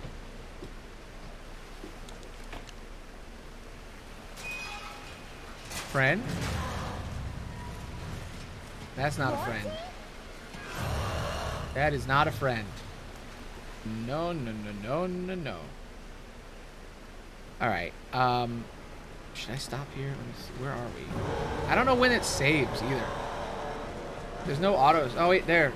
The corner. Oh, okay. I think this is a good place to stop. I have to work tonight. This has been a journey. I'm glad that I came up with the gamer guys. Good morning tonight. Fun little bit. Deactivate the parent nodes and follow Roxy. They never did finish the Foxy log ride. Safety concerns. Okay, what does that have to do with the quest? But alright. I think I'm done here. We're halfway through the game. We might beat this game tomorrow. I'm trying to remember what's left. I think that we're almost done. I can't remember how this game, like, what happens in the next part. I think we're like right there.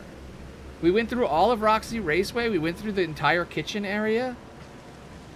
We went through all of Monty. What else is left in the Pizzaplex? There's just the basement now, right? There's like the weird tunnels, the basement. I can't think of any other locations that were in this building that we haven't been to. Like we're in the sewer part now. So we're in the underground. We've made it to the sinkhole area. I finally get to see what it's like. So, yeah, tomorrow we'll come back and we'll beat this game. And then I'll spin the wheel and we'll do something else. There's still 3 more FNAF games I want to play after this. So, FNAF is always going to be an option during this entire month. If I spin it, that's what I'll play it. I really want to play Into the Pit. That's the next one. That one will actually be good. But yeah. I hope you guys had fun. I know there wasn't a lot of people here. I know it was a lot of in and outs. A lot of people jumped in and they were like, eh. But, you know, it was fun. I'm glad I did today because you know what? Gamer guys. Anyway, there are how many days left in this marathon? Just to make sure, just to remember. There are 14 days left. Plenty of time. Lots of stuff on the wheel. So tomorrow we will come back and we will beat this game. I will see you tomorrow. Thanks for watching this. I did suffer, but I also did have some fun. Most of the fun was my own fun. Nah, it's fine. I'm gonna make a list of topics tonight, just so that I have something to reference personally. I feel like I should have always had that. No, it's fine. You just have to watch. That's it. You don't even have to. You don't feel obligated to message. You don't want to. But I hope you guys had fun. Sometimes I wonder if streaming is. I'm just not good at streaming. But clearly some people have fun. So anyway, I'll be back tomorrow. Bye.